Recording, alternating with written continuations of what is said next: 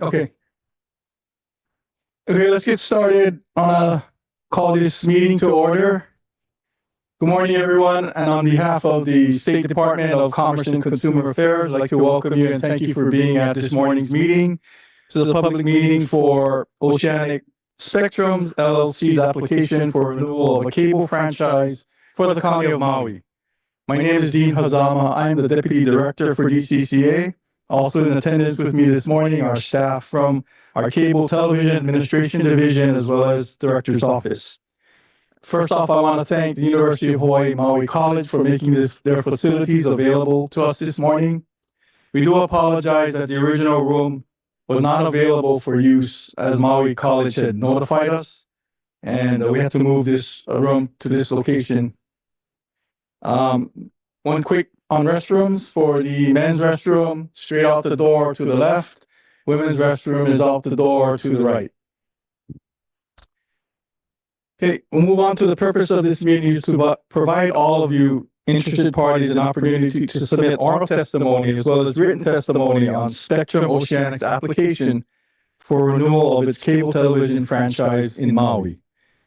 We'll consider and give careful consideration to your opinions and testimony and comments which are submitted regarding this application. I'll then go over meeting procedures this morning.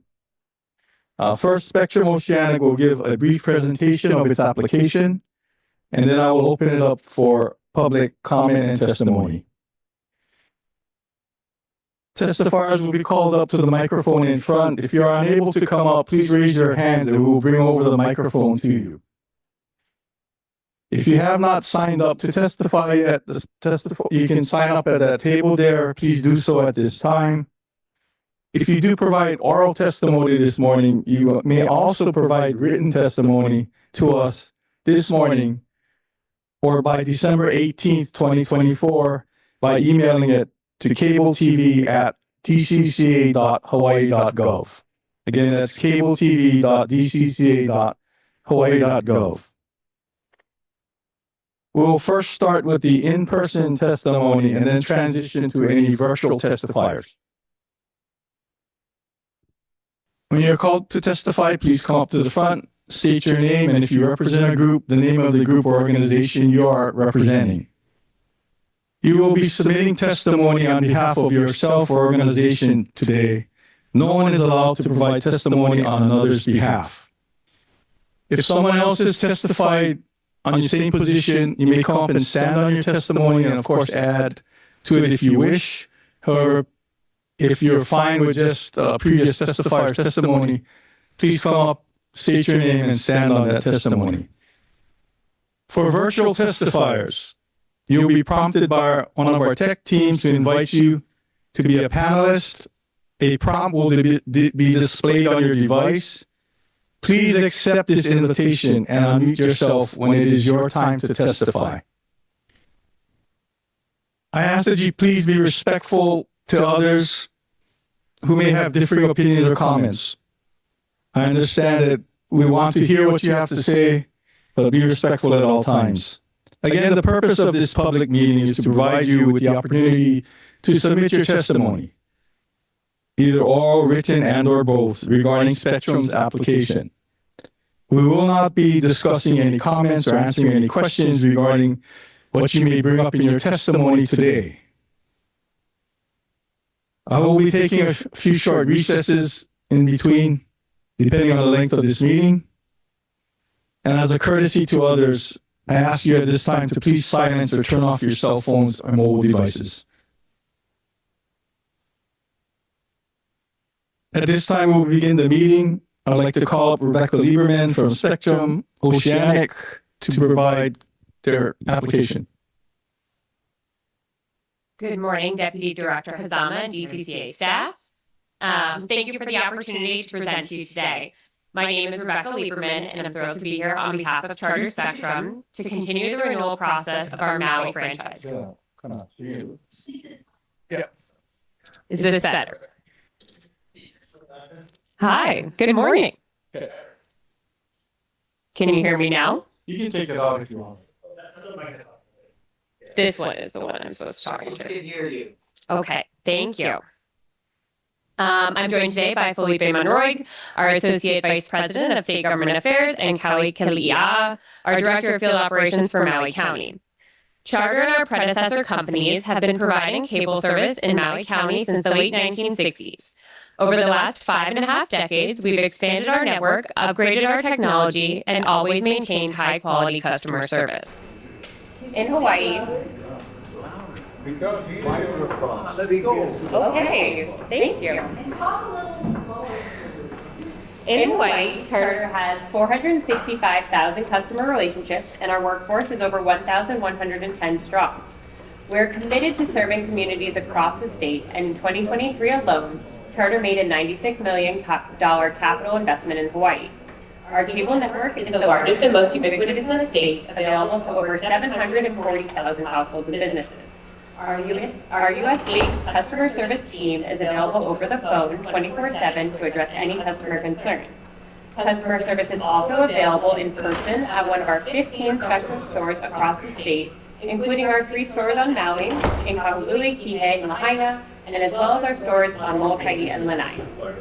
Additionally, our Spectrum technicians are available 7 days per week for trouble calls and service installations. Today, we provide our customers with a broad range of services, including gigabit broadband internet access, voice calling, and mobile service. Charter is the leading broadband provider in the state, offering internet speeds of up to a gig download to nearly all customers in Maui County. We believe that every Hawaii resident should have reliable access to the internet and proudly participate in the FCC's Emergency Broadband Benefits and Affordable Connectivity Program. Further, over the next 2 years, we will complete a major network upgrade, enabling us to deliver symmetrical gigabit service to Maui County residents and businesses. Charter also offers the nation's fastest overall speed mobile service with unlimited plans starting at $30 per line. With respect to our cable service, we provide a choice of video programming on a variety of platforms, including through a Spectrum digital receiver, that's a traditional cable box, or through an internet protocol device using the Spectrum TV app. This includes the Xumo box, which we launched in 2023. Xumo is a new way to experience our cable service alongside many other entertainment apps from other providers our subscribers enjoy. Xumo combines a live TV experience with access to hundreds of content applications and features unified search and discovery along with a curated content offering based on the customer's interests and subscriptions. Combined with the Spectrum TV app, we hope that Xumo becomes our customers' go-to video platform. Go ahead. Video customers have access to several programming packages with approximately 375 channels available in-home and out-of-home, allowing our customers to access the programming they want, when they want it, on any device. Our video customers have access to programmer-authenticated applications, such as Fox Sports, Stars, NBC, ESPN, and CBS, and also the opportunity for seamless connectivity via a variety of third-party content applications, such as Disney Plus, which beginning earlier this year is included with a customer's TV Select video subscription at no additional cost. Our cable service also includes an interactive programming guide with parental controls and video on demand. Video on demand allows customers to select from approximately 90,000 titles at any time. We also offer a digital video recorder service, or DVR, that enables customers to digitally record programming and pause and rewind live programming on set-top boxes. Our cloud DVR service allows customers to schedule, record, and watch their favorite programming anytime from the Spectrum TV app, as well as SpectrumTV.com. Charter also remains invested in community programming, offering our customers exclusive access to Hawaii-specific channels such as the Spectrum Surf Channel, OC16, and XCast. We are proud to be a broadcast sponsor for UH Sports and the only network to broadcast high school sports in the state. We also carry public educational and government access programming, including the programming produced by Akakū here on Maui. Earlier this year, we launched Akakū's channels, along with all other Hawaii PEG channels, in the Spectrum TV app, meaning that customers can watch these channels on their phones, tablets, and through other connected devices using the Xumo box. Charter is dedicated to giving back to the communities we serve. Since 2017, Charter has donated over $500,000 to nonprofits throughout Hawaii, including to the Maui Economic Development Board, Lahaina Town Action Committee, Teens on Call Maui, Molokai Homestead Farmers Alliance, and Hui no Iao Visual Arts Center. Charter is especially committed to supporting the Maui community following the devastation of last year's wildfires. Immediately after the containment of the fires, Charter's crews worked around the clock on 2 12-hour shifts per day to ensure connectivity services were restored to impacted customers as quickly as possible. The Spectrum-Oceanic hub, which was responsible for network distribution for a significant portion of Maui, was completely destroyed by the fire. We quickly installed several miles of backbone fiber to reestablish connectivity to Lahaina. Services to 90% of the remaining customers in Lahaina was restored within 3 weeks of the fire. Additionally, Charter removed the 30-minute limit on thousands of free Wi-Fi hotspots throughout the state and suspended billing collections on the island. We are coordinating closely with the county on the rebuild process to ensure that our network is built out in tandem with other critical infrastructure. Charter currently has 2 franchises on Maui County, one for Lahaina and one for the remainder of Maui and Molokai and Lanai.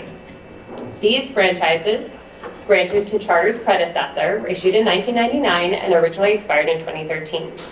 In 2016, the franchise holder at the time, Oceanic Time Warner Cable, merged into Charter. Between the transition of the COVID pandemic and changes to interpretations of federal law governing franchising issued by the FCC and affirmed by the 6th Circuit Court of Appeals, we have operated under a series of short-term renewals since that time. Since we submitted our renewal application, DCCA has approved a new cable franchise from Hawaiian Telcom to offer cable services to Maui residents. We hope this renewal process creates an opportunity to grant franchises that are competitively neutral and ensure both companies meet community needs on competitively level terms. Charter operates the only institutional network in Maui County on behalf of the state and county, which consists of hundreds of miles of dedicated fiber optic network installations, providing connectivity to public libraries, community centers, schools, fire stations, police stations, and other county and state government buildings. We are committed to continuing to provide this service to our government partners as we recognize the significance of this critically important communication asset. In 2023, Charter remitted more than $2 million in franchise fees from our Maui County operations to DCCA, Akakū, and Hawaii's PBS station under the terms of our franchise. Charter proposes to continue providing Akakū's PEG channels to subscribers and stands ready to evaluate how to best support PEG operations in Maui County over the terms of the franchise. Additionally, since 2021, Charter has extended its plant in Maui County by over 200 miles and remains committed to meeting minimum build-out standards and evaluating additional projects under the terms of the new franchise. We hope to work with DCCA to reach an agreement on terms of a franchise renewal that meets cable-related community needs and interests on Maui, Molokai, and Lanai. This agreement will need to comply with and take into account the rapidly changing marketplace for video services in which Charter operates. Moreover, we will need to ensure parity with Hawaiian Telcom's initial franchise in Maui County to ensure neither provider is unfairly disadvantaged as we compete for business for Maui County residents. Mahalo for this opportunity. I look forward to working with DCCA. Thank you.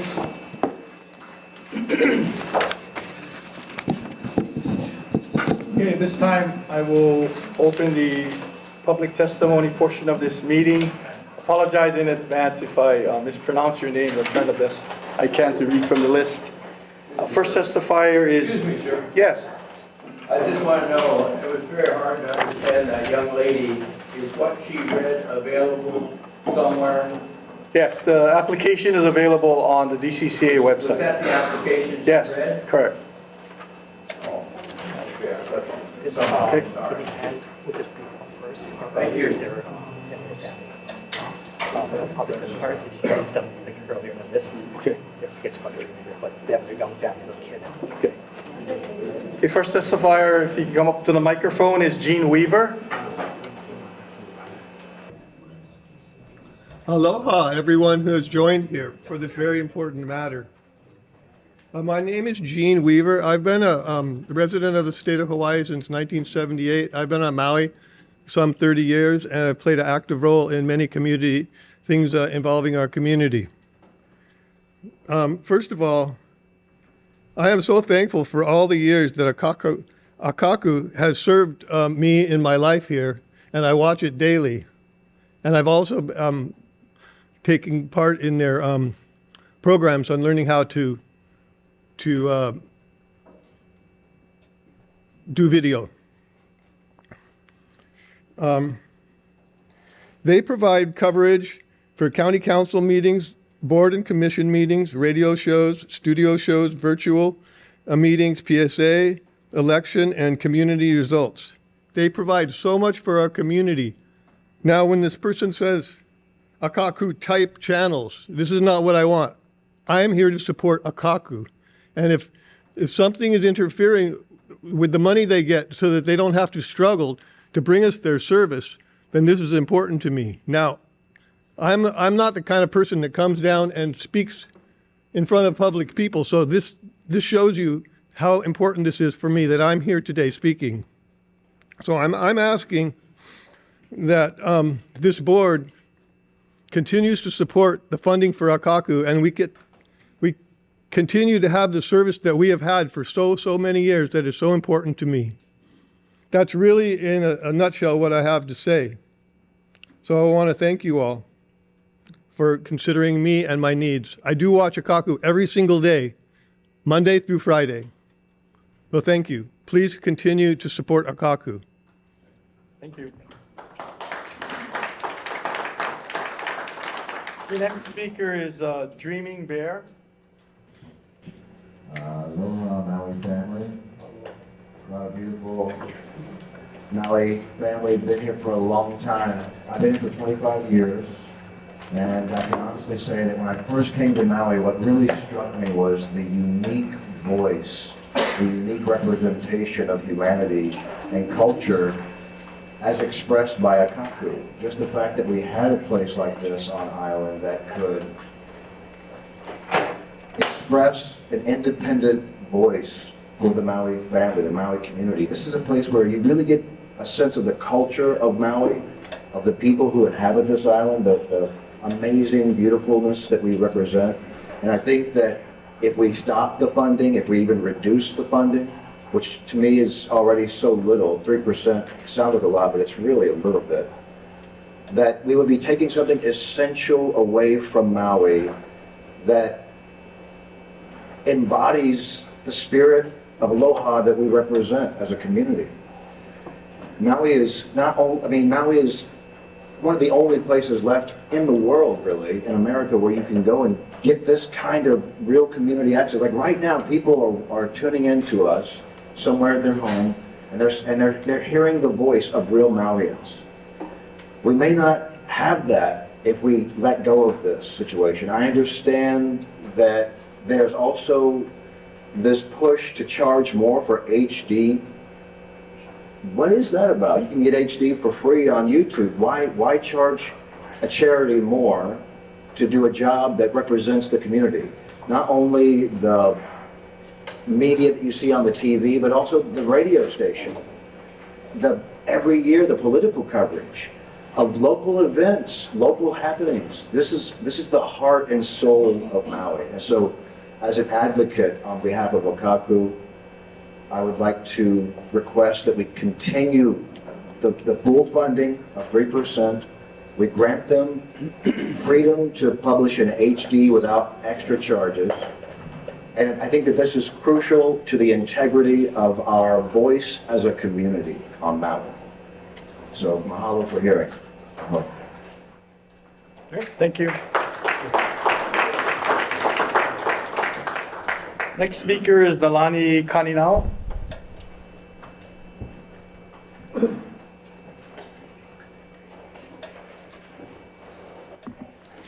Aloha kākou. This is from the DCCA website. It says, the mission of the state of Hawaii, DCCA, is to protect Hawaii's consumers and service its businesses community with respect and fairness to the interests of both. I Googled Chris Winfrey, CEO of Charter Communications, which includes Spectrum, had a total compensation package of $89 million in 2023.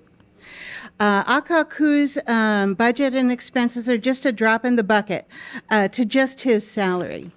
I want to urge the DCCA to stop supporting the vulgar wealth and power of mega corporations and support Akakū, which plays an endless vital role in providing a voice for our community among all the other vital services they provide, including, training for some of these young people coming up to learn this media business. I think Spectrum has no interest in our community except for profit of its CEO and its shareholders while squeezing out the little guys. Thank you. Thank you. Next speaker is Lance Holter. Thank you for having this meeting here. My name is Lance Holter. I'm been a producer, and I've had a television show in Akakū, I think, since 1990. I'm a citizen, speaking as a citizen, but also as a member of the Akakū community. And one thing I want to talk about is that we as voters expect that we vote for our legislators, that we will have democracy and access to our legislators. But what I've been hearing is that Spectrum has been giving thousands and thousands and thousands of dollars worth of individual campaign contributions to the legislators. And I've tried to go on the website. It's gotten difficult to navigate now. But I've understood that some of the checks are 1,000, maybe even like multiple checks. So I would like to find out and make it public what these campaign contributions are amounting to and who's receiving them, and subsequently what happens when I suppose that this franchise amendment will be going before the legislature. So I'm very concerned about that. I'm also very concerned that for $3 for each subscriber, that's all that is going to Akakū. Now, I pay a $260 a month bill to Spectrum. Out of that $260 a month, I can't even imagine that $3 would really amount to anything.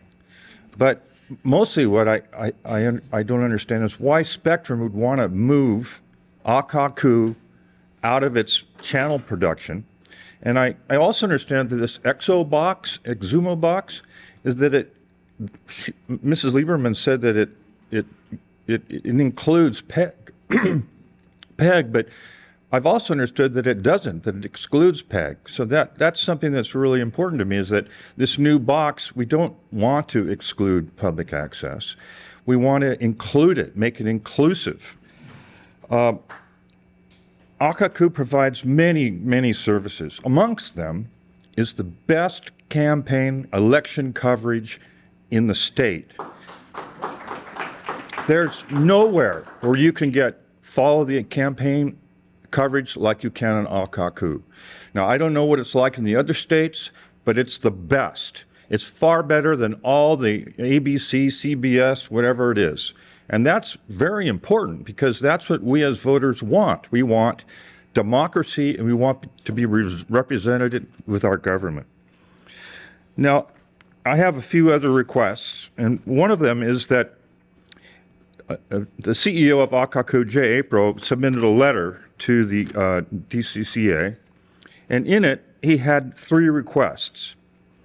In this new franchise agreement, Jay wants to guarantee a fully funded Akakū at 3% of the franchise fee for the duration of the renewal term.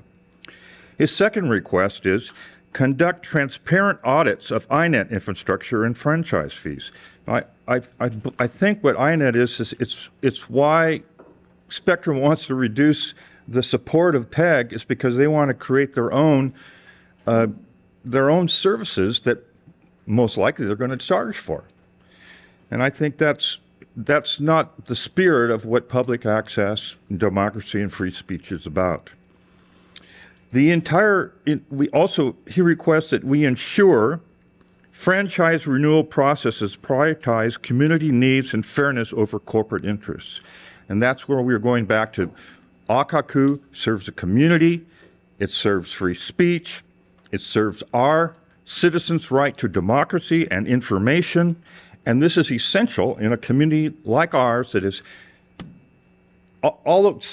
goes all the way from Hana to other side of the mountains to Lahaina to Kihei, all over. And so the only way we can communicate, and we saw this during the fire, is through public access television.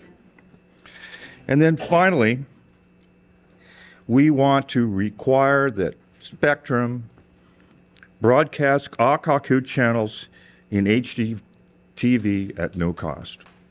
And then, thank you. And I would like to also submit for the record, this is the CEO Jay April's letter. Okay, you submit at the table. Okay, next speaker is Rick Nava. Thank you. Aloha, everyone. I'm Rick Nava. I'm the Executive Director of the West Maui Taxpayer Association.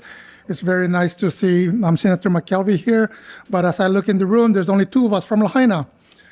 That said, this is how important Akakū is to us in Lahaina. Like Mr. Holter had said earlier, the value of it is just more than just a something that giving us all this information. My company, when I needed training for my employees to learn about video, photography, as well as digital imaging, Akakū came through for us on that. That in itself saved me a lot of money, and it enhanced my service to the community. The other thing is that I ran for office. Whenever I ran for office, unfortunately I didn't get in, but Akakū is always there for us. Not only for the candidates, but also for the voters. They are very fair, they know what they're talking about, and during the election, if you need information about what's going on here on Maui, you can rely on Akakū to get it done for you. And every year with the West Maui Taxpayer Association, because as you all know, for us in Lahaina, seems like we live on another planet. Nobody wants to come to Lahaina. You know, we have to come to you here all the time for us to get things done. But fortunately, with Akakū, they come to our annual meeting, and whenever we have our candidate night, they're there for us to educate also all the voters throughout Maui. And this is something that we really, really desperately need of. And it is my hope that we never have to have this type of hearing ever again when it comes to Akakū. You know, just look at this room right now. And the beauty about all of this is that I don't know if the people of County of Maui really knew about this meeting is happening today. I found out about it, Saturday or Friday afternoon, and I'm very active in the community. You know, and so I'm looking at here, maybe if we knew more about it, maybe more people from Lahaina would have showed up, but I'm glad that we have it live streaming. But anyway, I appreciate the time to be here to you today, but again, hopefully this will never happen again, because we, the people of the County of Maui, which is, you know, the island of Maui, Molokai, and Lanai, we need Akakū, and we don't want anybody else from a big corporation telling us what we need to do here, especially when the same corporation that says that we're here for you, but when you call them up, they got a company answering for them that couldn't even pronounce Lahaina. So anyway, thank you. Thank you. Next speaker is Kimokeo Kapahulehua. The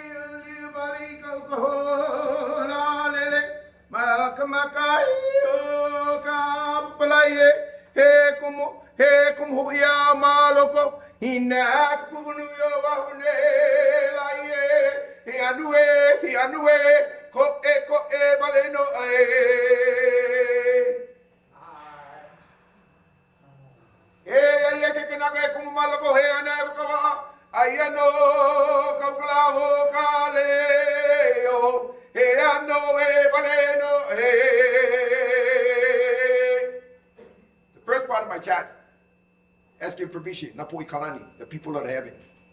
Napoi Kamuana, the people of the ocean. Napoi Kunua, the people of the land. They cannot speak today. All of them. speak in behalf of that. The second part of the chant, take care of my heaven, take care of my ocean, my land. What you see, all of the voices, we call it the voices of heaven, ocean, land, that each one of us bring to Akakū and tell them about the treasures that we have in Molokini, Ekaholavi, Molokai, Lanai. We are the family of Maui Nui Okama. The deep secret hidden meaning of Akakū for over 30 years. Let us come and tell everybody and share this. Talk about our lo'i, talk about our water, talk about everything. They've been doing this faithfully, honestly, and voluntarily. A lot of money being brought up. Akakū never tells us about that. They just tell, Helimai, Helimai. Helimai no kahale no Akakū. You come to my house and you share your voices. And you share your voices about kupuna. Today we don't have the voices of the heaven. Nobody can speak about the moon, the sun, the stars. They can speak about it. They spoke about it by making sure the Wa'okani, no more lights, so the Wa'okani no can bang the walls and pick up and let it go. These are the guys who share the voices. These are the guys who share the voices of Abba Namakua, the Kuhola, the Shark, the Turk. You come over there and tell them, save our people of the ocean. You come over here and tell them, no pollute our ocean. These are the voices here. You cannot let us not have a voice with Akakū. You cannot let that. You cannot let what we can tell our own people and how we're going to speak. It's within. It's within. The spirit of our people speak, and they only can speak because Akakū is able to tell our family a lot of stories. Yeah, he's right. They should show Akakū on Spectrum and tell the whole world about Maui Nui Okama. How are we going to save Molokina? How are we going to save Koalawi? Molokai, Ilanai, and Maui. So, I'm here to tell you, the voices of our ancestors is being told only by Akakū. Where were these people? 30 years, yesterday, today, and tomorrow. Akakū is a resiliency. Our children are allowed to go there and learn how to video, how to learn how to tap that. As a kupuna, 77 years old this Saturday. I'm so glad Akakū teaching my mo'opuna how to bring the future of our island and the richness of our island. Kupona, know who we are, what we're doing, and where we're going with our islands. And they've been doing it over 30 years. And now you guys tell us, oh, we're going to give one another guy this thing. We don't need to give one another guy, we're doing well. Why you want to fix something that if my canoe no broken, I don't fix them. If my panel no broken, I don't fix them, I just go on. Well, Akakū, nothing broken with Akakū. Akakū been there all the time. They were there yesterday, today, and with the children they're teaching now, going to take us to 2,100. That's only 100 years or 50 years. Our resiliency, how are we going to preserve, perpetuate, educate, everything, 400 to 4,000 years forward. And Akakū has been our voice. And Akakū bring that message to everybody. I'm here to speak in behalf of Akakū. And I'm not here in respect of anything else but Akakū. Akakū has been our ohana since then. Our Akakū is going to be our ohana now, and our Akakū will be our ohana in the future. Look at University of Hawaii. Look at King Charles, Kamehameha School. All the children have the right to go to Akakū and learn how to do that. Technology to our children is brought by Akakū. You can go there, sign up your mo'opuna, and Akakū will teach them how to do that. So do that. Inclusive environment. Inclusive culture, all cultures. Inclusive health. Heaven, ocean, land. And how Akakū teaches our children in technology, research, and science and development. But we need an economic advantage. We need their money to come to Akakū. And we need to keep that money in Akakū and get more money. Then that in behalf of the people who's not here and cannot speak. Because 11 o'clock, everybody working. So I want to mahalo all of you. In a kukua, in a Akakū, in ohana Akakū, in a leo Akakū, the voice of us, by Akakū. Mahalo. Speaker is Sandy Guanagni. I'm Sandy Gudani, and I live in Kihei. I've been on island for 32 years. Came here for my midlife crisis and decided to milk it.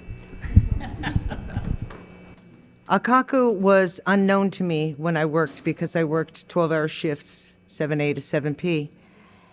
Since retirement, I've really enjoyed following the news from Akakū for so many reasons. For the simple reason, basically, that it shares the community, shows the unity of the community throughout the whole island. This is a time when we are extremely vulnerable, post-COVID, post-fire, that we need to have the ability to express our opinions on a free platform. Why Akakū was kept analog when the rest of the island was made to go HD, I still don't understand. That access should have been in place all along, and it should not have cost Akakū a dime. $225,000 from Spectrum, that's a drop in the bucket to them. We know how big they are. We know what their CEO makes. But what we need is the island to stand together and to be recognizing that the community access media is essential to allow everyone to share their platform and to maintain the basic tenet of democracy. That's all I got to say. Thank you. Speaker is Jerry Isdale.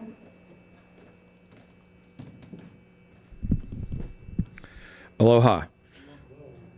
I'm Jerry Isdale. I am the founder of the Maui Institute of Art and Technology and an instigator of the Maui Techies. I've lived here on Maui for 15 years, and I've been involved in the industry of film and television for most of my career. On the subject today, I would like to include by reference Jay April's letter and take it as my approval of what he is saying. I would also like to wonder, there has been, according to my understanding, no public hearing on these franchises in the last decade. It's been over a year, over a decade since the last one. There is absolutely nothing in the last 10 years on this state-run institutional network. There is nothing you can find after 2008 that mentions it on the web. This utter lack of transparency is kind of appalling to me. I would like to see you, sir, publish more on what this system is and what it is supposed to be doing. Why we cannot have more information about it, I don't know. It kind of fits in with a lot of what the state does anyways. Given the changes in the internet and our technologies in the last decades, I understand where a lot of the things that Spectrum is talking about is coming from and all the wonderful things that the access is able to do. I am a little concerned when they talk about how they have all this state-run materials and so forth, how much of it is actually Maui relevant? How much of it happens on Oahu? How much of it happens on Honolulu? This is the state of Hawaii. Yes, most of the people live in Honolulu. Most of the people live on the island of Oahu. But a drop in the bucket, a rounding error of the budgets is what Akakū gets to provide those services locally, to give us the ability to train people here on our island, to let our people locally have a voice, not what the state is saying, okay, we'll tell you something about this, whatever. We don't have these resources elsewhere. You look, trying to find the tech resources outside of, or you on the net and look for tech resources in Hawaii. There's lots of good stuff in Honolulu.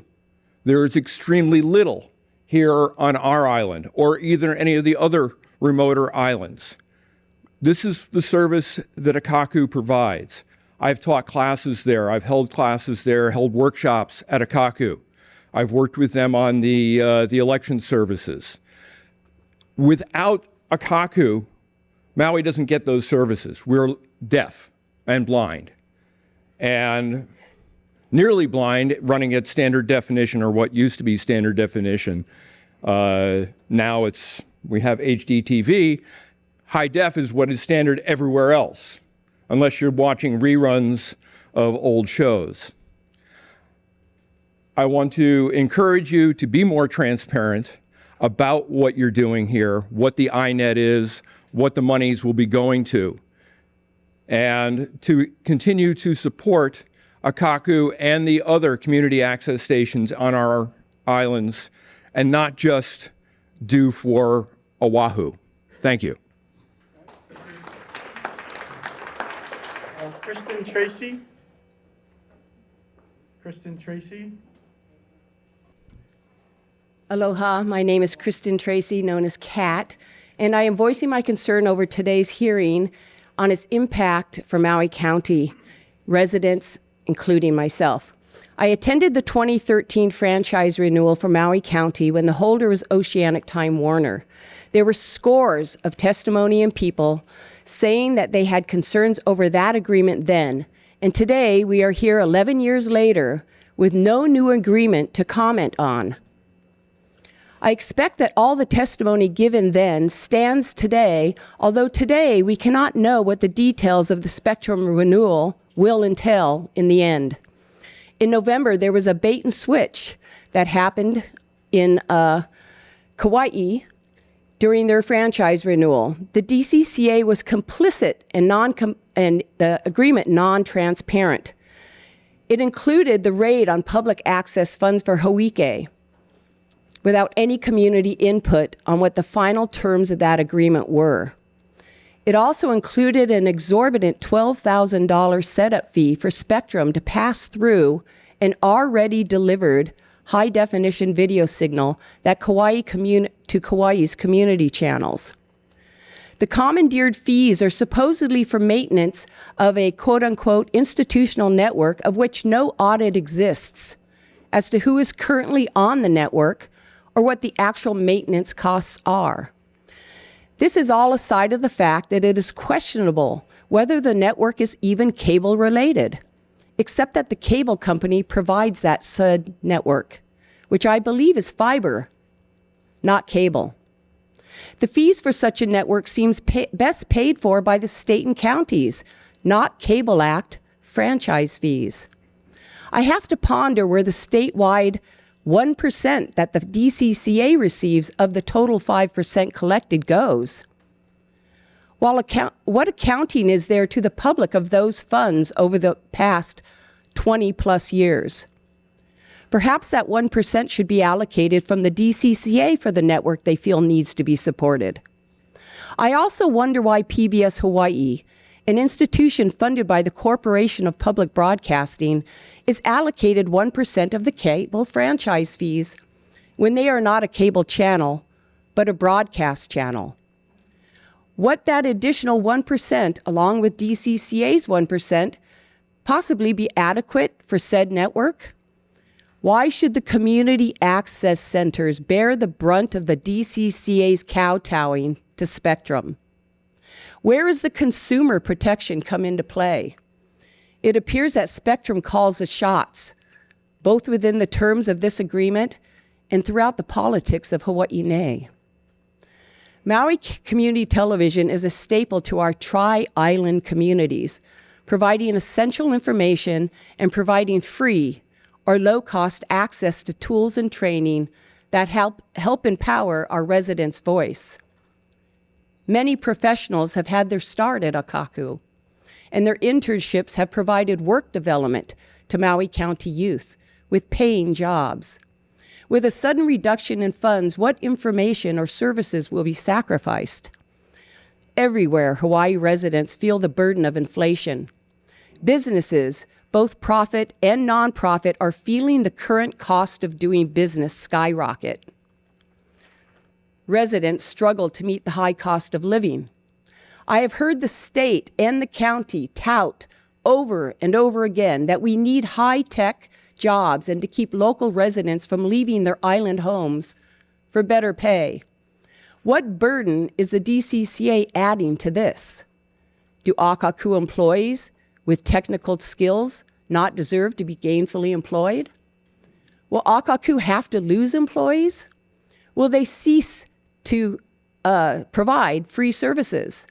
Will they have to charge more for their low-cost services, forcing agencies and government to bear the brunt of their funding losses to get critical information out? Was anyone thinking about the ramifications of what this will mean?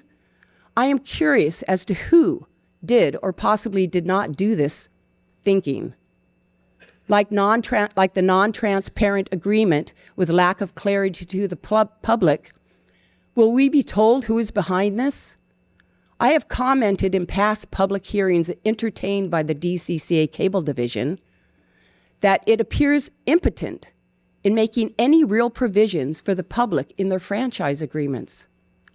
I challenge you to postpone this renewal until an updated agreement with clear terms is released for public comment, and that all necessary ascertainments and audits are conducted, and that said agreement demonstrates educated thought and consideration for residents and their needs, including local public information reflecting their communities, is updated with current technologies like high-definition television. If the DCCA needs consulting on current standards to make an informed and educated appraisal, they should take the time to do so. Lastly, any agreement should include the protection of the full 3% cable franchise fees sustained through the duration of the contract period for Akakū.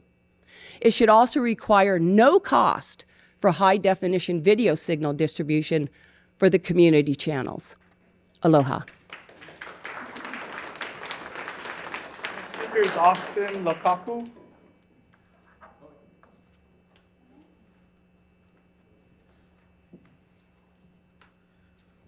Hello, how's it? Hello, my name is Austin Hutto, and I'm the media specialist at Akakū Maui Community Television. And so I'm in the video production industry, and I got my start right at Akakū. And as long as I could remember, I've always been interested in filmmaking and video production, sound, music is like entertainment, just a part of who I am. So the main thing growing up was I never had access to any video cameras or anything. So in high school, I signed up for Akakū's Y-Beam program. It's the Youth Broadband Education and Awareness mentoring program. And so this kind of was the precursor of me getting into mobile journalism and filming on iPhones. And so I basically started developing these skills for short format videos, and I learned my phone to use as a camera, and this was back in 2015, so right when the iPhones were starting to get pretty decent at videos. And so also part of that was the mobile journalism component and asking questions: who, what, when, where, and why. What makes a video engaging, and the questions engaging, and then also getting the content to cover that interview and make the story make sense. So you're not just be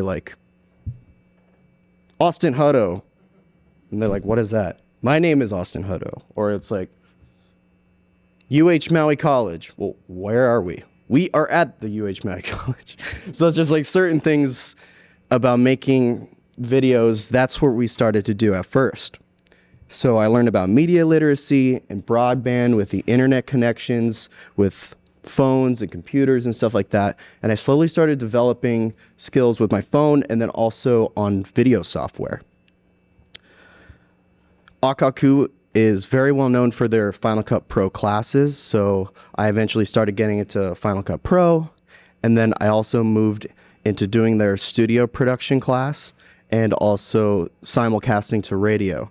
So we were able to use the facilities and play with the cameras and play with the TriCaster switcher, one over here, and switching the program live to air. It's anything could happen, so it's that was really exciting as a little kid, going in there. So I got to interact with other people in these programs, and it was just like a very, very wonderful thing, like meeting all the different people and different interns or people taking classes, because you got people that have the similar interests as you. And I've slowly started going towards the production route. And so from there, all those skills that I got when we were doing a weekly youth show kind of paved the way for basically my employment now as in production, because I do audio, video, camera op, switching, sound.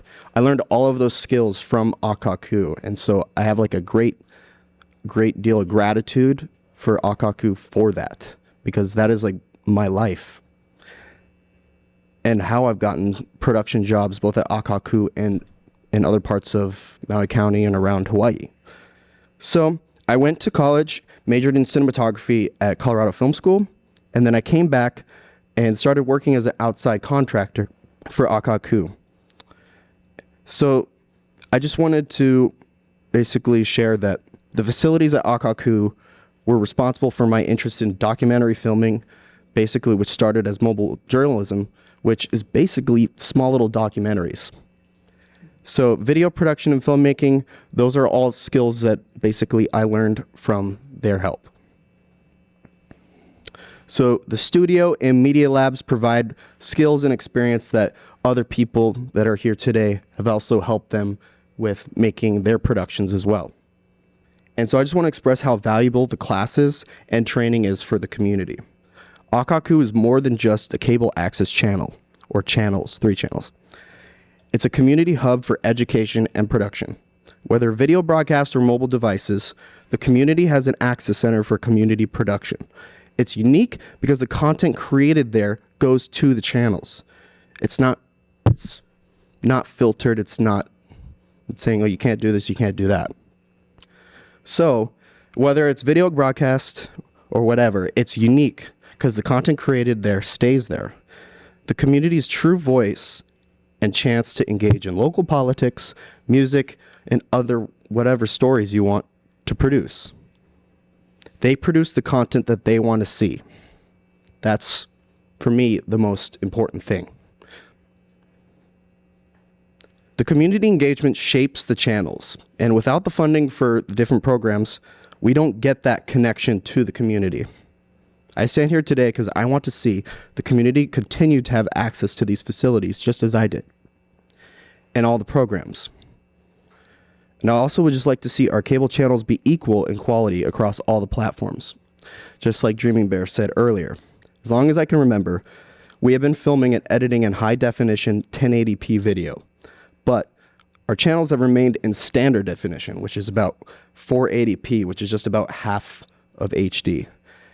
And Hawaii Telecom is now broadcasting up in HD for free, while Spectrum wants to charge us for it.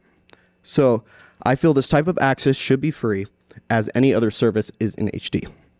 So why should we be any different? Thank you all for your time. DeGray Vanderbilt. DeGray Vanderbilt.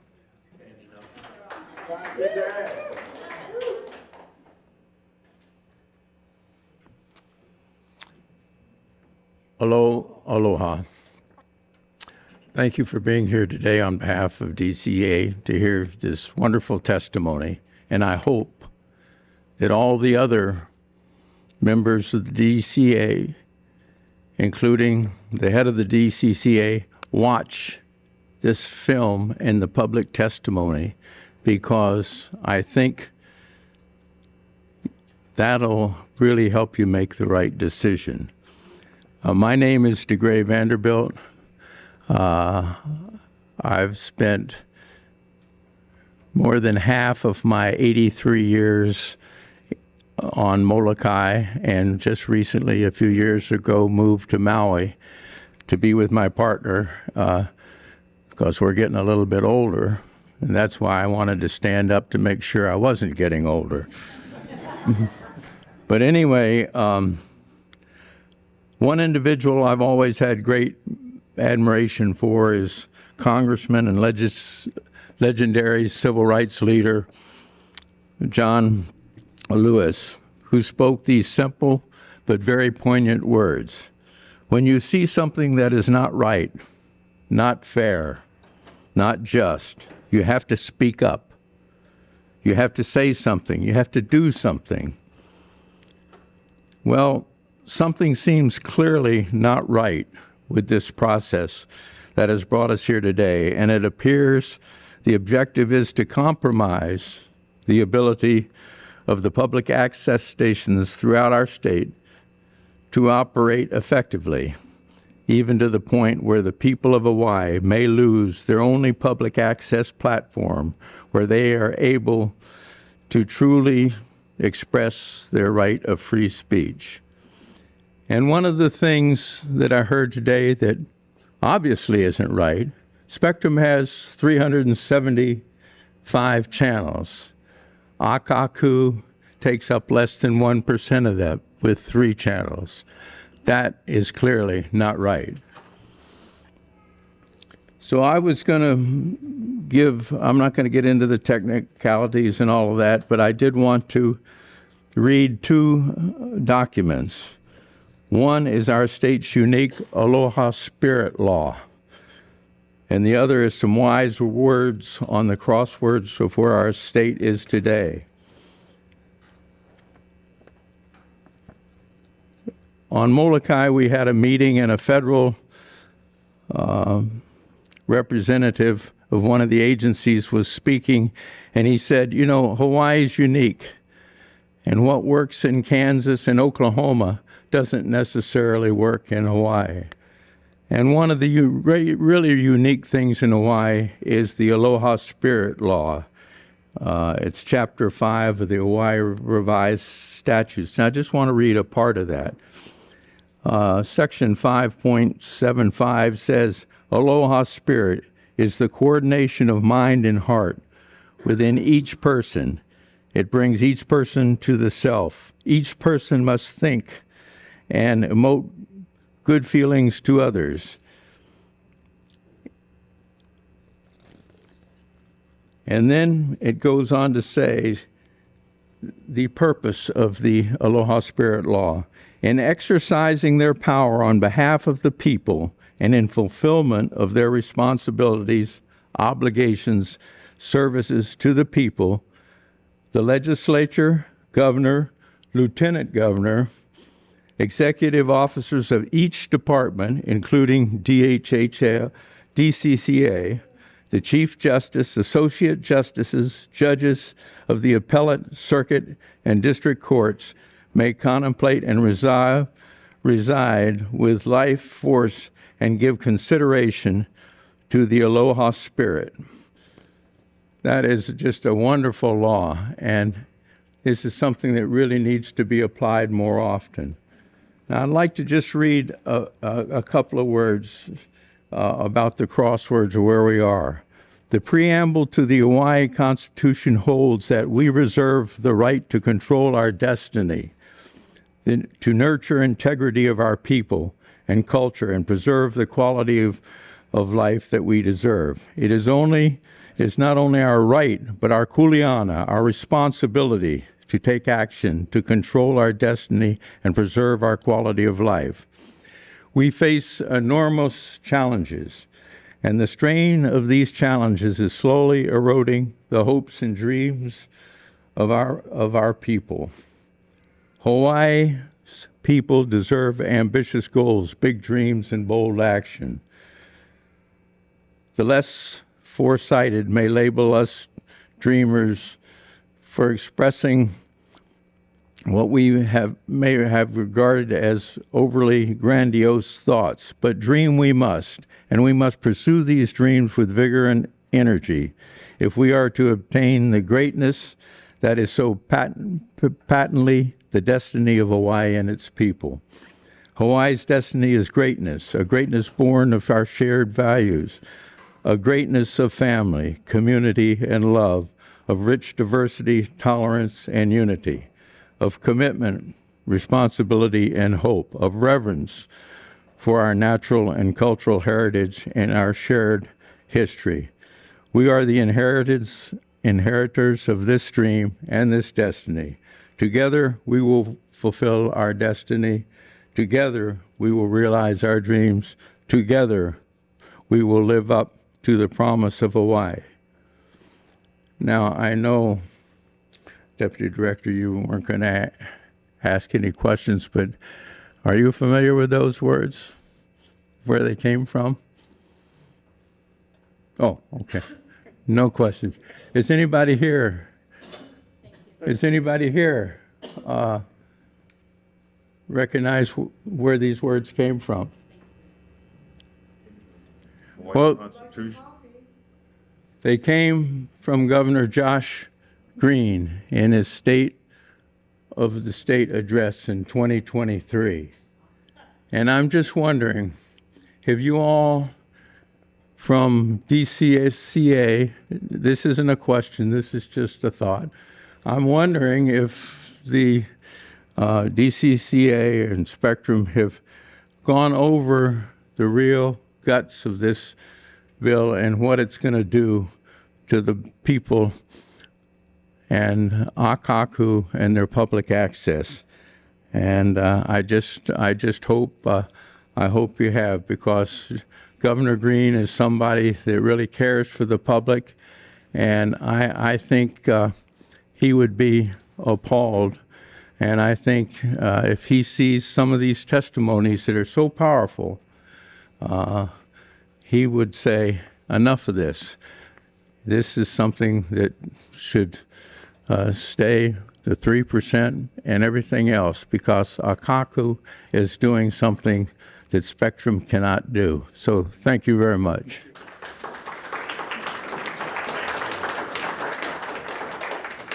Okay, at this time, I'll call up the esteemed senator from Maui, Senator McKelvey.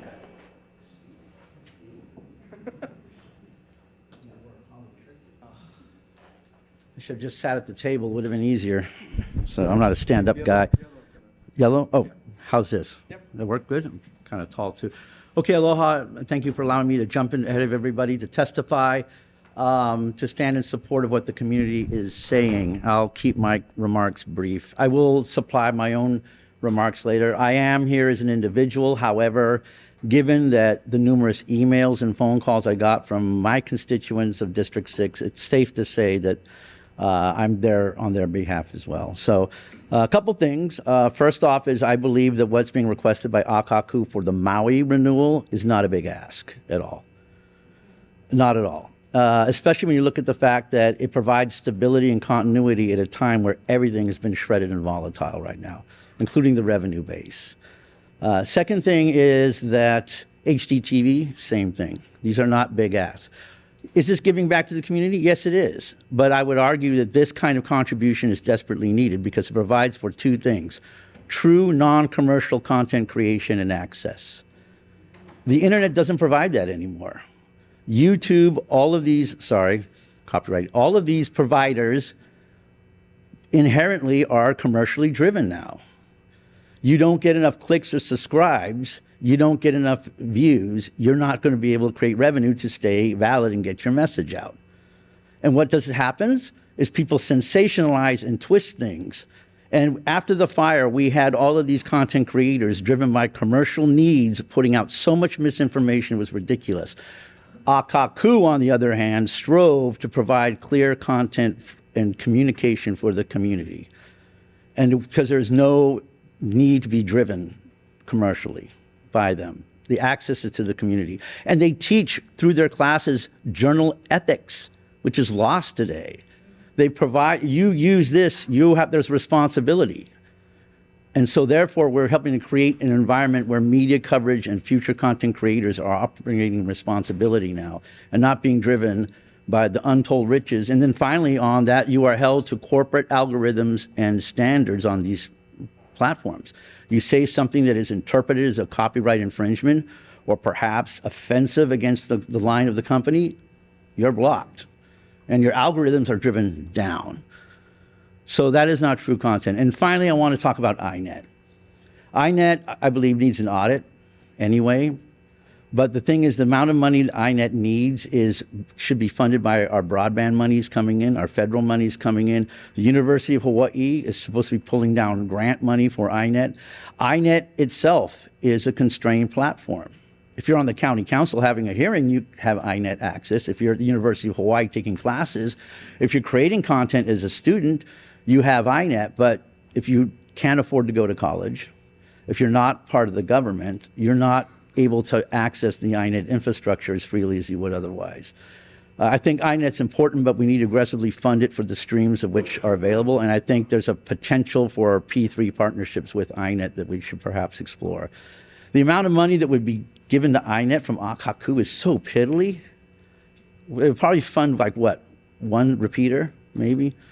So I would think that the money that we need for INET has to come from those other sources, preserve community access, and preserve a vehicle that's creating responsible journalism and decoupling the commercialization of the internet from content creation and access. So with that, I thank you, and hope you will take everybody's remarks seriously. Please tell the director, these people came out in the middle of the day to express their thoughts. What they're asking is not unreasonable. I hope the decision reflects the public testimony, because it is a loss of the public's confidence in government begins in meetings like this, where they feel their voice is kind of irrelevant because it's a done deal. So, but I know you guys will do that. And thank you, Dean, for being here. I appreciate you and your staff listening to everybody here, and aloha for your consideration. Thank you.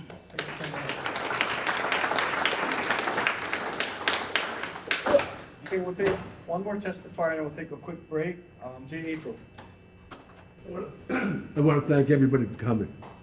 Pretty impressive. It was hard to get up on a Monday morning. I'm a night guy, right? I like to sleep till 9. Today I had to get up at 7. I'm just amazed at the turnout. I figured, Monday morning, the DCCA really didn't tell anybody about this meeting. I found out on the website that it was happening.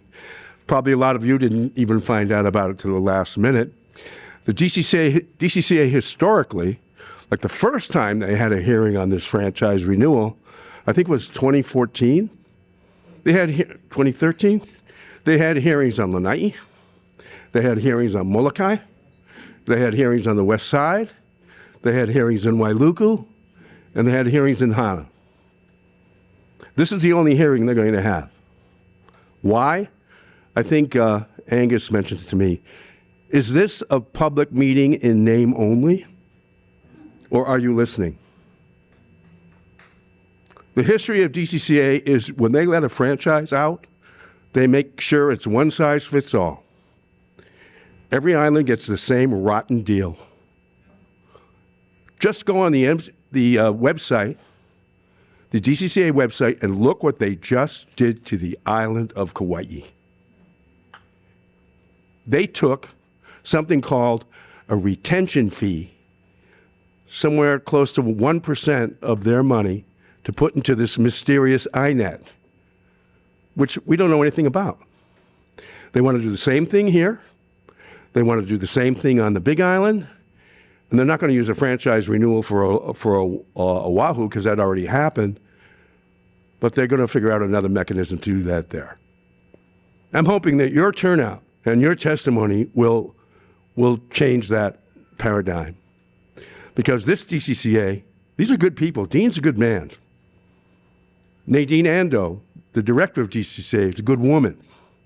Randy Leong, the cable administrator, who should be here. He's the cable administrator. He's a good man, too. They're good people. They're doing what they're being told to do.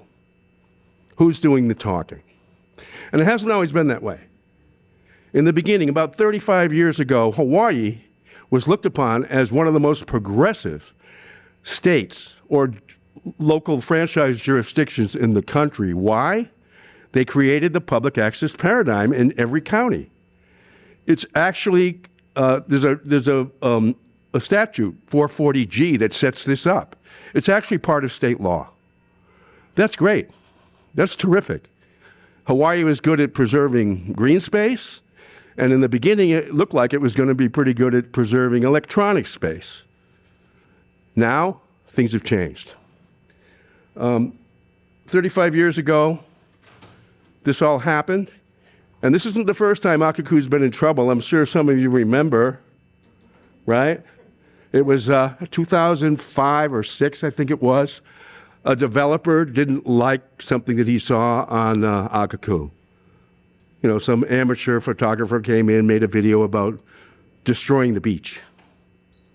And he vowed to my predecessor, Sean McLaughlin, that when he got a chance, he would take Akakū out. When Sean said to him, well, you know, the answer to free speech is more speech. You can make your own programs to counter what you just saw. He said, I want you to take that stuff off the air, and if you don't, I'm going to, when I get around to it, take you out. Well, he tried. Kalani English, remember Kalani? Yeah. Kalani at the time told me that the developer spent $500,000 to take Akakū out. He sponsored legislation that would split our funding in thirds. He influenced, I'll use the word influenced, members of our board of directors. You might remember the drama. There was a fist fight. Eventually, I hired the attorney Lance Collins, and we won the day. We got Akakū back.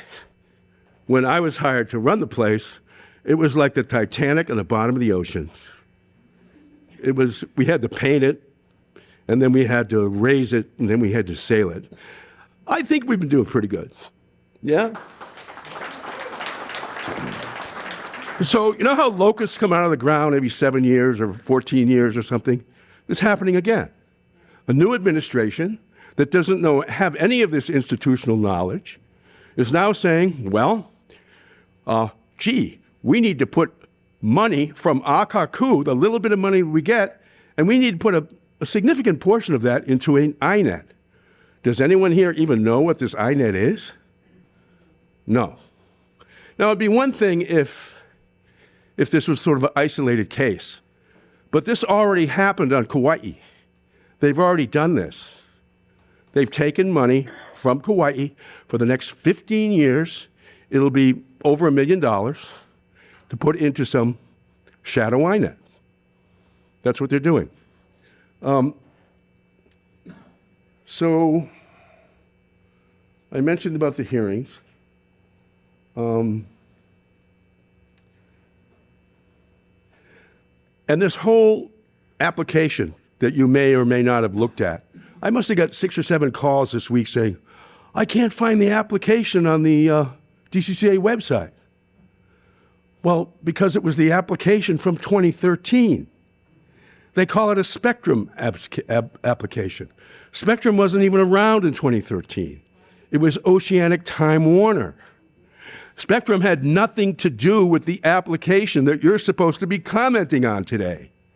So why are we even here? We're commenting on something that isn't even real. Because Spectrum never applied. They never put forth an application. We've never seen it. What happened on Kauai? There was a Spectrum application on Kauai. You can look at the website. You can read it. Did it say anything about retention of fees, retention of funds, INET? No, it did not. The application made no mention of that. So when the franchise came down on November 15th, everybody on Kauai was blindsided. They had no idea their money was being taken away. This is a violation of due process. We have due process in America. Before you are going to be, I'm going to use you screwed. Before you get screwed, you should have a piece of paper that tells you how, right? They don't supply that. So this process is deeply, deeply flawed. The fact that there's an application that doesn't include anything about what's really going to happen when they come across with this franchise. There's also something that they're required to do. It's called a community ascertainment study. Before you do something like this, you have to go out, do a study, do a survey, find out what the community wants. Did they do a community ascertainment study this time around? Nope. They didn't. The last time they did one was in 2013. So that's flawed. They need to do another one. In 2013, I think Tracy mentioned it, there was a petition signed by 362 people, I believe, asking for a couple of things. HDTV, a decade ago, right? And full funding for Akakū. still asking for the same thing. There were probably 64 or 65 testimonies submitted, written testimonies, and I don't even know how many oral. And those testimonies, except for one or two, were all in favor of the same thing. How many times do we have to get up, drag ourselves out to these hearings to ask for the same thing over and over and over again? I mean, I like Mr. Nava when he said, I don't want to come back to do this anymore. We shouldn't be having to do this. All we want is a little bit of money. Just leave us alone. That's all. So who's behind this decision? The director of DCCA reportedly told one of my colleagues, well, my hands are tied. There's nothing I can do about this. That's not true. She has enormous discretion as the director. The governor can make one phone call and make this go away. So what's the holdup? What's the problem? If it does happen, what do we lose? What do I do? Do I have to lay off my program director who had just had a baby? How many staff members are here? Could you stand up or raise your hand? Who do I let go? What program do I cut? Our daily news? Do I cut our daily news? Do I stop covering the recovery of Lahaina, which is going to take 10 years, at least? By the way, we lost about $100,000 permanently, annually, in Lahaina. All those legacy homes burnt. These are people who subscribe to cable.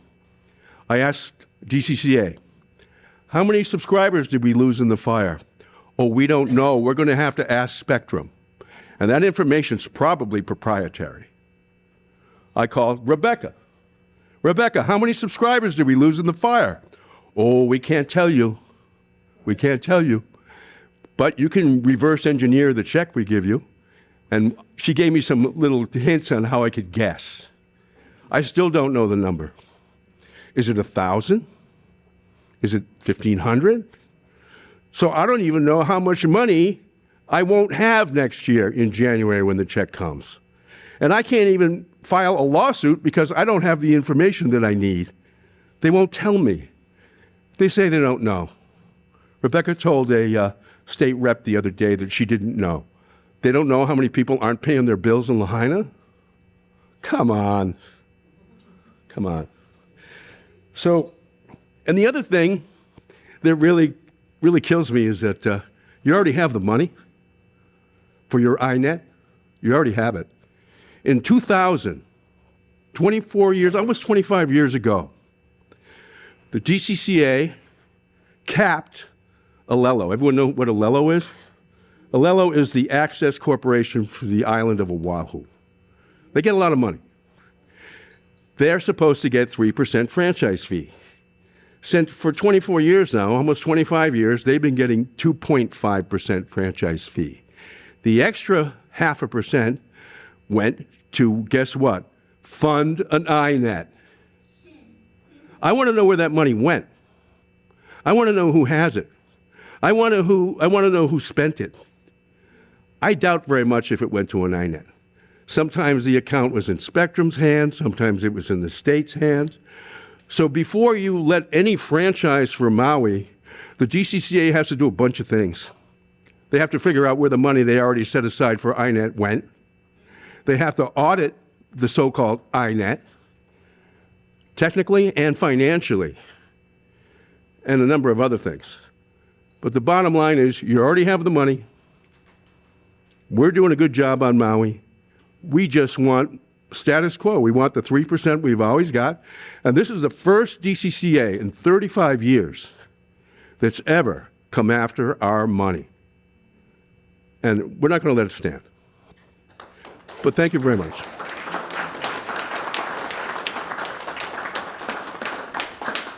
Okay, let's take a break and be back at 12:30. We'll restart the meeting at 12:30.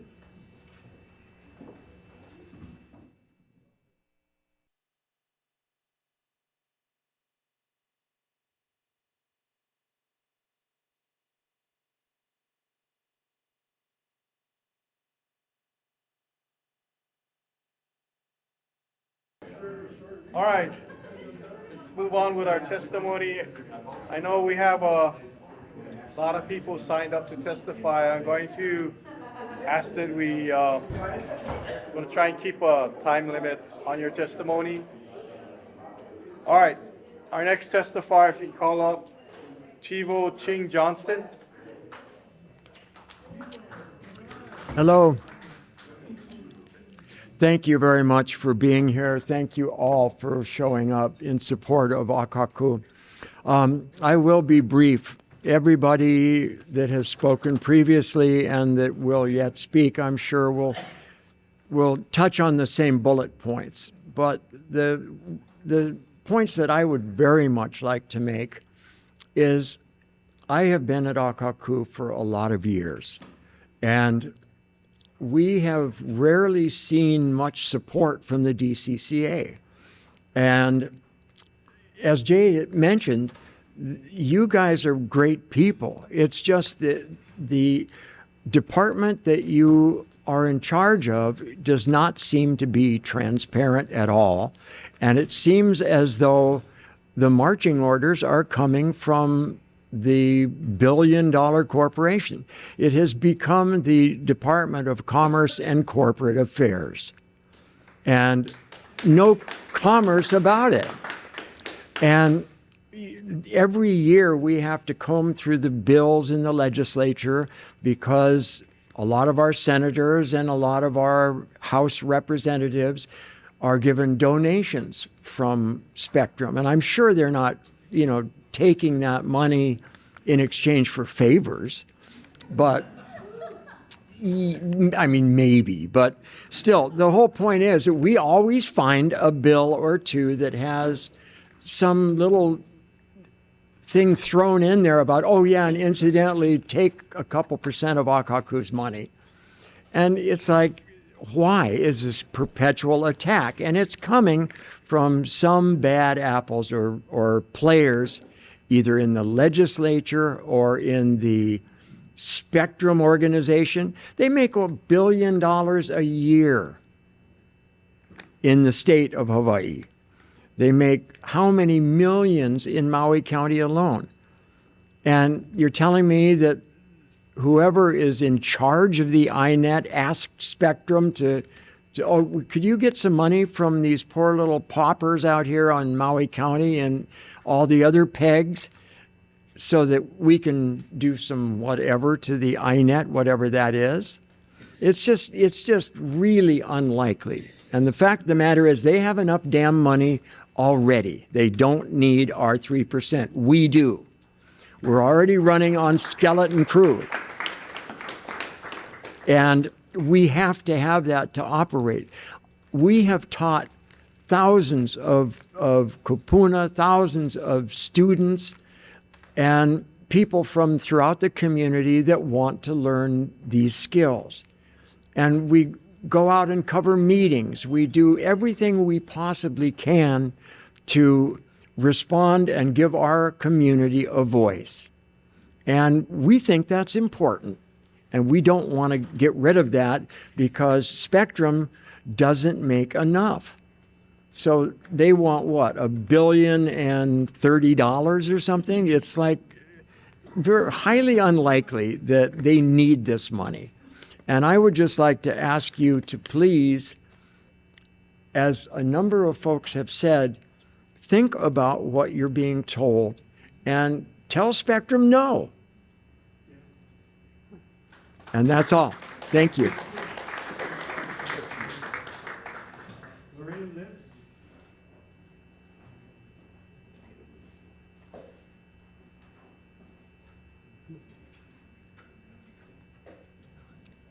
Hi, I'm Lorraine Lipps, and I'm the artistic half of the Maui Institute for Art and Technology.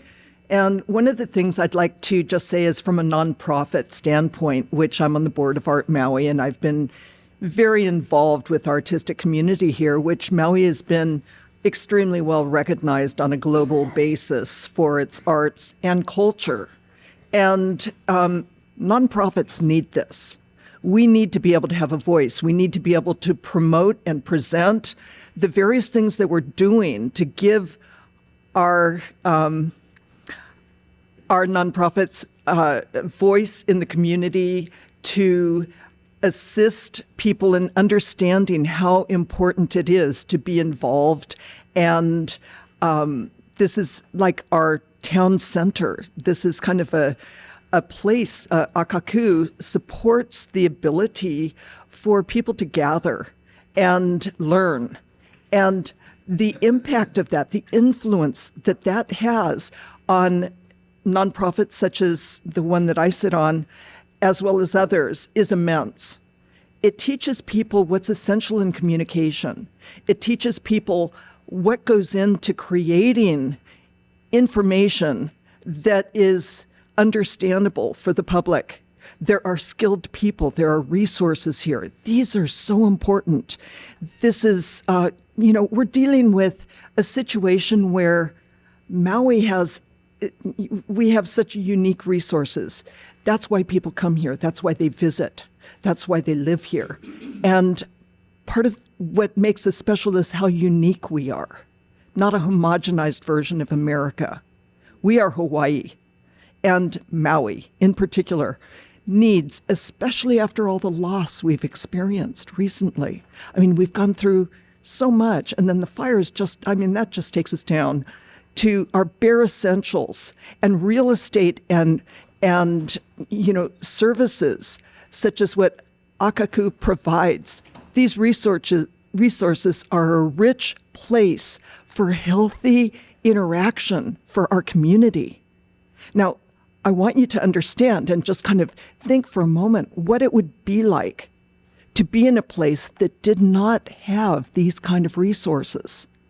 People are going to be shuttered more and more.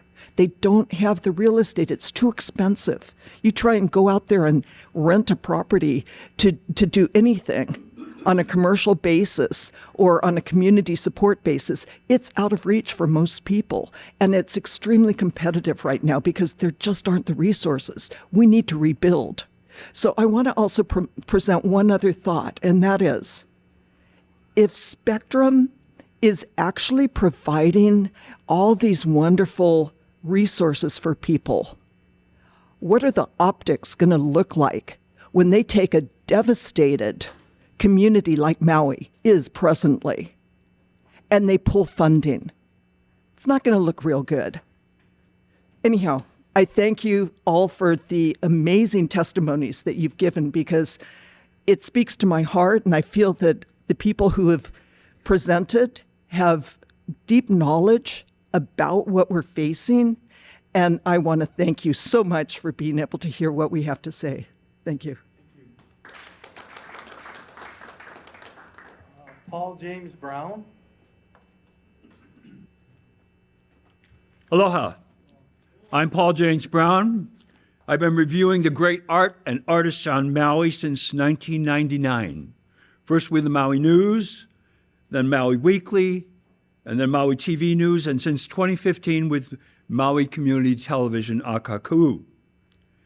We are an essential voice of Maui that is being seriously threatened by an invasive corporate malahini beast that, according to its shareholder statements, is, quote, the highest rated pay TV streaming app and the most viewed streaming service, unquote.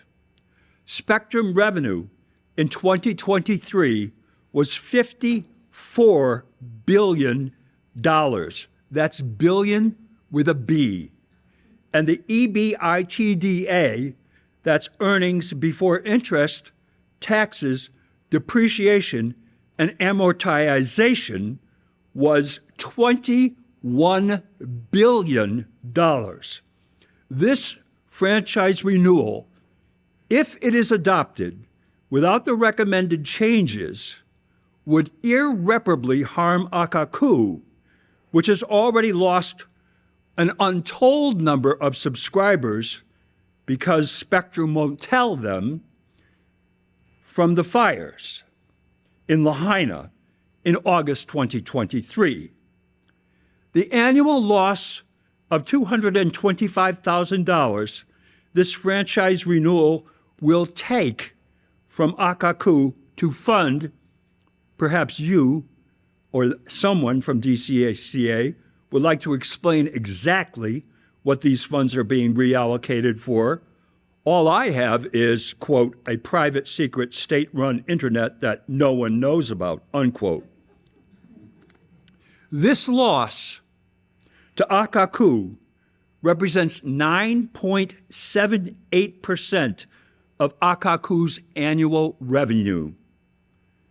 While this amounts to 1.07142857 E minus 5, where E represents 10 times minus 5 of Spectrum's earnings before interest, taxes, depreciation, and amortization. That would mean a percentage with 4 zeros in front of it, and it would look like this.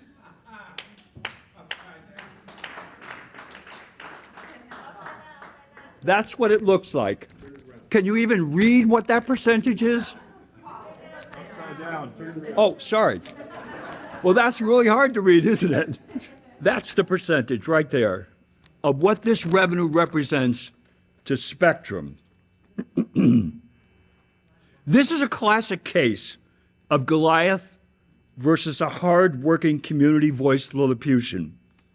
While taking away nearly 10% of the organization's annual revenue, this lease renewal would impose further financial penalty on Maui's visual voice of the people by allowing the Malahini behemoth to charge Akakū additional fees to provide today's standard, the high-definition signal Maui residents deserve.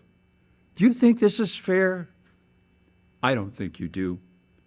I don't believe you, as a hard-working public servant of the people, will let this Malahini corporate monster harm the people of Maui County. Please, if Spectrum is to receive a franchise renewal, this agreement needs to include Akakū will continue to receive full funding at 3% of cable gross revenue for the duration of the franchise term, and Akakū will be permitted to broadcast in HD without additional costs or barriers. These changes are manini to this corporate giant, but if they are not included in the franchise renewal, will be devastating to Maui's people and their community station. Please, don't be the Grinch who stole Maui's Christmas. Be Father Christmas, and don't allow this to happen. Mahalo nui loa, mele kaliki maka, e haoli makahiki ho.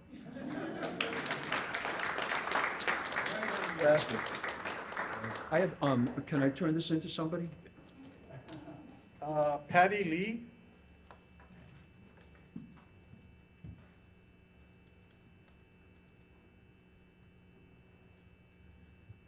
Hi. Can't tell which one is the one. This is the one. And now it's going.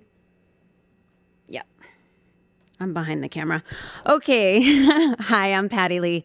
I'm one of the correspondents for the Maui Daily, and also for our elections coverage every year for Akakū.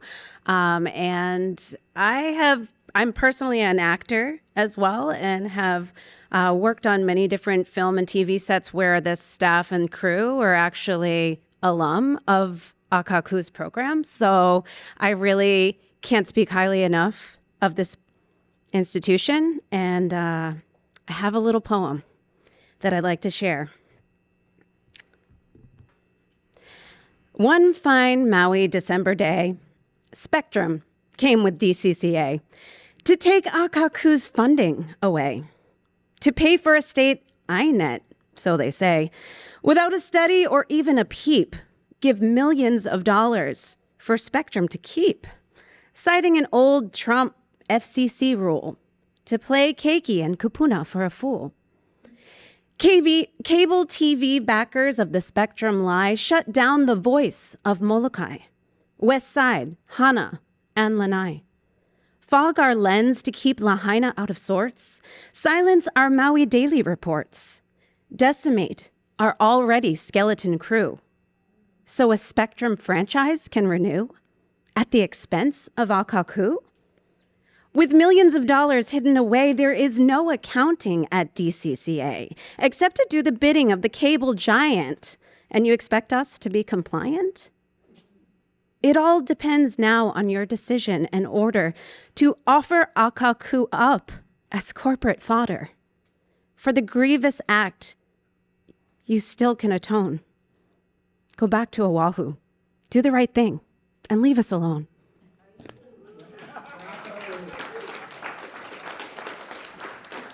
Respectfully, mahalo. Okay, next, Jason Schwartz.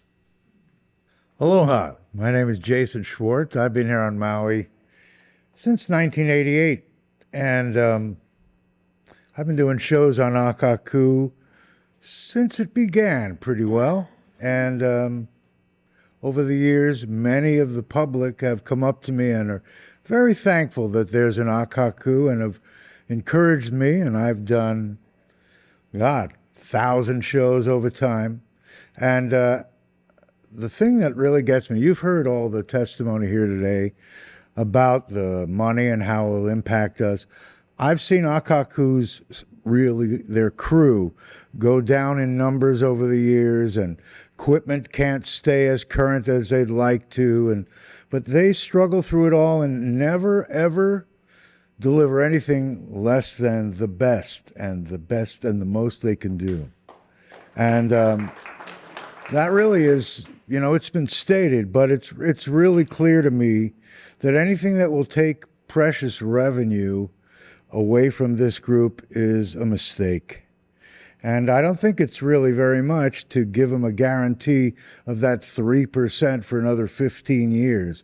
I remember the last hearing of 2013 or whatever it was, 14, and I can hardly believe we're back in the same place and we're fighting for the same thing, except now it's more critical. If you add the money that we lost by the loss of subscribers plus this money, it yet makes another deep dent into the services that Akakū can provide the community. And I just hope you will really hear this. We've heard so many people talk about the deep pockets of Spectrum and where all the money should be coming from other than us. And I think it should be really heard clearly by you guys. I thank you for overseeing what you do, but please come from your heart and choose another person, another group internally to pay for this. Thank you. Thank you. Okay, that's fine. Thank you. Walt Pacheco. Hi, good day, everyone. I'm Walt Pacheco. I'm the Communications Coordinator for the Maui Police Department. I'm speaking today in my former role as the Communications Unit Lead under the Maui Civil Defense, Maui Emergency Management Agency's response to the fire. 16 months ago, we were working with the Fed, state, and local responders to be able to provide that response and support to the community during the fire, immediately after, and in the months that have followed to get things to where they are today. And we had nothing reaching into West Maui. We had no means of communications other than our land mobile radio and a few satellite units. With the surge of responders, we were able to get data connectivity to support the community response, to make those connections both federally through the state and with the locals, to be able to get people placed, get people funded, get things happening. And that happened primarily when Spectrum was able to deliver that data connectivity for us in the Lahaina area, specifically to the West Maui Center, where the community was having their regional support. That response through the INET was critical to that operation, critical to the provision of services, and the ability to get people set up to be able to continue displaced, but find them homes, find them places, make sure we had resources coming in. They were able to get connected into West Maui ahead of Hawaiian Telecom. So they were the first broadband connection into West Maui in the critical early weeks of that response. I am supportive of what they're trying to accomplish. I am here to provide that information. And if there's any questions, I am available. Thank you, sir. Well, Rebecca, you signed up if you're not going. Felix Mulray, David Yamashiro. Hi, my name is David Yamashiro, and I'll be brief.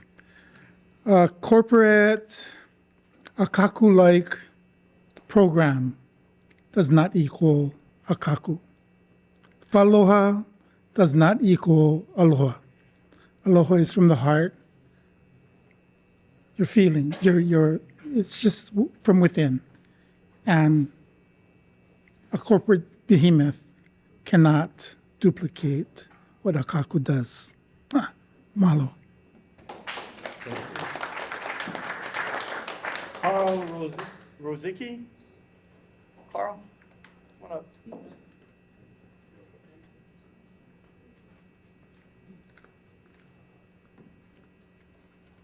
Aloha. Aloha. My name is Carl Rosicki, and I have been a resident of Maui for the past 49 years. I'm an independent video producer, and over the years I have submitted many videos to Akakū for local broadcast.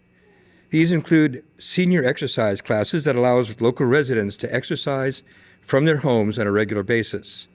I have submitted a video series showing volunteers gathering water samples for ocean water quality monitoring Maui's beaches.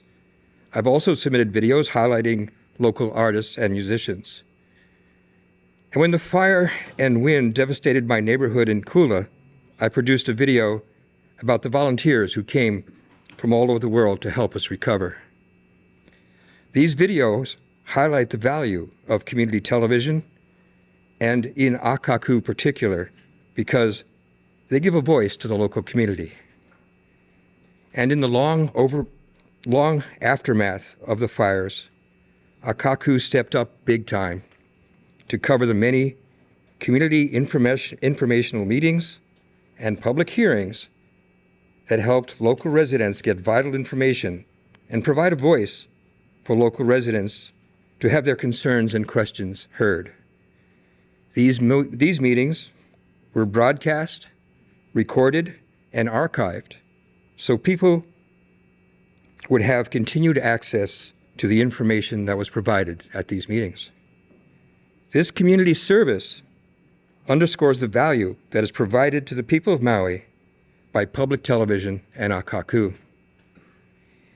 If funding for public television and Akakū is slashed, community service and community voices will also be slashed. It is extremely important that full funding continues to support community television so it can provide the service that local residents deserve. Thank you. Lee Imada. Lee Imada.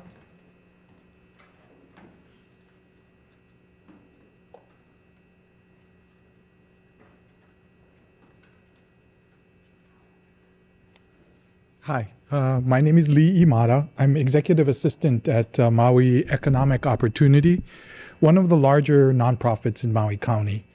Akakū has been a valuable and important partner in disseminating information to the community. We ran a weekly segment, the MEO Minute, on the Maui Daily News program for almost 2 years, with MEO staff and directors talking about the programs and activities available to those in need in Maui County. Akakū assisted MEO in producing, in cooperation with the Maui County Department of Transportation, Kaunoa Senior Services, and Naho Aloha, to produce a video about transportation services available in Maui County. MEO operates the Maui Bus Paratransit System and Maui County's Human Services specialized service that provides rides for residents to jobs, health appointments, shopping, events, and excursions across the 3 major islands of Maui County. In addition to producing the video, Akakū has aired the video numerous times. And like MEO, which operates on the mantra, give a man a fish and you feed him for a day, teach a man to fish and you can feed him for a lifetime, Akakū has done the same for MEO.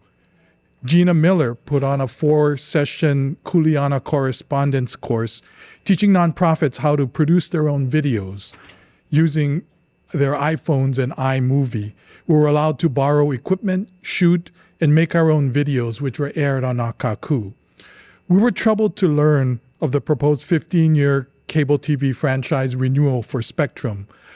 Akakū says the proposal will divert nearly 20% of Akakū's franchise-free revenue, on top of revenues already lost due to the tragic destruction of our beloved Lahaina. There is a major problem with transparency. I went hunting on the DCCA website for the proposal and could not find it. That may be because I'm not an expert in navigating the DCCA website, but the limited publicity and the changing venues definitely thwart public participation in the process. True or not, this process has a feel of government and a powerful entity writing rules for their benefit without adequate public review. Also, this plan is based on proposals submitted 7 or 8 years ago. Reading the Kauai Agreement, the DCCA news release cites a 2017 public hearing as basis for its decision. Much has occurred since then, and another public hearing with full vetting of the changes needs to be scheduled. Keep the status quo. There is no need for change. Thank you for allowing MEO to comment on this proposal. Jean Zorro? Zorro? Sorry.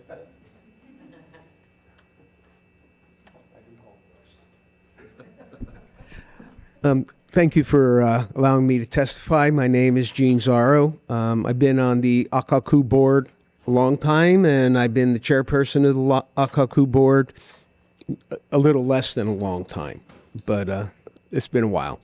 So I have a couple things to say, and I want to start off with the litany of accomplishments that we were told by the representative from Spectrum in the beginning about all the great things they're doing.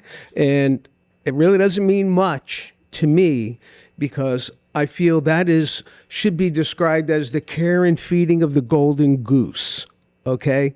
Because of the $50 million plus they draw off Maui County. And I did a little math, and I ran out of decimal points, and they also said they gave $500,000 since 2017 to local nonprofits, right? So if you take that 50 million and you divide the 500,000 by the 7 years, I'm at 000 something of a donation on an annual basis. So in other words, 1/4 of 1% is still more than the 70,000 they do give to the nonprofits. So it's appreciated.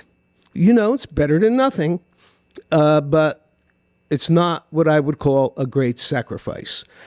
What I would also like to say is, you know, when a pole falls for Maui Electric, they go out and pick it up and get the electric turned on for the neighborhood. That's because they're a utility, and they're allowed to do business based on their appreciation of being a utility, something the community needs, right? Spectrum is no longer a luxury. They are a utility. So when something goes wrong in Lahaina and they have to go out and fix the fiber optic, that is their job. And it should have been done quicker, faster, better in the first place, you know. But that is their job. And the second thing I have an issue with is the DCCA. I was always under the understanding that you stood up for the people of the state of Hawaii. And that doesn't seem to be the case, okay? You seem to not be standing up for us, because I was at that hearing 10 years ago. So I'm amazed at two things. One, we're not even counting for the inflation that's taken place. We're willing to take the 3% over 15 more years of inflation, okay, when it should be actually adjusted, okay? However, if the DCCA is not going to protect the people of Hawaii, and in particular Maui County, you should tell us that, okay? Tell us, say, we're not going to protect you. We have other people more important, and then we will take it to other areas of due process, whether it's the courts, whether it's the legislators, but you should tell us, because we're under the assumption you work for us, and that doesn't seem to be the case right now.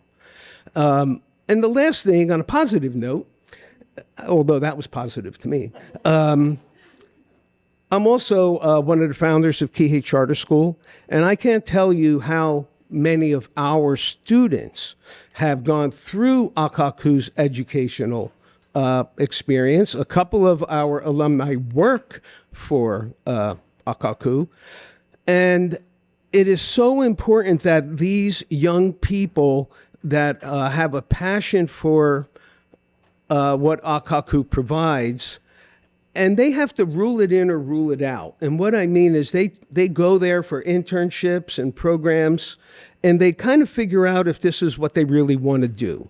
And sometimes they do, and sometimes they go other ways.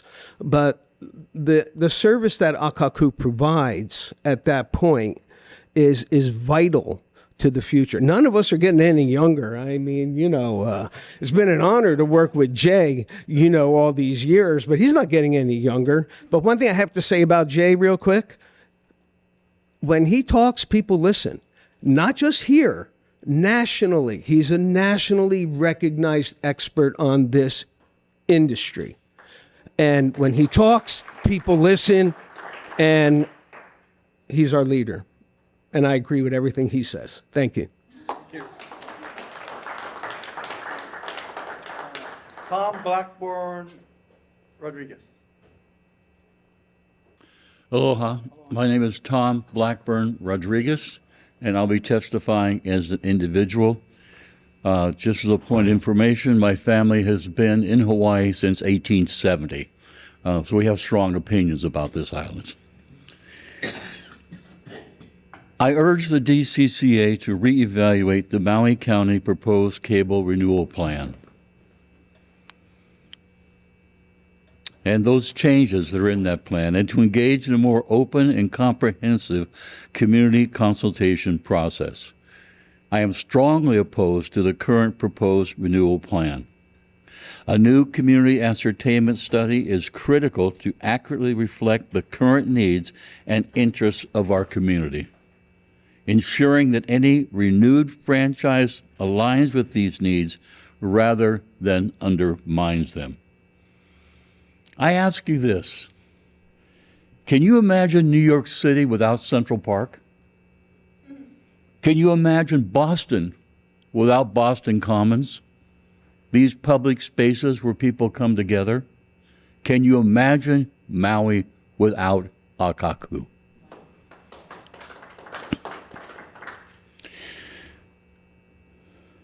A new community ascertainment study is critical to the program we're now talking about. Moreover, Maui deserves a written guarantee within the franchise renewal agreement that reinstates Akakū's legacy funding of 3% of gross cable revenue for the duration of the franchise period. It is no secret to this body that the Maui media universe is rapidly changing. For some of this has brought an increase in access to knowledge and economic opportunities with internet business ventures. 80% of small businesses have at least a basic e-commerce site in use to drive sales and expand customer contact, says a new survey of 540 businesses from Payments Intelligence. Another aspect of this media evolution has been to move cable TV service to the internet as a streaming business model. Spectrum is encouraging its customers to move their service to this streaming model. Why? Such a move can reduce Spectrum's use of public rights-of-way to move product to the customers by wire and be used to unfairly justify a reduction of revenue for public service entities such as Akakū. It is unfortunate that we seem to be moving to a time when we go to marginalized communities for those with the least amount of resources in order to take resources and money to the people at the top. In other words, cut Akakū and give it to a multi-billion-dollar corporation. This evolution is occurring in the middle of what many have called a media desert on Maui. Newspapers on Maui have disappeared or severely cut back the quantity and quality of their coverage, with many outlets content to print editorials from other newspapers and to over-rely on canned coverage from the Associated Press. With one or two exceptions, Maui radio is a mainland mix of pre-recorded fake DJ chatter and aging rock and roll songs. News is an afterthought, including community, local, national, and international. TV stations are Oahu-centric and rarely provide Maui-based news stories, the sad exception being the Lahaina and Kula wildfires. Too many rural locations on Maui still do not have internet access, a critical response for obtaining a 21st century education. Only Akakū Community TV provides 24/7 local news coverage, news programs, documentary programs, and art and music productions with local talent. In an emergency, Akakū is known as a place to go for trusted and vetted information. It played a critical role providing fire information, broadcasts of public meetings, and critical fire survival and recovery information. Rather than taking a 10-year-old cable plan that ignores the financial impact, an estimated $100,000, of the hundreds of viewers lost to Akakū as a result of homes and businesses going up in smoke, instead Akakū should get a reward for their tireless work and at the very least be guaranteed its current level of funding so that we do not have service cutbacks, a reduction in Molokai cable coverage, reduced election coverage, and a reduction in Maui County Council Commission and board meeting broadcasts due to reduced funds. I will now summarize. They should not be faced with a budget shortfall of $3 million over 15 years annually, or 20% of Akakū's revenue to fund a secret Spectrum state-run internet program. Spectrum does not need the money. It already receives approximately $100 million annually from doing business in Hawaii. Please put this plan under closer scrutiny. Do it right now, so we don't have to suffer the consequences of a bad plan that may wind up having to be done over. Thank you for your time. Next is George Burnett, followed by Ludwig Laab. George Burnett. My name is George Burnett, and I'm a big fan of Akakū. I hadn't planned on saying this. If the lady from Spectrum is still here, I wanted to point out I moved here in 2013, and my cable, telephone, and internet bill was about $160 then, and today it's about $240 for the same service. So I'm not particularly a big fan of Spectrum, and probably the only reason I'm still subscribing to the cable is so I can watch Akakū, which I do pretty much every day. So I hadn't planned on saying anything, and I wrote some notes, and at my age, even with glasses, I can hardly read my own notes. So I retired in 2016 and became very interested in local issues for the first time in my life. And it's been a very rewarding experience. One of the first things I did, I went to an event at Akakū called Akakū Upstairs, which they have just about every month with different speakers. And I'd gone to a couple of those meetings. And at one of those meetings, I met a gentleman sitting right over here named Sleepy John, who was he was the director of a TV show there. And I said, John, I've always wanted to see how TV works. Can I come to watch your show? And the next thing I knew, I was a volunteer there. And I've been a volunteer at 4 of the recurring TV shows there. And it's been a great pleasure for all of you here on the Akakū staff. I love all of you guys. Probably most of what I've learned about the issues in Maui County has been from Akakū, from working these shows. It's just been a fabulous experience. The crews there are marvelous. They're very short-staffed. I suspect they're probably underpaid. And I just have learned so much from working there. I took some of the classes they offered there. Took a class from you, Chivo. We learned how to present ourselves in a video like Austin was talking about. And our graduation was we went down to the market here on Saturday, and you had us pick out a vendor, and we had to interview the vendor and make a show about their products and put that on Akakū. And I learned that from Chivo, who's on camera back here. And that was fabulous. And then another thing I learned, took a class on Final Cut Pro, which is video editing software. And from that, I've learned how to make my own videos even better and more professionally. And I've probably made, I don't know, 30 videos since then.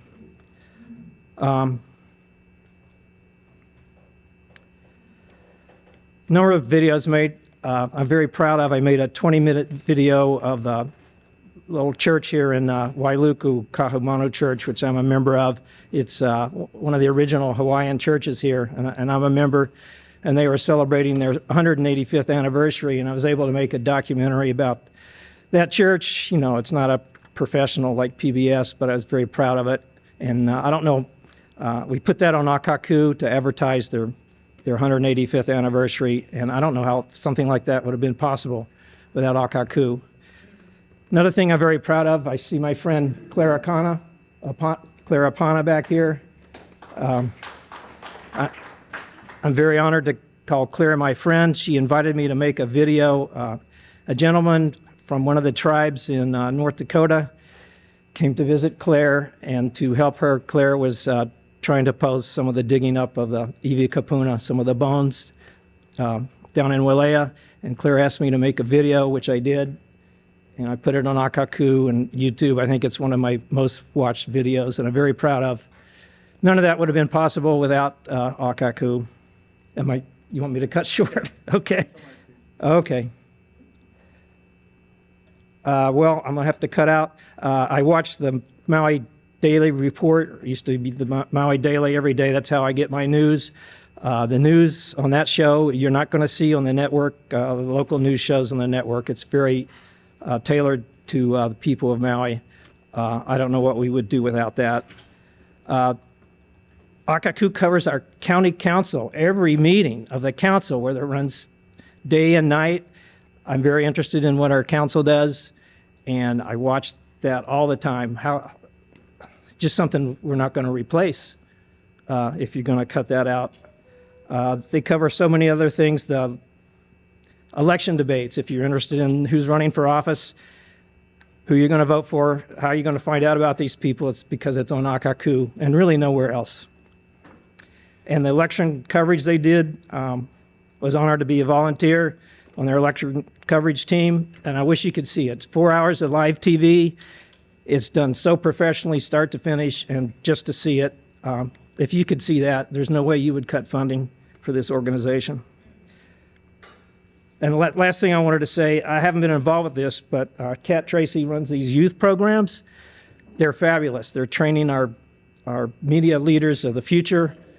If that's the only thing Akakū did, they would be more than worth the money that you give them. So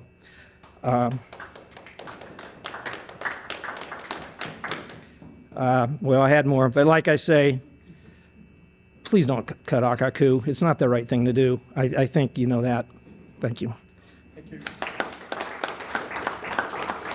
Ludwig Laab, followed by Janice Hill.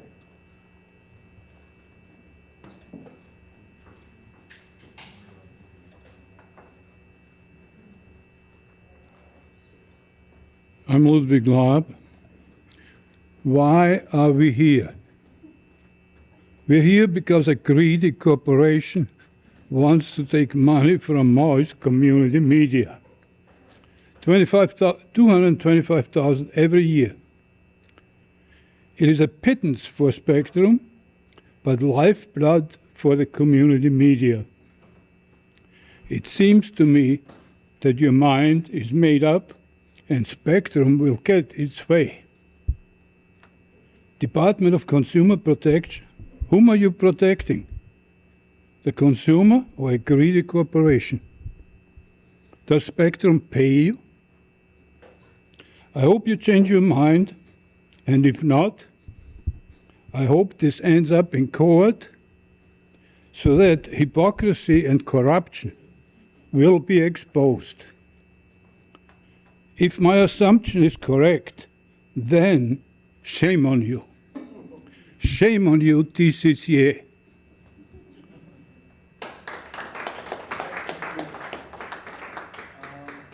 Janice Hill. Aloha, Winala. My name is Janice Hill. I have been a Maui resident for 55 years. I moved here to teach. I relied on Akakū heavily during the Lahaina fire and Kula fire's aftermath. I was grateful to have a Maui station to turn to as a resource. I appreciate Channel 53 when I watch live coverage of the Maui County Council meetings or the Planning Commission meetings. I also watch their election coverage.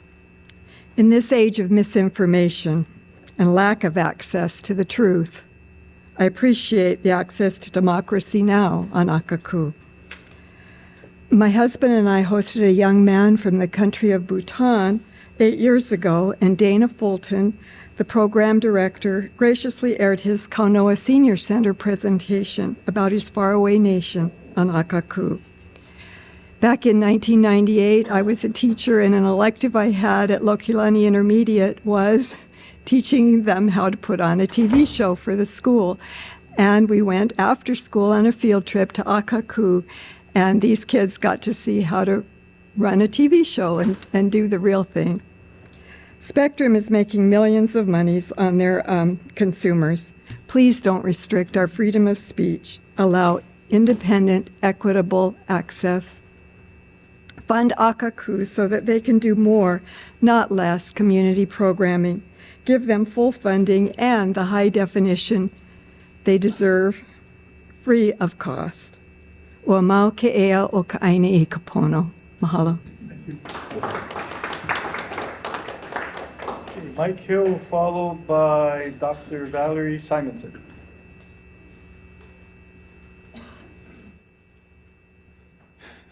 My name is Michael Hill, and I've lived on Maui for a little over 30 years. It'd be pretty hard to add anything new to the testimony that's already been given, but I just wanted to go on the record to say that cutting any funding for Akakū would be a terrible disservice to our community. On the one side, you have an organization that is providing truly local information to the members of our community. And on the other side, you have a multi-billion-dollar corporation that wants a franchise to continue to do business for the next 15 years here on Maui. And it's pretty hard for me to imagine that they are all of a sudden going to change their mind and say, if we have to continue to fund Akakū, we're going to change our mind and give the franchise to somebody else. I think that it would be a great travesty to cut any funding from Akakū, and so that's really all I wanted to say. Thank you. Valerie Simonsen, followed by Suzy Gastrein.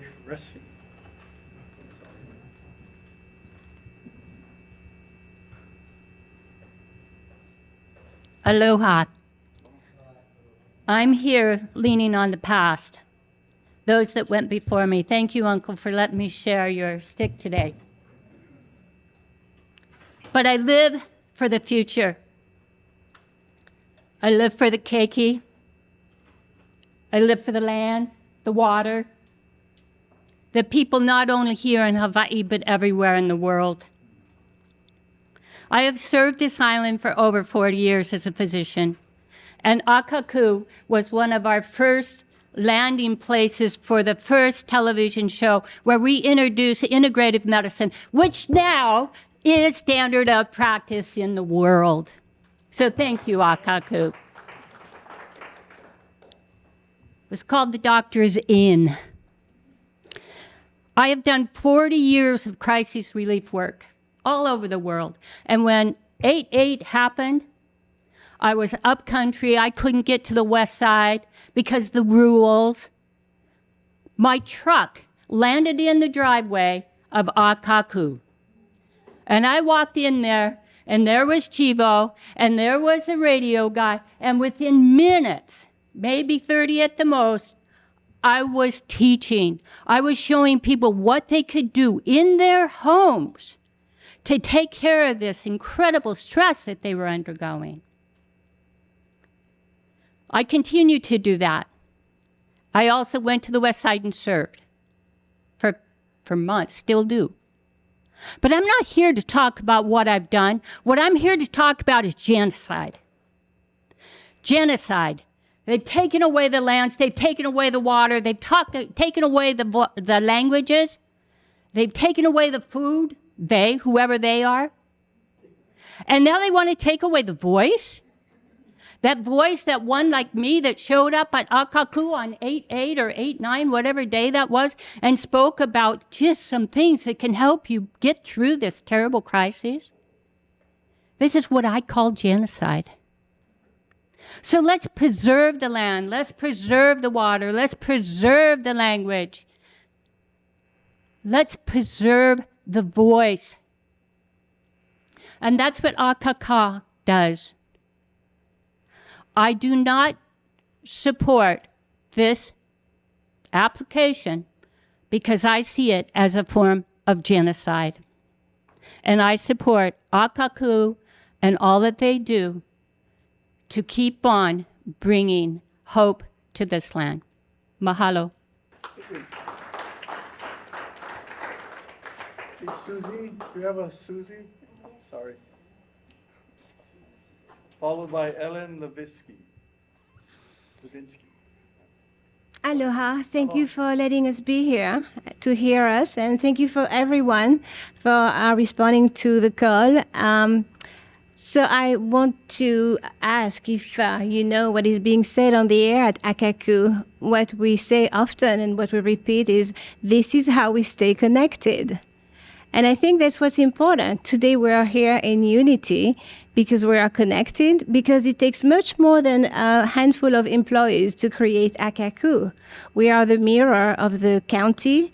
We have stories to share, not only ourselves, but our volunteers, the contributors, people who have learned to create videos, segments, stories to share with the rest of the community. So it's beautiful to have this team, not of people who are under the roof at Akakū, but those who come and go, who participate in the election, who submit stories, information, and they don't do it simply because it's fun to learn to do videos and to tell stories. They also do it because they feel it's their kuleana. I live in Lahaina. The blaze came a few meters from my home, and I can say that for many hours it was really, really strange not to be able to communicate with the outside world in any way. So this should never happen again in the future. What has happened in the past was that Akakū did a fantastic job. What's happening now, Akakū with the rest of all of you is doing a great job. And Akakū is yet to do more with your help if you hear us today. Thank you.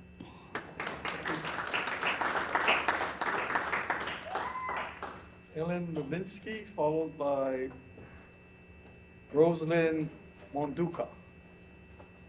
Hi, I'm Ellen Levinsky. I'm just amazed at all the people that have come to testify because you know on Maui how difficult it is to get people to come to things, but this is just so important to us. Significant. I want to address a few things that the woman who spoke first said, and I'm going to quote her what I wrote down, that every customer should have reliable internet service, and that Spectrum provides programming that the customers want when they want it, and Spectrum is dedicated to giving back to the community we serve. So here's the community of Maui, and we're saying how you should be serving us. I've lived on Maui. I've been blessed to be on Maui since 1979, and doubly blessed to have lived in Lahaina for 36 years. So put me on the list of Lahaina Spectrum customers that don't happen anymore because I'm living someplace else. And I want to say in September, the month after the fire, I got a bill from Spectrum for my cable service. So I had to call them up and say, my house burned, I cancel my bill. So, and they did. Thank you. So one of the things we want, reliable internet service, we want HD TV, so we don't have fuzzy pictures. And doesn't everybody else have HD TV in other states? Why not through Akakū? I went to the meeting in 2013 here at the college, and I want to thank the college for this nice air-conditioned room because we were in a room upstairs that wasn't air-conditioned. And the DCCA said the meeting was from a certain time to another time. I didn't get to testify, and other people didn't because at the time limit cutoff, they said, it's the end of the meeting, you can send in written testimony. So that was pretty disappointing.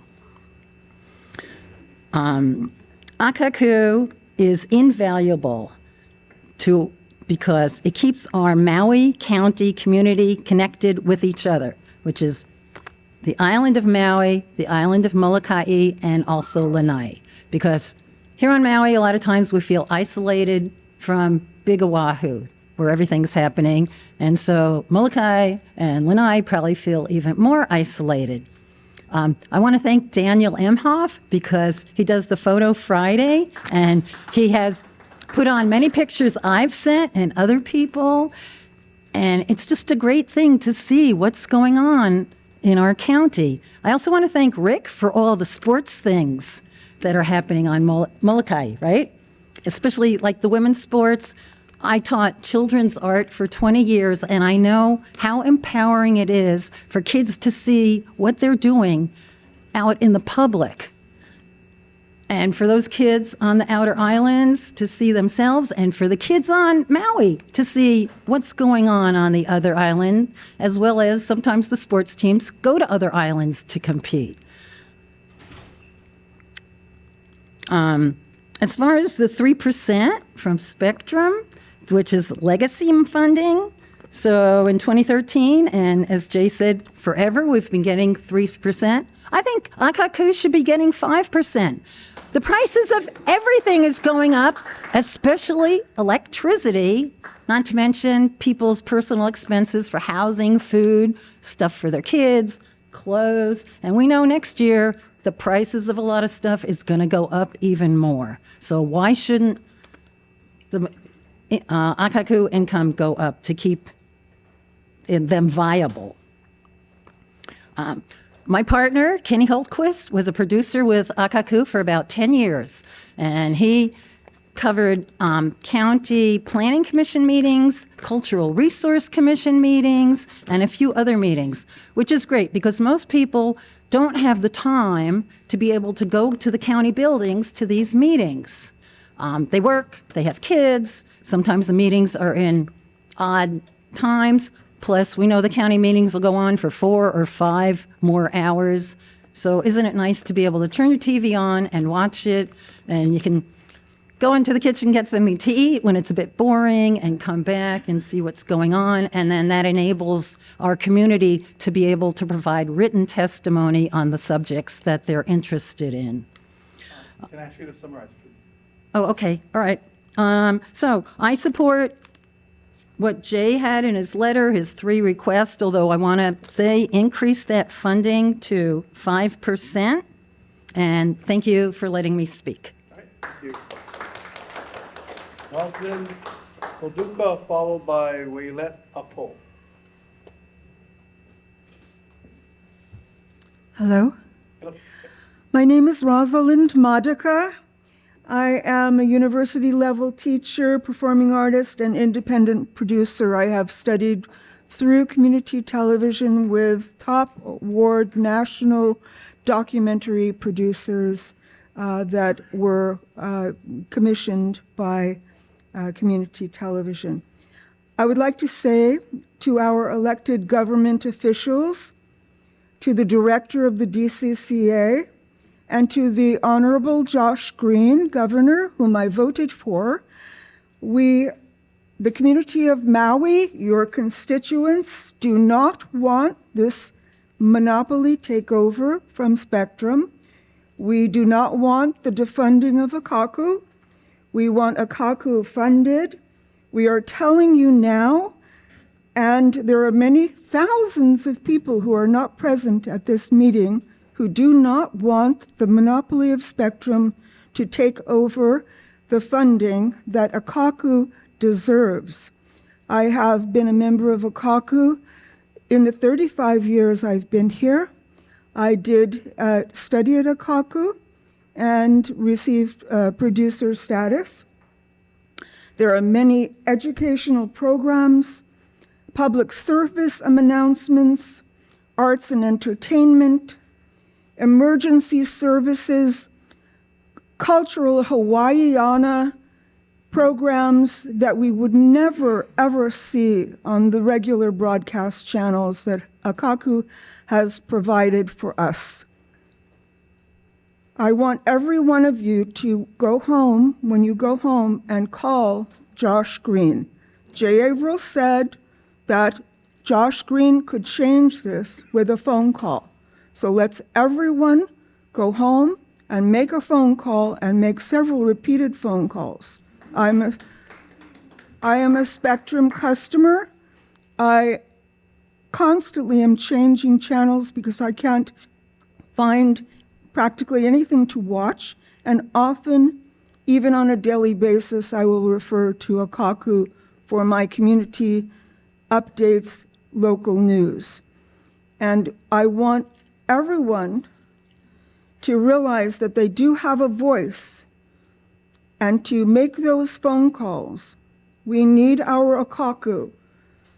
We have people who are in the community who have no voice, and Akakū has given them the voice. Thank you. Thank you. Wallette Apo, followed by Walter Kaninau. Hi, I'm Wallette KW Apo APO Alpha Papa Omega. I'm new here. I watch Akakū every day and night, and I enjoy it. I can watch it over and over again. I enjoy it.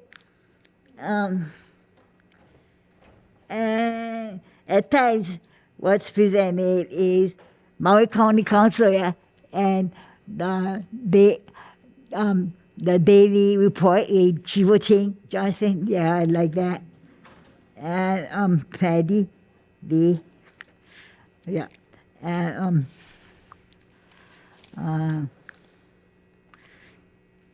sometimes I miss out on things what has been said, so I go back and watch it, pick up things that I missed.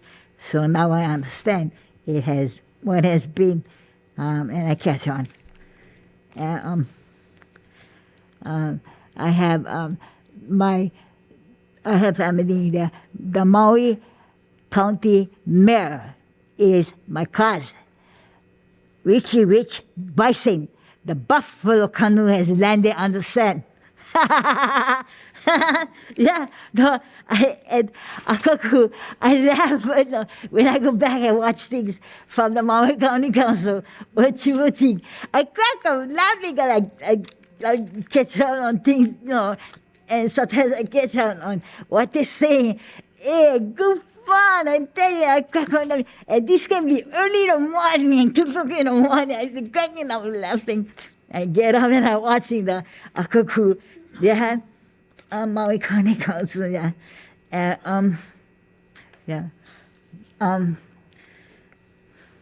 My son is, I'm mentally ill, okay? I've been mentally ill since after high school. I got into an accident when I was in 1974. I was freshman in Bowen High School. Anyway, I came mentally ill from my accident in 1978, the summer of 1977 or 78, yeah, when I was in grad. Anyway, I never, my son, Elijah Paokalani Leros Apo, if you want. Elijah is Jehovah God, yeah? Jehovah God, Elijah. Paokalani, Pa, touch. Okalani, Pa of touch of the heaven. Pa, touch.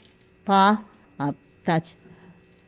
O of Kalani, Kada, Lani, heaven, touch of the heaven, touch of Christ.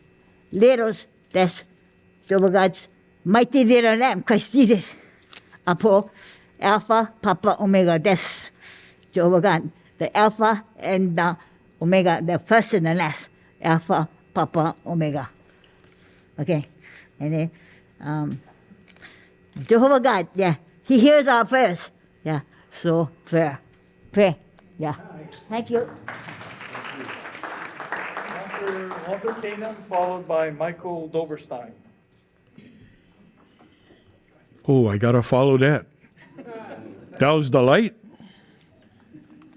Oh.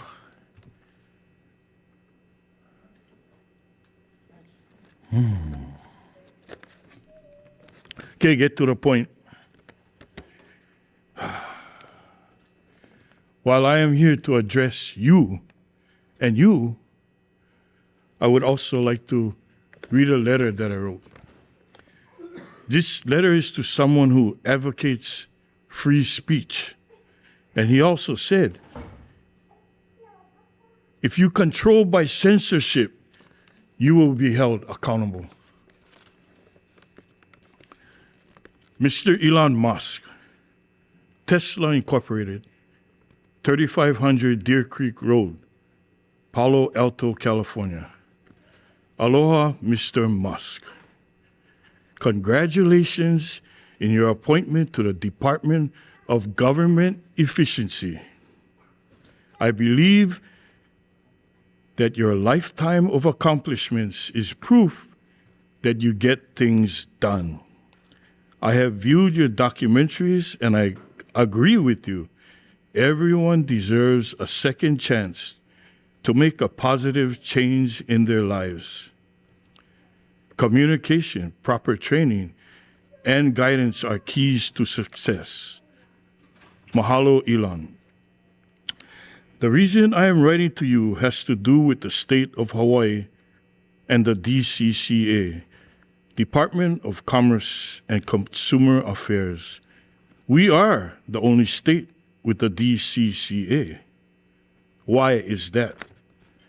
The mission and goal of DCCA, as stated by the state of Hawaii verbatim, DCCA's goals are to promote a strong, healthy business environment while protecting the community from unfair and deceptive business practices.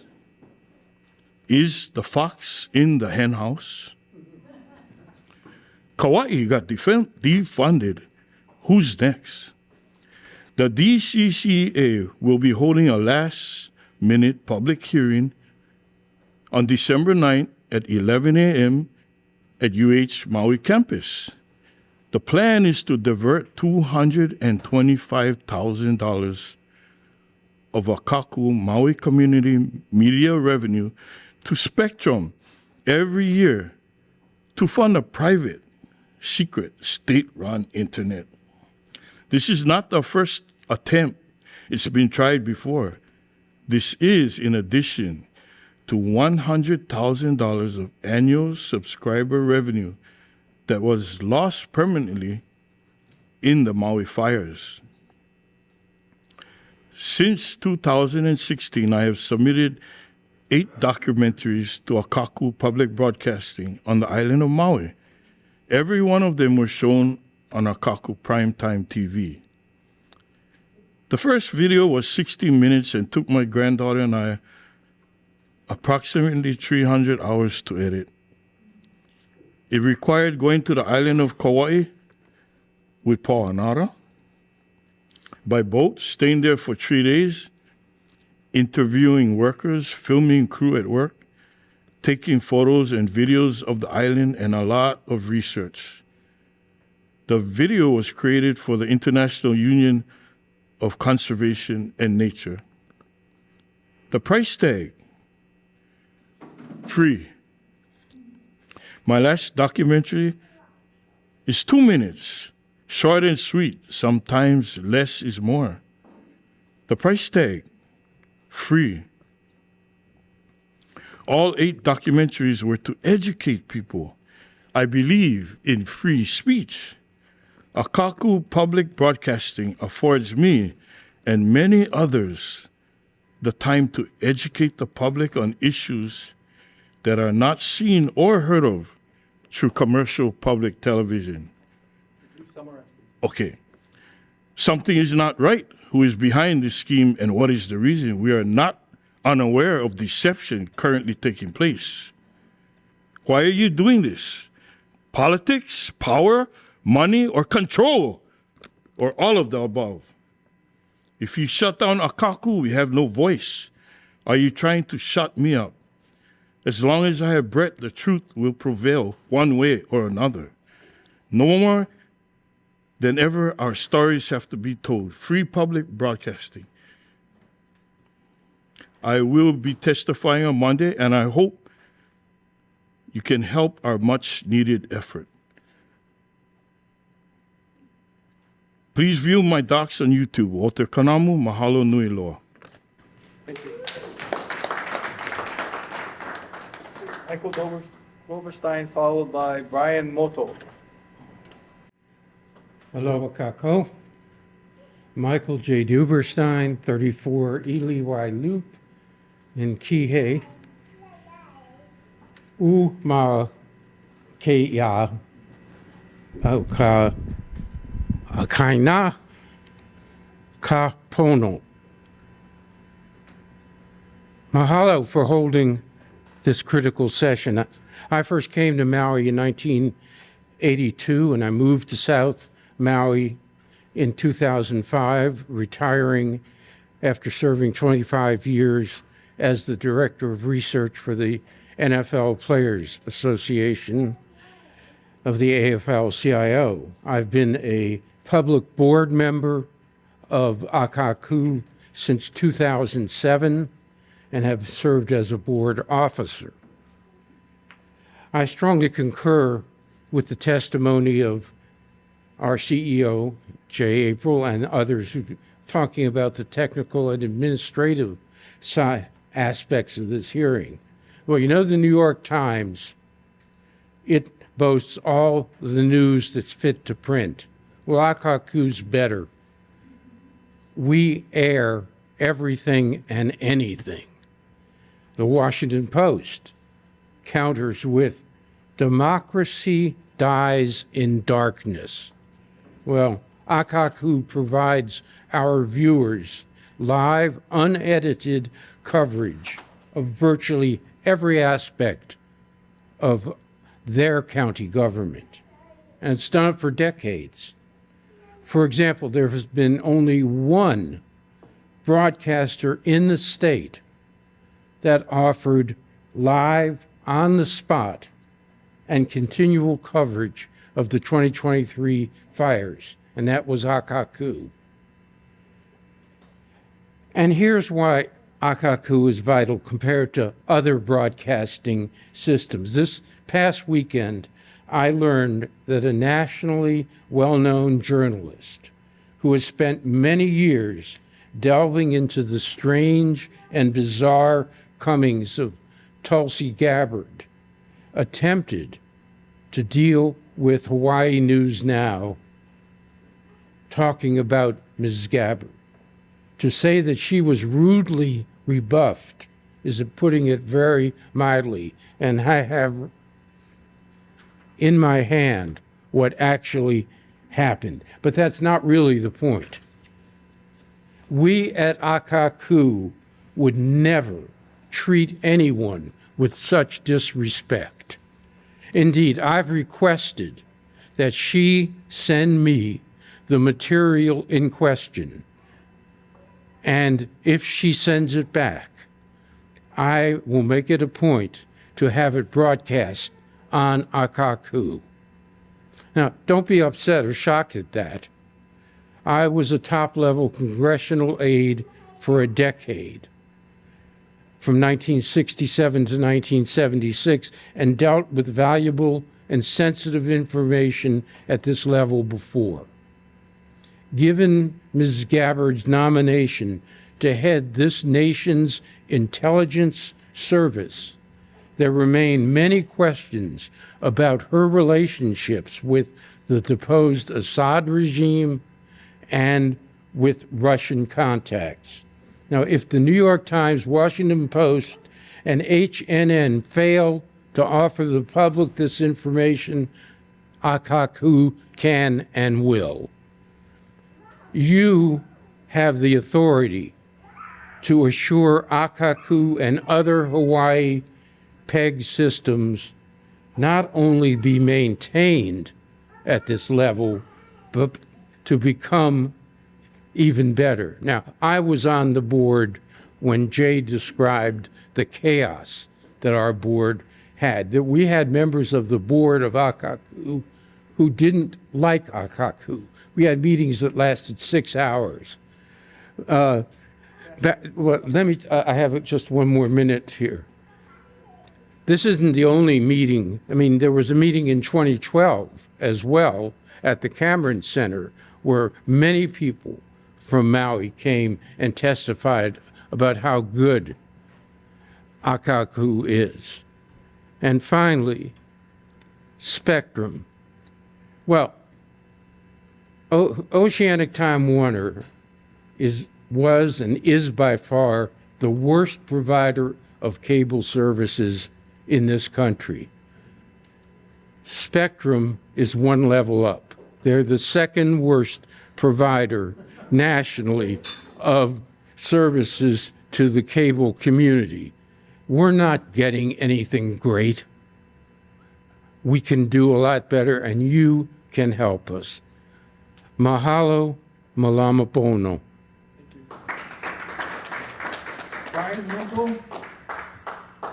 Brian Moto. Mark Hymas.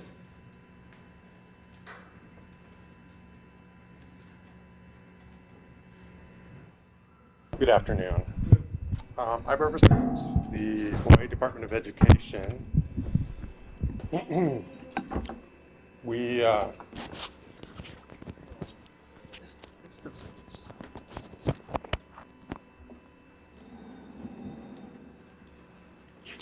We're also one of the kind of more quiet beneficiaries of the PEG funding. So I'm the television production crew chief, or like I said, for Maui District for the Hawaii Department of Education. Please try to speak up. Get a little closer here. Is that better? Anyways, along with UH Maui, we represent 1/2 of the local accredited PEG channels within Maui County. I believe there are 6 PEG channels within Maui County, and 3 of them are educational. We serve approximately 30 schools and thousands of students across Maui, Molokai, and Lanai. For reference, our relationship with Akakū is much akin to the relationship between Olelo Community Television and the Hawaii Department of Education on Oahu. Okay. Today I have two primary concerns. The first is about the portion of the franchise renewal dealing with the PEG funding. I find the franchise agreement language whereby the cable provider could begin charging the PEG facilities for services rather concerning. Up until now, such services have been included free of charge as part of the franchise agreement. As you know, the PEG fees paid to Spectrum are in return for public rights of way.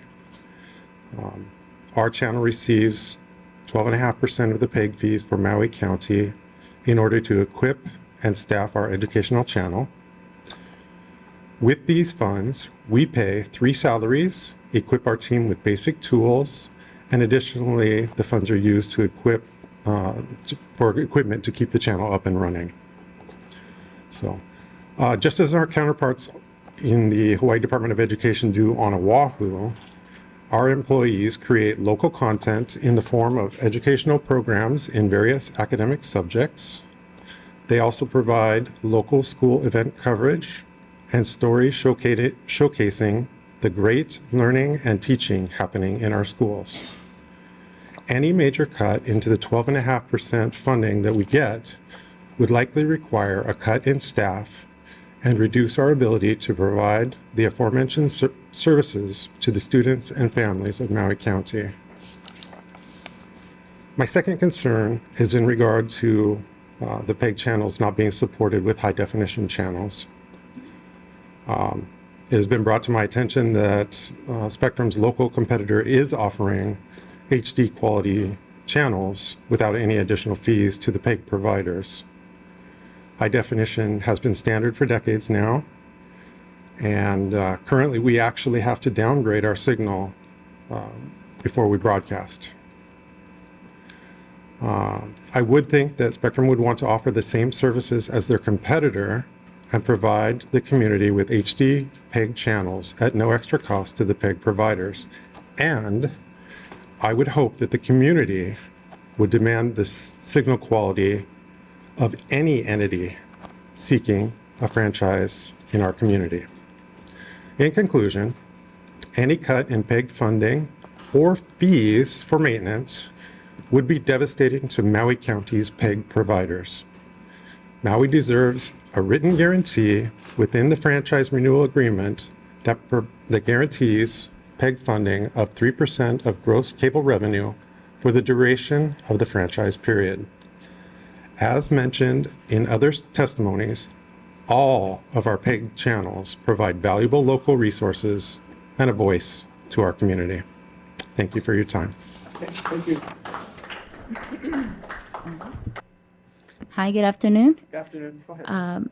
I'm a local entertainer here on Maui known as Tanamako Libri, and I've been fortunate enough to be a beneficiary of Akakū and their services through their PSAs and also professional filming of live performances.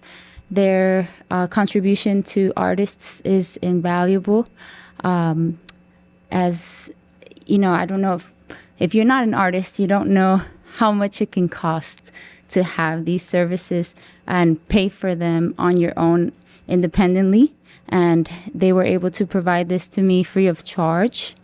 Everyone on their staff is amazing, very kind, and also like to circle back there. I'll give you an example that with my brother here. Where did he go? Not Ashton. What's his name? Asher? Austin. I hired Austin to film a couple of my shows, and it was at a very low fee. And if it wasn't for his education through Akakū, I would not have been able to hire someone at a fee that I could afford as an independent artist. And lastly, one of my biggest concerns for cutting the funds for Akakū is we are planning to create a show alongside Suzy and other producers that literally have to volunteer their time in order to produce these shows. So they're not getting paid to put these shows together. So I can't imagine what would be left for them if funds were cut. You know, they're already doing everything that they can with the small crew that they run with, and any dollar amount short of what they already receive would, I'm sure, would harm them beyond measure. So thank you, and I hope that you continue to support Akakū and give them 3% that they're asking for, and give them HD without any charge. Thank you. Maile Masada, followed by Gordon Kehahuna. Kehahuna. Maile? Yes. Hi. Good afternoon, everyone. I'm Maile Masada. I'm the Director of Operations for the Osceola Rice Event Center, which is a 214-acre parcel up in Makuao, solely owned and operated by Ka'anu'olu Ranch, which was established in 1916, over 100 years ago. In 2021, we hosted the first public event post-COVID, and through our partnership with Akakū, we were able to bring this event into the homes of many, many families. Our event had high expectations, a lot of restrictions, and a big demand. So unfortunately, we were not able to host all of the people that wanted to attend, but through our partnership with Akakū, we were able to bring it into these households. Obviously, we all know what happened in August of 2023. Again, our facility was asked to host as an emergency response shelter for livestock. We took in our first trailer loads approximately 2 o'clock in the morning on the day of the fires. We then morphed into a distribution center. We also morphed into an emergency response and relaxation center for our first responders. And then we morphed again to an essential and food hub distribution, serving over 19,000 meals over a period of time for families directly impacted with the fires in Lahaina and our upcountry families that were hosting some of their ohana from Lahaina or who themselves have suffered. Again, through our partnership with Akakū, they brought our story and what happened in upcountry to the forefront, which allowed so much people to understand the significant impact that Maui was going through.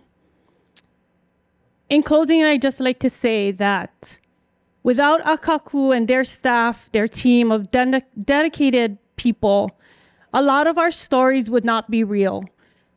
People would be misled or misinterpreted as to what was happening. The staff at Akakū takes time to get the real story. They come and talk to the real people, the unsung heroes. They see for themselves and portray what is actually happening. I ask that in closing, whoever needs to make the decision that needs to be made, make it with consideration of real people who are out there. Obviously, I had no idea what I was coming to today, but after hearing so much testimonial, I'm so politically disconnected. I don't know anything about iNet, HiNet, NoNet, whatever net, but I do know that the team at Akakū are real.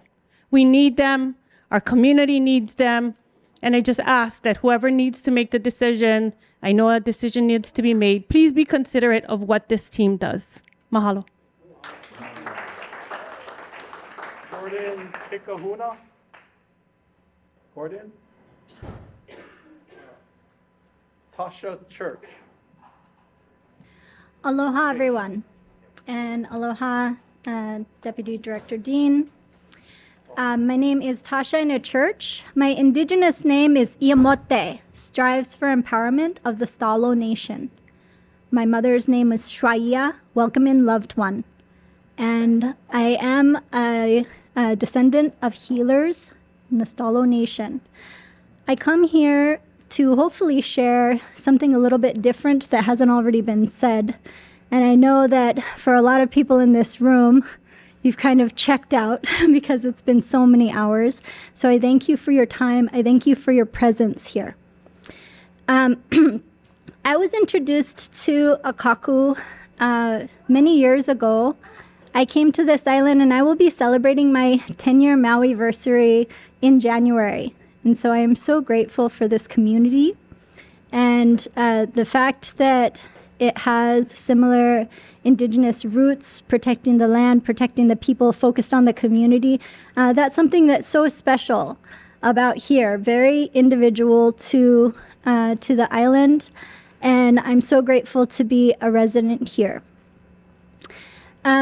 When I met Akakū, was introduced to Akakū Media Station, they were actually at a Women Helping Women event.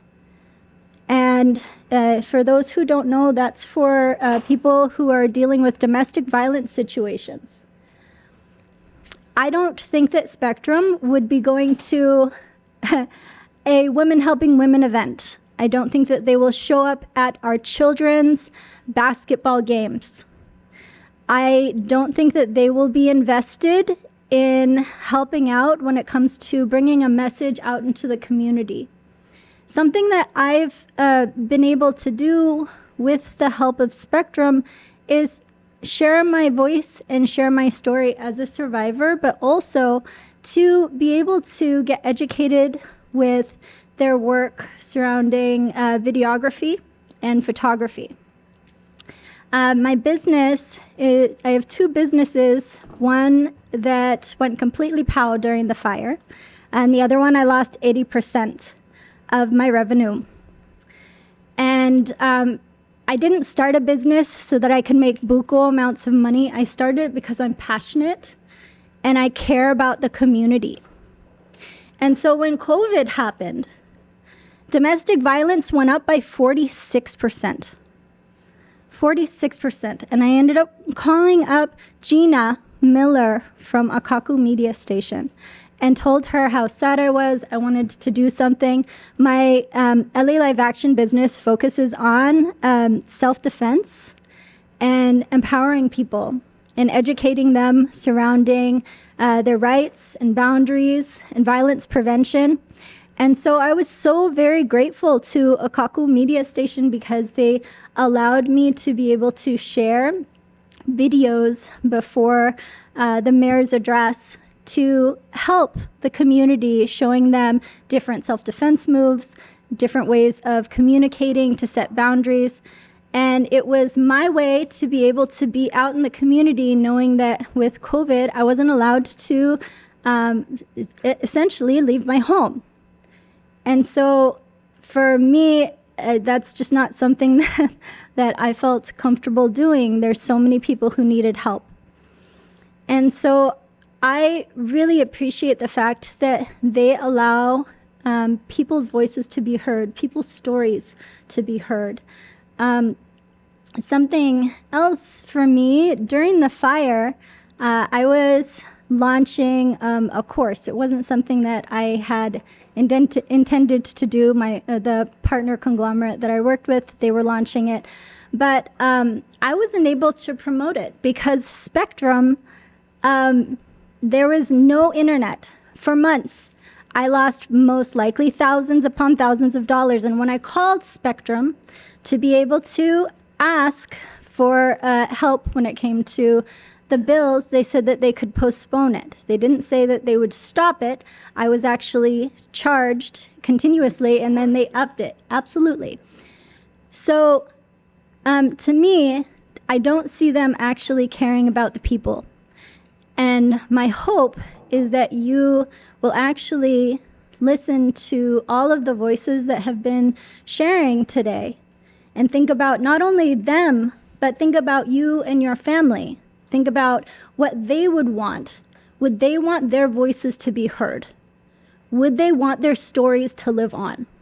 That is what Akakū Media offers to the community. Spectrum does not. And so I hope that you take that into consideration. Mahalo. Okay, thank you. Hi, I'm Larry Feinberg. It's nice to see the guy from the DCCA smiling, even though he has a lot of other things besides cable on his mind. He can check on the doctors, he could check on the realtors, he could check on the lawyers, he could check on everybody that has a license in the state of Hawaii comes into your office. And they have a director and another director. I'm sorry that I came late earlier because I missed the lady from Spectrum. And all these other people have been very, very, very, very nice. They all talked out of it. They all wrote stuff. They added things. I'm not a nice guy. I've been dealing with the cable business for well over 50 years. I started out in New York where they had the cable access TV. And from there I went to California. And I even was in the pay TV business many, many, many years ago.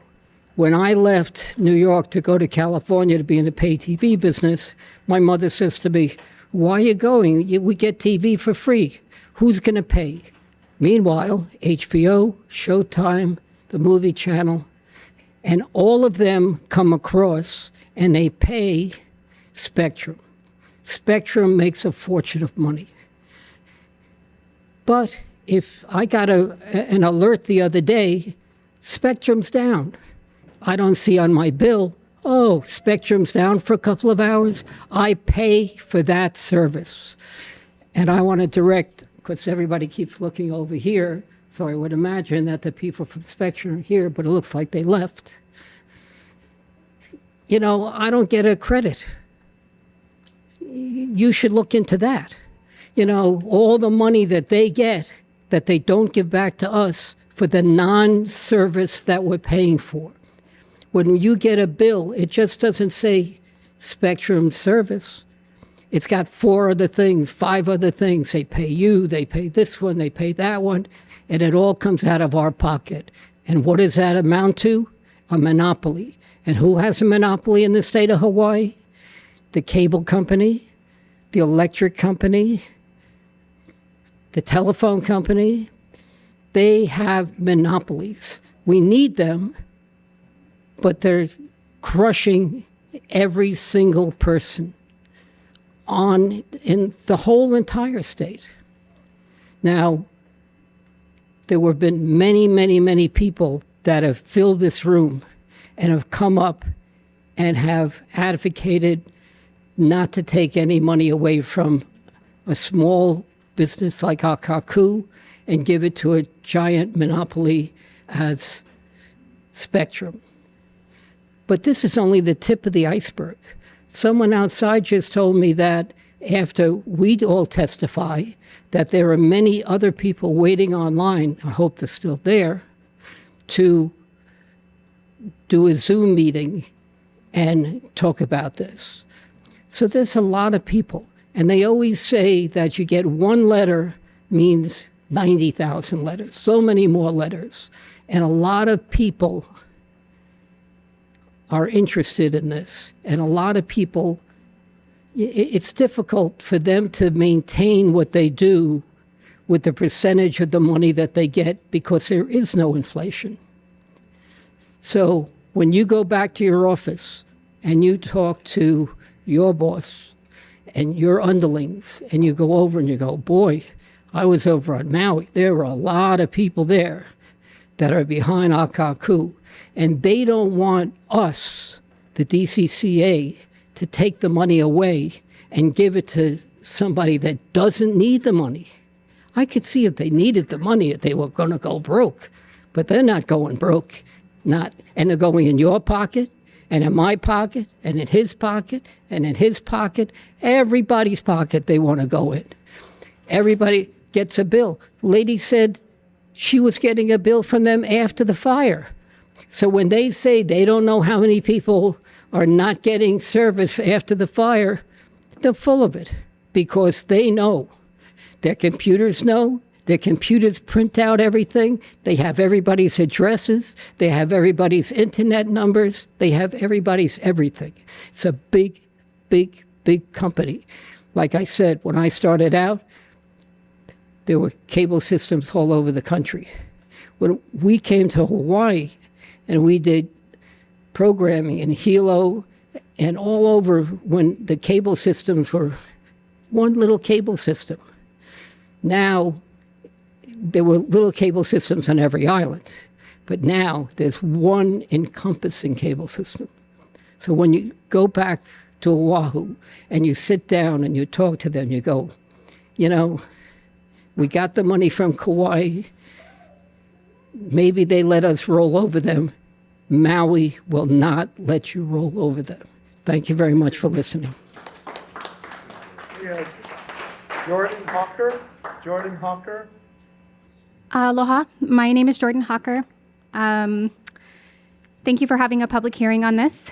I'd like to say first that I fully support what Akakū is asking for in terms of this franchise agreement, and I think it's very reasonable. Try to make sure that our asks are reasonable, and keeping a revenue of 3% is more than reasonable, as other people have mentioned. I'd like to tell my story briefly. In COVID, my family was decimated. We both lost our jobs, both me and my partner. We went on to public welfare for the first time in our lives. It altered the course of my life. And one of the things that did that was being able to tune in to local government and use that time to use my duty as a private citizen to be civically engaged. I think you can know by now that was because of Akakū and their coverage. In 2022, while pregnant with this child that I'm holding right here, I ran for county council against a deeply entrenched incumbent whose campaign coffers were more than I could even ever hope to raise.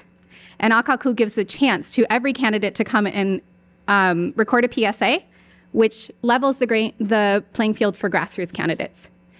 I am also currently a student at this university pursuing a degree in sustainable science management. And when I see something that looks to threaten the diversity of our media communications, I'm led back to a quote by the Smithsonian that says that redundancy or diversity within the system makes it more resilient. And if there's anything Maui County needs, particularly in its communications right now, it's to be as resilient as possible. We got beat down hard during COVID, and we got beat down hard after the fires. I've been the programs director for the last 2 years of the Kula Community Association. We've worked closely with Akakū, particularly for our most recent candidate forum. I don't know where our community would be. And I think that's what you keep hearing again and again and again, is that they're so important to us. I'm a Spectrum customer. When I call and say, hey, my bill's too high, they work with me, and I appreciate that in terms of customer loyalty. But Spectrum does enough for me. Akakū fills an entirely different void. And I'll just close to say that I fully support Akakū and their ask in this franchise agreement, but also please know that I wouldn't be here trying to wrangle my toddler for 2 hours if this wasn't so important to me and my family. And so I really hope that this isn't a done deal and that you come here and take this into consideration and let us keep Akakū. Thank you. Thank you. Wes Furumoto. Wes Furumoto. Well, I'm setting up here. I'm a long-term resident of Maui, Keikioka Aina. And I've worked with Akakū for a number of years. The programming they provide, both on the television side and also on the radio side. They also have a very good radio station that if Akakū lost their funding would disappear as well. That's 88.5. And very important to keep that funding current. And what I do, you know, I'm a musician. You know, I play music, and Akakū has always provided a platform for me to do that and be an alternative to whatever kind of commercial things are going on. And I want to just, you know, present this in the form of a song to you.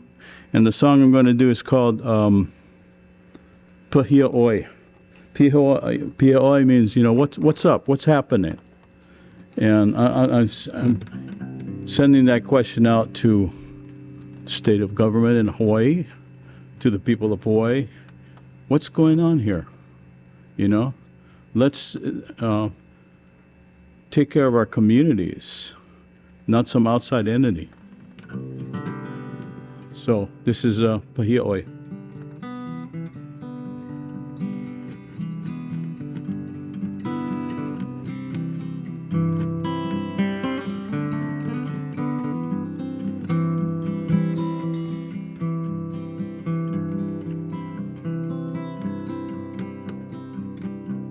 I dreamed I woke up early with my pure and younger self and ran the beach at Punalu through the breaking foam. I flew on wings of seabirds above the breaking waves, swam into a deeper blue where Kanaloa reigns. Na kiki o ka'aina, na kiki o ke kahi, na opio o Hawaii, oh pahia oe.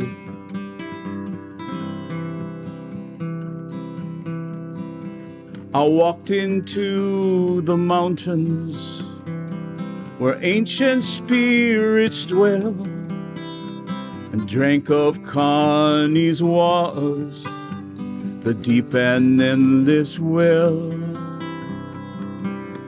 I dreamed I prayed to Lona and planted seeds of hope into the gardens of the heart and marveled at their growth. Na kiki o ka'aina, na kiki o ke kai, na opio o Hawaii, oh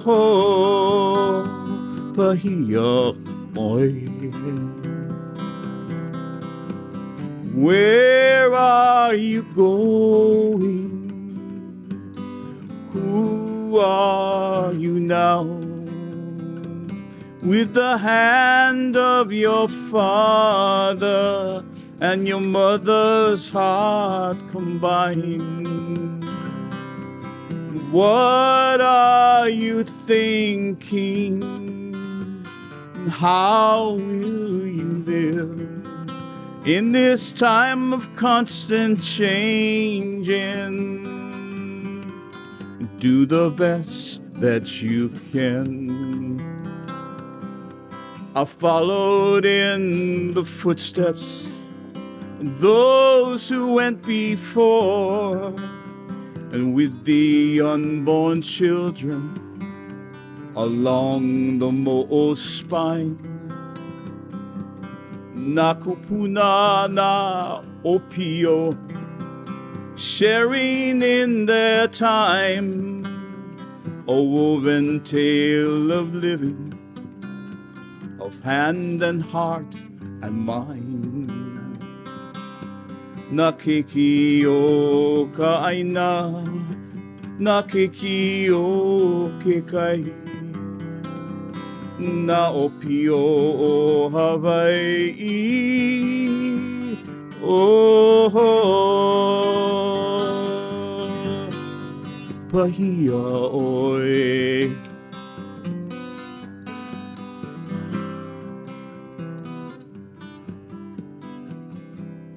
That would not be out there if it was not for Akakū.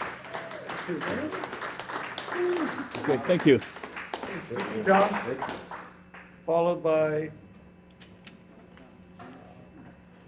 Gary Lauter, Kathy Lauter.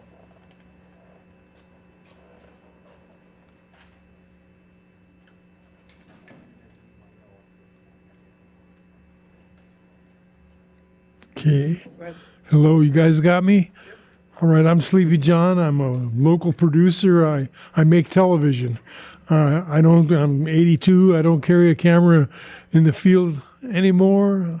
I really depend on the studio at Akakū to do what I do, which is shows featuring, I had Wes on a couple times, local musicians in performance. And without Akakū, none of that happens. Any questions?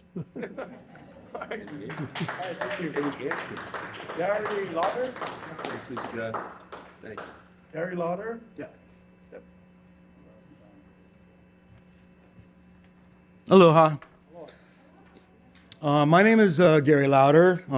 Up until very recently, I was the Chief Engineer Technical Director for Visionary Radio Group, which was Kauai Radio, which has been taken over by the mainland and is now going to be run out of Colorado. I would have to say that I'm kind of raw because that was the last commercial radio group that was owned by local. Okay? So they're going to use AI to give it a local flavor. My feeling about this is that it does not need to be said about what these gentlemen have done for Maui. What needs to be said is, what are you? What is the DCCA? Why, in this country of 50 states, are we the only state that has it? That is a valid question, I would think. I would also ask that your position is to be a fiduciary. Your responsibility is to the people of Maui, not to Spectrum. Spectrum had a monopoly. Time Warner had a monopoly. Okay? That monopoly is over. I ran the biggest studios on the mainland. A&M, Ocean Way, Interscope. I know technology. And your technology is eclipsed. Actually, I get my internet through 5G. Now, I really feel strongly that this process is absurd. You cannot have a process that occurred 10 years ago remain valid now. That should be all redone. Every single county should have their say, like today. This should be happening 10 times. And how this happened, how could it happen that something that was for Time Warner Oceanic is now with Spectrum? It has no say. It is bullshit, I'm sorry to say. These people have committed a fraud. We need to have the process redone. People's minds 10 years ago are not what their minds are now. The interviews and everything that was said 10 years ago is not valid. If you do not redo the process, this is stinking to high heaven. It's like, yeah, you know what? We should all talk to Governor Green, and we should ask for an inspector general to figure out what this mystery internet thing is. I looked up, I'm very, very technical. I can't find what it is. I don't know what it is, but the installation of this network was 10 years ago. Probably digging holes in the ground, laying fiber. This is all obsolete. So the reevaluation for what the costs are for their mystery internet should be audited and redone as well. The entire situation here is absurd. It is not Pono, and it should stop. There should be no decisions this month. There should be no decisions at all. Kauai should be reevaluated.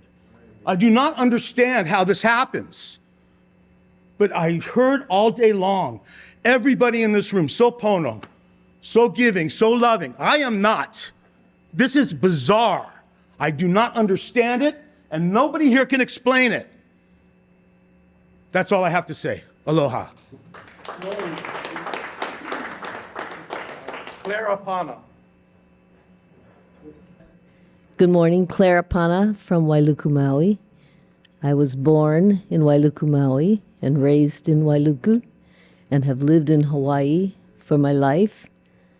And many people who've testified are not native born and are not lifelong residents of this place or have a family history that goes back to before the incursion of Westerners to Hawaii.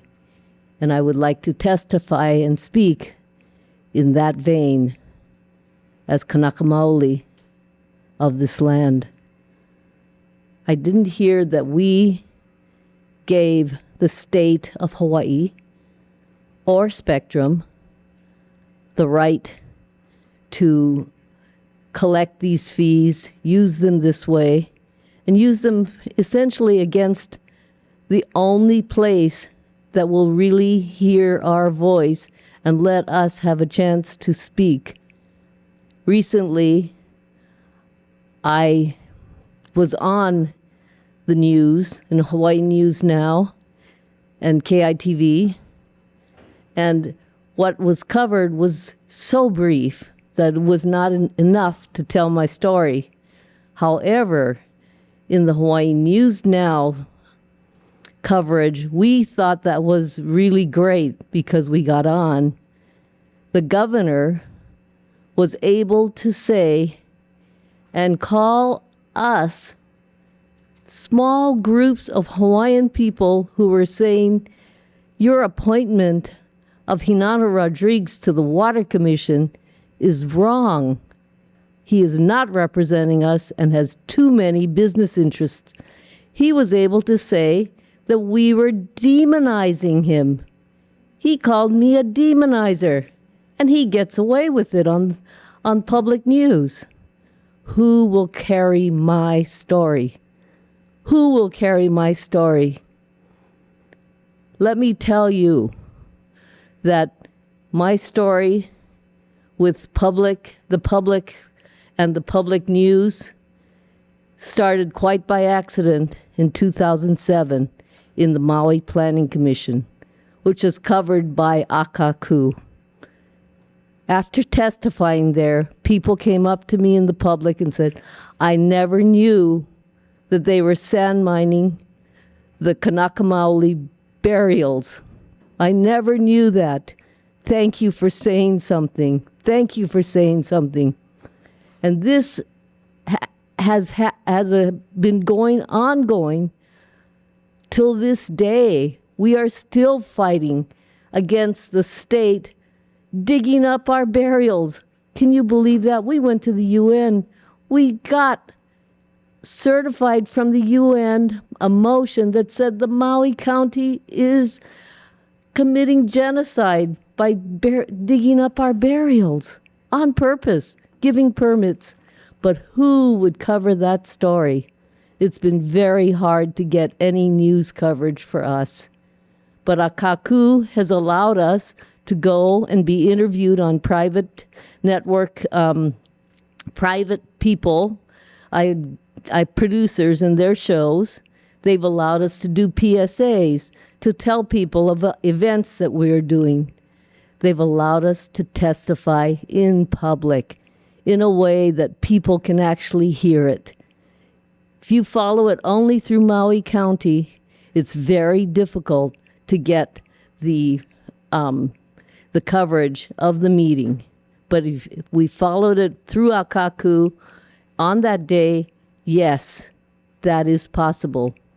And I would like to say that as a Kanaka Maoli organization, we have been able to work with Akakū and are still working with Akakū to broaden our voice.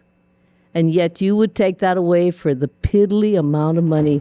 We know that this is probably not about money.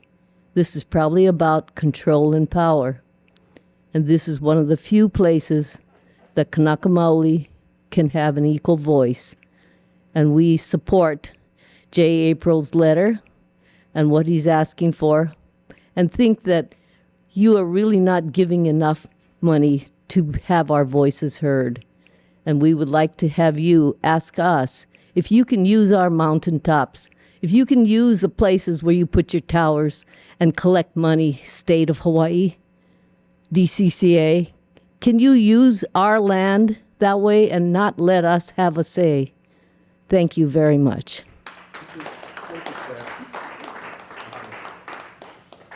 Okay, we're going to move on to our online testifiers now. Daniel Emhoff, followed by Dick Mayer.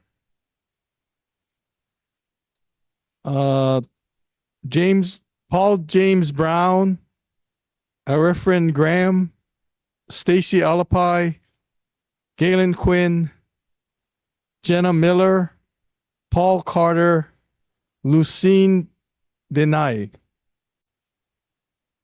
and Linda Pupolo.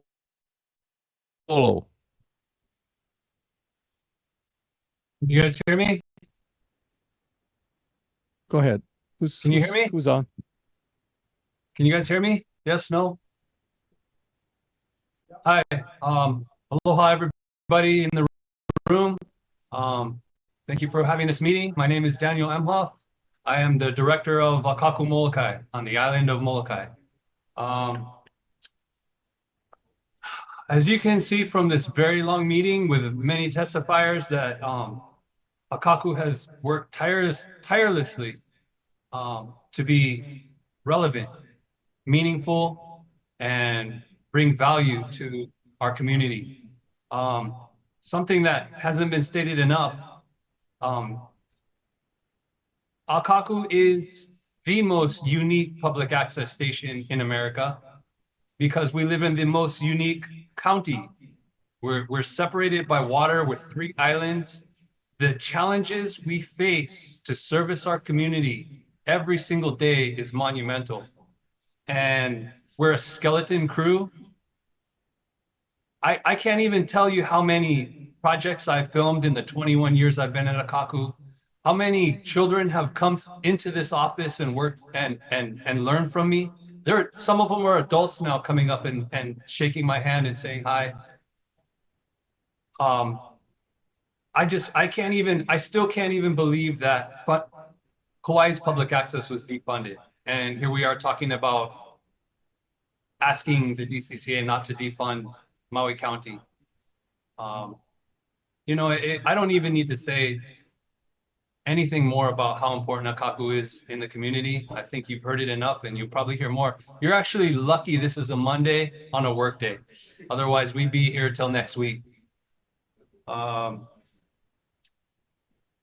word Akakū, it means, it's a Hawaiian word that means vision, unique vision, and also a mirror, because we reflect Maui County's unique vision. And, you know, when the cable companies were federally mandated to give 3% to public access, they just raised their rates 3%. So they're not even taking the hit, and they're trying to take away public access funding. So that's another thing that really needs to be considered here. You know, that's about all I have to say. I want to keep it short. And well, hold on, one more thing. Molokai is extremely rural. I mean, for the kids here, there isn't even a movie theater. There isn't a family fun center. There isn't even a fast food restaurant chain here. We need services like this to keep the kids vibrant and healthy, using their brains and staying away from trouble. I work in the schools all the time. I cover school sports. I've covered hundreds of community meetings and county meetings that are local to Molokai. Right now, this is the window into what happens here on Molokai, and this is one of the most important microphones for Molokai to get what's needed out. So please keep that in mind, and thank you for your time. All right, thank you. Next. Aloha nui, presiding officer, directors, Jay, and the Akakū family, and all present. My name is Arifin Graham, and my wife, Wiluya, and I live in Victoria, British Columbia, which is where I'm zooming in from today. Therefore, I bring the testimony of someone who loves Maui, even if I'm not of Maui. As some of you may know, there's a deep connection between Victoria and Maui, including the Vic Maui race. And believe me, Lahaina and Maui are much loved by many people here in my town. Wiluya and I have been longtime visitors to Maui, as my now late parents, Pip and Nikki Graham, gratefully owned a house in Lahaina and have watched Akakū 53, 54, and 55 for over 3 decades to learn about local issues, council meetings, island culture, community, and events. Akakū is indeed a treasure of local journalism. David Beers, the highly respected publisher of independent media outlet The Tyee in Vancouver, BC, wrote today, and I quote, "As newsrooms shrink and the web fills with fakery, public interest journalism isn't dying a natural death. Identifiable forces are actively opposed to its principles and practice because what reporters do gets in the way of their power-seeking agendas. End quote. We need, Maui needs, Molokai needs, Lahaina, Lanai needs local community voices now more than ever. And Lahaina needs local community voices now more than ever. As it's written on Akakū's website, we are a beacon of free speech on the best islands in the world where anyone can come and talk story. Akakū is there to inspire the young, to hear from elders, to connect the communities of Maui, Molokai, and Lanai. And indeed, the invaluable work of Akakū will continue to be vital to the recovery of the Maui community and Lahaina and other parts of the Maui community as it gets its motion back and continues to recover, to rebuild, and to heal from the trauma of these past 16 months. A journey that will surely continue step by step for years to come. I'm a photographer and was recently in Maui to appear on Akakū to present portraits of Lahaina residents from before the fire of August 2023, and to interview some of the people I had photographed in 2022 about their experiences and life journeys since the fire. In working with Akakū, I experienced a potent combination of professionalism and community spirit, and a deep commitment within that organization to the communities and the people of Maui County. It was heartening and inspiring to see. The Akakū family, Jay, Suzy, Kat, Doug, Adam, Lou, Brada Tony Midnight, and many others, including those from the community who volunteer for the cause, is an extraordinary team working to connect and empower the people of Maui County. Long live Akakū and its vital mission. Aloha and gratitude from here in British Columbia. Mahalo nui for this opportunity, and best wishes to all in that beautiful, treasured place. Thanks so much. Thank you. Thank you. Stacey Alapai. Go ahead, Stacey.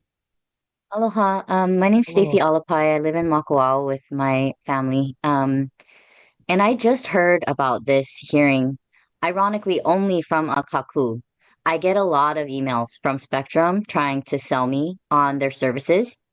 Not one email about this hearing regarding their renewal of their contract. I also just Googled while the testifier before me was talking. Spectrum stock the value is at over $1 billion, $2.96 billion in revenue. And I want you all to think very deeply about what you are doing. We all like to talk about supporting local businesses, but we're proposing today to defund a beloved, as you've seen today, a beloved local resource to our community in favor of a business that is making billions of dollars on the stock market. What is our measly crumbs of $225,000 to a huge corporation like Spectrum? I don't know why the DCCA or the governor or whoever's in charge of this, why are we even considering this? Has Maui not been through enough? Have we not lost enough? We have to now consider losing Akakū TV. This is a staple of our community. I never even thought that it was a possibility that I could turn on the TV and not have Akakū. I am not a Spectrum subscriber because they were increasing my internet speeds, my internet rates exponentially. So I switched to Hawaiian Tel. And my Akakū TV, I can still watch them online. They still give us access to these important meetings. This meeting is streaming live on Akakū TV. Is Spectrum doing that? I don't think so. So why? Why is the DCCA considering robbing our community of our ability to connect through this medium, to teach our keiki how to tell our stories with video and music and all of these different things. We just a few nights ago, the county council was having a meeting until 9 o'clock at night. I have a 2-year-old. I couldn't watch this meeting and in person. I can only watch it on Akakū TV. And I live closer to where the county building is. What about the people in Molokai or Hana or Lanai? And you're not thinking about our communities when you're making these decisions. All you people see are dollar signs. And I am so sick of it. And if Spectrum thinks that they can make us something similar to Akakū TV, that just shows how little they know about our community. Building trust in Maui is so difficult. And our communities trust Akakū to tell our stories with dignity and with the full truth, the full story. They give us a place, they give us a platform where no one else does. And you think that Spectrum's going to come in and be able to build that same level of trust for people to trust them with our vulnerability, with our stories? No way. You're just going to silence our communities. And I'm sick of our government entities and all these acronyms. It's the DCCA today, trying to rob our community and steal our voice and silence us. It's not okay. So I really please, I'm begging you to reconsider this very short-sighted decision to divert funding from a local business to a billion-dollar corporation. We need Akakū TV. This proposal is an attack on our free speech. It's an attack on the freedom of the press. You're cutting off our islands from being able to engage in government. And I think that that's part of the reason why this is happening, because you don't want us to be involved. You don't want us to be engaged. I go to these meetings and people say, young people need to get involved. You need to get involved.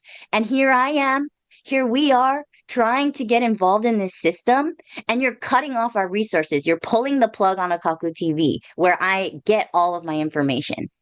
So I appreciate you holding this public hearing. But the only reason anyone even knows about it is because of Akakū TV, and the DCCA and Spectrum did nothing to let the public know that this was our one and only opportunity to save this public resource. Mahalo for your time. Thank you.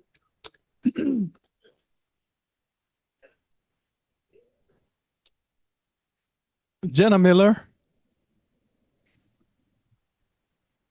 Aloha. go ahead. Aloha and mahalo for the Aloha. Aloha and mahalo for the opportunity to test today, all the way from Idaho.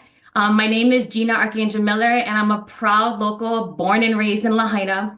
I'm currently working as the video archivist of Akakū and the former host of the Maui Daily.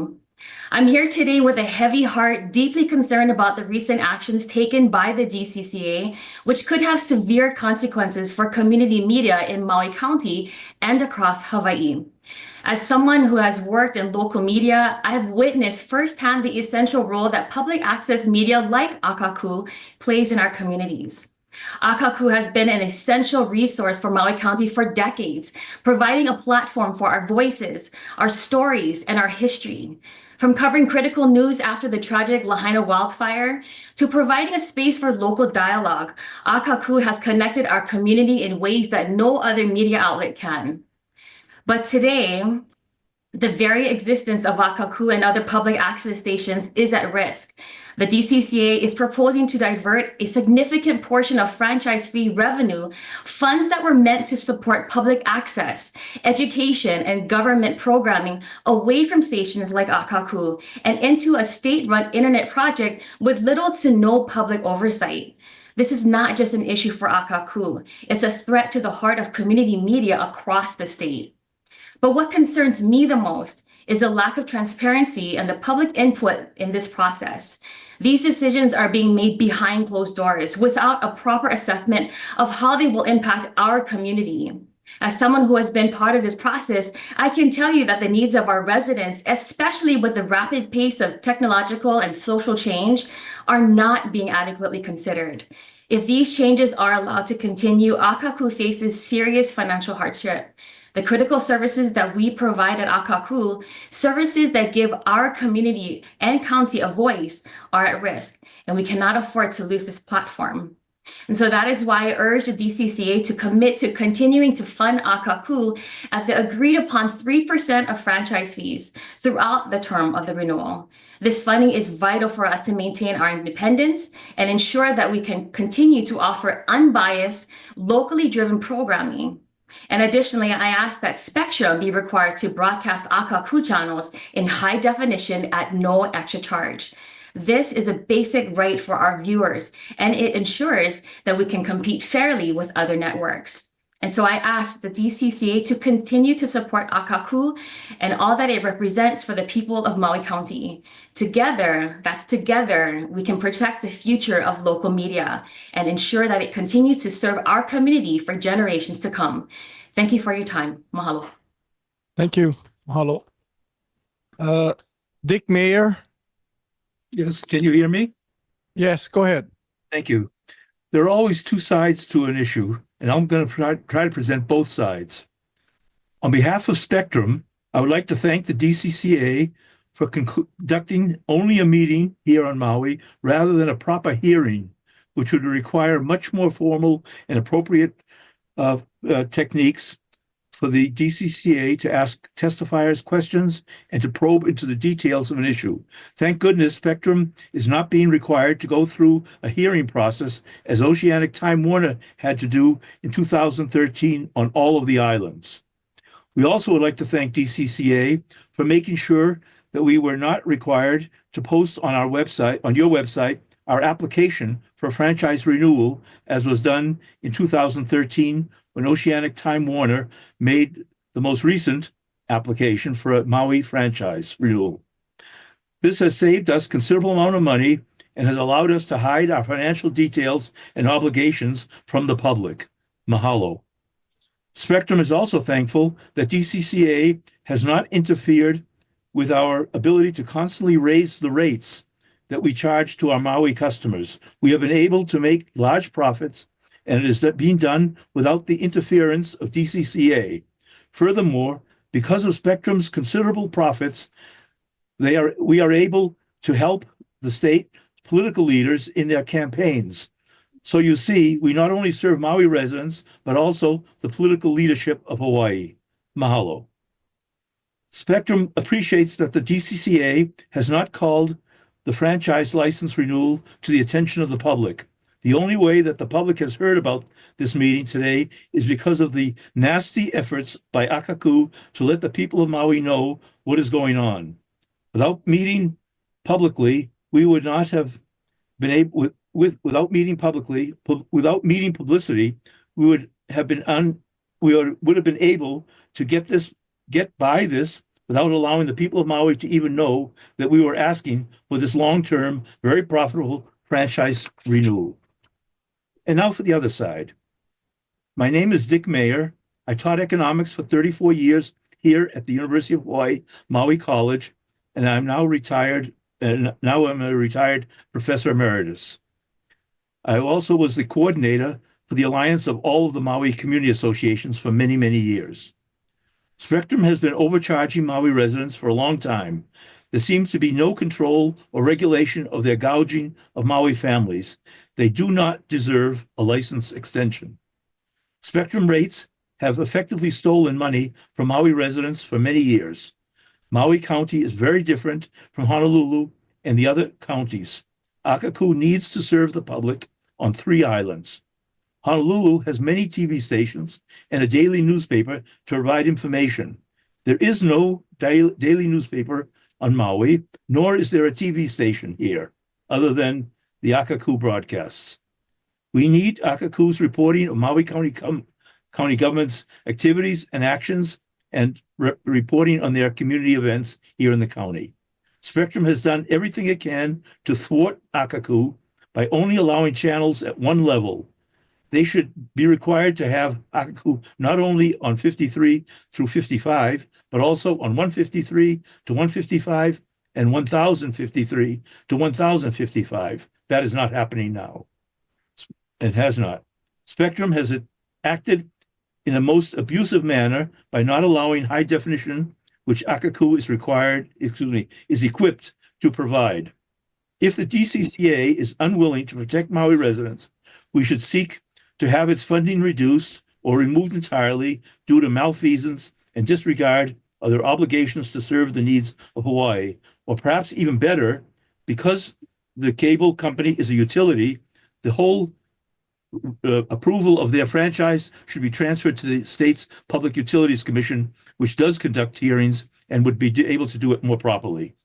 Spectrum's reapplication for an Okay, sir, I'm going to ask you to summarize, please. Okay, I got two more sentences. Spectrum's reapplication for an extension of its license should be rejected rather than giving it the ability to steal even more money from Maui. I request a proper hearing on Maui's islands and a posting at Spectrum's renewal franchise application. Otherwise, all the testimony today was in vain because we do not even know what their application is. Thank you very much. Thank you. That hasn't spoken yet? Okay, I'm going down the names again. Paul James Brown, Paul Carter, Lucine Dene, Linda Popolo, Lisa Darcy, Peter DeLong, Kelly King, Thomas Crowley, Leonard Nakoa, and Sam Small. Lucienne Dine, they just asked me to activate my microphone. Who's that? Mahalo. Okay, go ahead. Thank you. Well, first of all, we're very grateful that you folks have come. But really, as folks have said, we really need a full discussion of what the current contract is going to be. I'm involved in the community and in many different hats, but today I'm speaking on behalf of the Haiku Community Association as its president. You know, Akakū is our lifeline for our rural communities, so we depend upon them when we have a meeting. We either film it and turn it into Akakū to let people see what went on, or they come and set up and film it for us and broadcast it. Unfortunately, I only wish that the promises made by the cable company of providing internet to our community centers was true. There's no way we can broadcast anything live stream from our local community center, or I don't know of really any of the community centers on Maui that have that capability, because the spectrum coverage is so low bandwidth. You just don't have the ability to take your message beyond that building. And so maybe they're providing some sort of service, but it's not a service that actually is effective. You know, our community is the Boys and Girls Club, it's the Haiku School, it's our local churches, and we all depend on Akakū to get the word out about what we're doing. We're just like the rural communities in Hana and Molokai and Lanai. It's like our lifeline is Akakū. It is our local news. It is the place where we speak to each other. So I fully support what has been said by April, by Senator McKelvey, this whole idea of taking away money from Akakū and not going with even the small amount that has been its due and really well used and well actualized in our community, the 3%. We need to stick with that 3%. There should be no reduction in the funding. And we really need to get the high definition service at no cost. It's what the industry standard is now, and everybody really should be helping the public by providing that. Also, I agree with those who say we need the updated agreement. I attended that meeting in 2013 too, and that was 10 years ago. It's like we're living in a different world now. So please, thank you for listening to the voices of our community. You can see how essential a service Akakū has, no matter what our community project or organization is. They're just helping everybody, and they are part of the essential services of our community. So please listen and do what they ask. Aloha. Thank you. Next. Linda Popolo? Popolo. Popolo, okay. Go ahead. Yeah, my name is Linda Popolo. I'm the executive director of the Maui AIDS Foundation. However, today I'm acting as a private citizen representing myself in this testimony. But as a ED of the Maui AIDS Foundation, I just want to thank Akakū for all the training that you've given my employees. This franchise renewal has been on the table for 15 years and problems never solved. So much has changed since then, and I'm requesting that the DCCA shut down this renewal for further research, clarification, and input. I'm with Cat Tracy on that.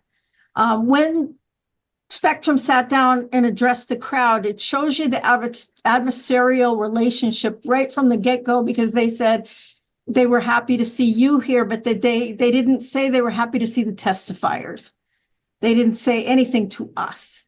And if that seems odd that I ask for that, it's a matter of respect when you're working with the public.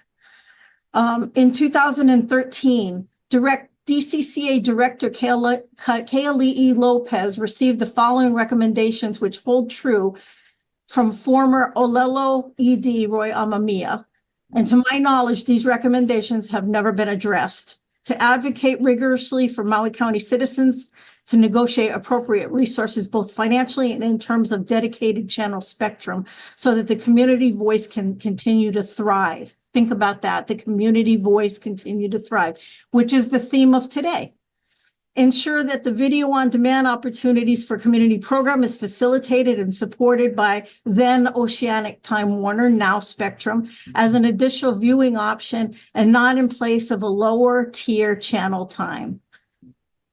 Ensure access channels are available in the exact manner as the local affiliate channels and at the same quality level. And that would actually be fair and equal access. It's really difficult to watch that lower channel. It makes the meetings difficult and not anything anybody would like to watch for any pleasure whatsoever.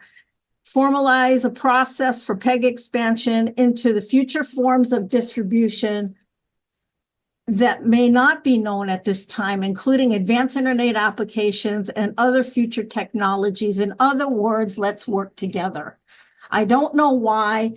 For all these years, I worked at Akakū in 2005, and I have never understood why the relationship always has to be adversarial. I do not get it. We can be part of the pie. They can work with us. There's a great advantage to having the community behind an access company. I don't understand at all. I want to add that the financial climate of Maui County has significantly changed with the limited recovery from COVID-19 pandemic and the destruction from the Maui wildfires. It is simply not possible for any nonprofit to fundraise right now on Maui or in Maui County. Any fundraising that we do directly impacts the help that we can give to victims. This county needs help to keep services in place, all services. We need to get our word out there that all nonprofits are valuable and the services that we do, and we can do that for free on Akakū. What we don't need is an opportunistic rating of the limited funding available at a time when the people of Maui County are struggling. I don't know if you know this, but Akakū was named by Keali'i Raichel, and he named it to be vision as if in a mirror. And it was established to give this voice, this community, its voice. We need that voice now more than ever. I readily admit that I do not understand what you are doing with this proposal. I am one of the people that pay attention, and I don't. Now I'm going to ask you to summarize, please. Yes, sir. Any reduction in service right now is just cruel. Shut this thing down. Let's get together. Let's sit down and get this sham show of pretend transparency out of the way. And can't we just work together from now on? And I want to say, the last thing I want to say is Academy Award nominee Destin Daniel Cretton, who is a very well-known filmmaker now, showed his first show, his very first movie at Akakū called Drakmar, A Knight's Tale or something like that. We have seen great progress with the kids in the community. Please don't take that away from the community. Think about it. The theme is to work together, and then maybe you won't have 1,000 people testifying against you. Thank you. Thank you. Lisa Darcy. Good evening. Good evening. My name is Lisa Darcy. It's actually after 8 p.m. on the East Coast, and I have been sitting here waiting patiently since 20 minutes before the meeting. I'm grateful to be here. Thank you so much for hosting this. I'm going to jump around a little bit because I don't want to repeat everything that has already been said. I am the founder of Share Your Mana, which is a nonprofit on Maui, which assists people who are living unhoused and unsheltered. They have very little technology or access to electricity, or forget broadband and any of these other things that are spoken about, which I have to say in the opening remarks by the presenter from Spectrum was, I found it offensive, and the way that they glossed over as if this is just a rosy, easy road for the people of Maui County. It is not. I have to say, I'm thrilled that you've poked the bear, because the bear is awake right now, and the bear had already started to hibernate, but now we're up. And everything that has been said today is critical. There has not been, how many hours of testimony have we had? We have not had one testifier in support of this. I'm hoping this isn't a done deal. I've been through decades of testimony, and I can usually tell when it's a done deal. And I'm surmising that this may have already been a done deal, and this is just for show to have the community be able to testify today. If that is the case, I will certainly be on the team that activates after this. I'm in opposition to what is proposed, and not only am I in opposition, I actually believe Akakū should have double, triple, quadruple the funding. The amount of work that they do on shoestring budgets and the amount of people, we will never know how many lives they have saved, how much emergency services they have protected, because it is such a rural community, and people in poverty, they absolutely rely on this mechanism to get their information. There are people that are glued to Akakū. And I have to tell you, if you cut them off, we will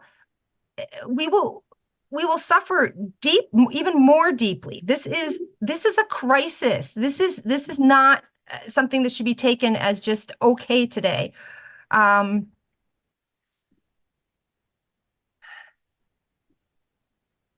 Especially in light of the fires and how that has happened. Please, I don't even want to say please. I don't want to have to beg. No one here should have to beg for this basic community service.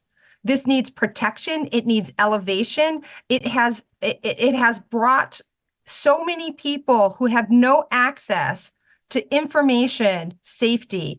As I work with people in the field every single day, that if I didn't have Akakū to rely on, they would be in harm's way. And like I said, I really hope that this testimony is going to be useful and it is not going to be shelved.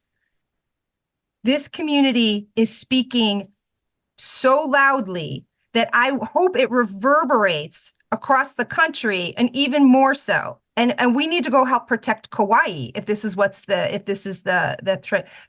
I'm gonna conclude with knowing that Chris Winfrey, apparently he's the CEO, right, of the Charter Communications, which is the kind of the owner of all of this. He got compensation at $89 million last year. Some of us don't even get even $89 million. Hey, ma'am, you're gonna have to summarize, please. What I'm going to summarize is, thank you, is that this is an atrocity, and you've poked the bear.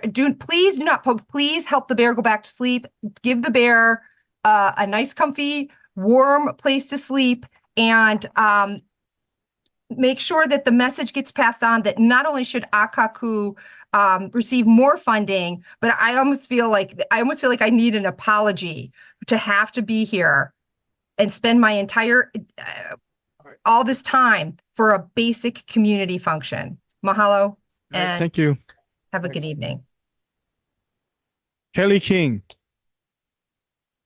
Thank you. Thank you for this meeting, and I want to start out by, I'll introduce myself first. I have been a former council member for 3 terms. I'm a former member of the Board of Education representing Maui back in the 90s when it was an elected position.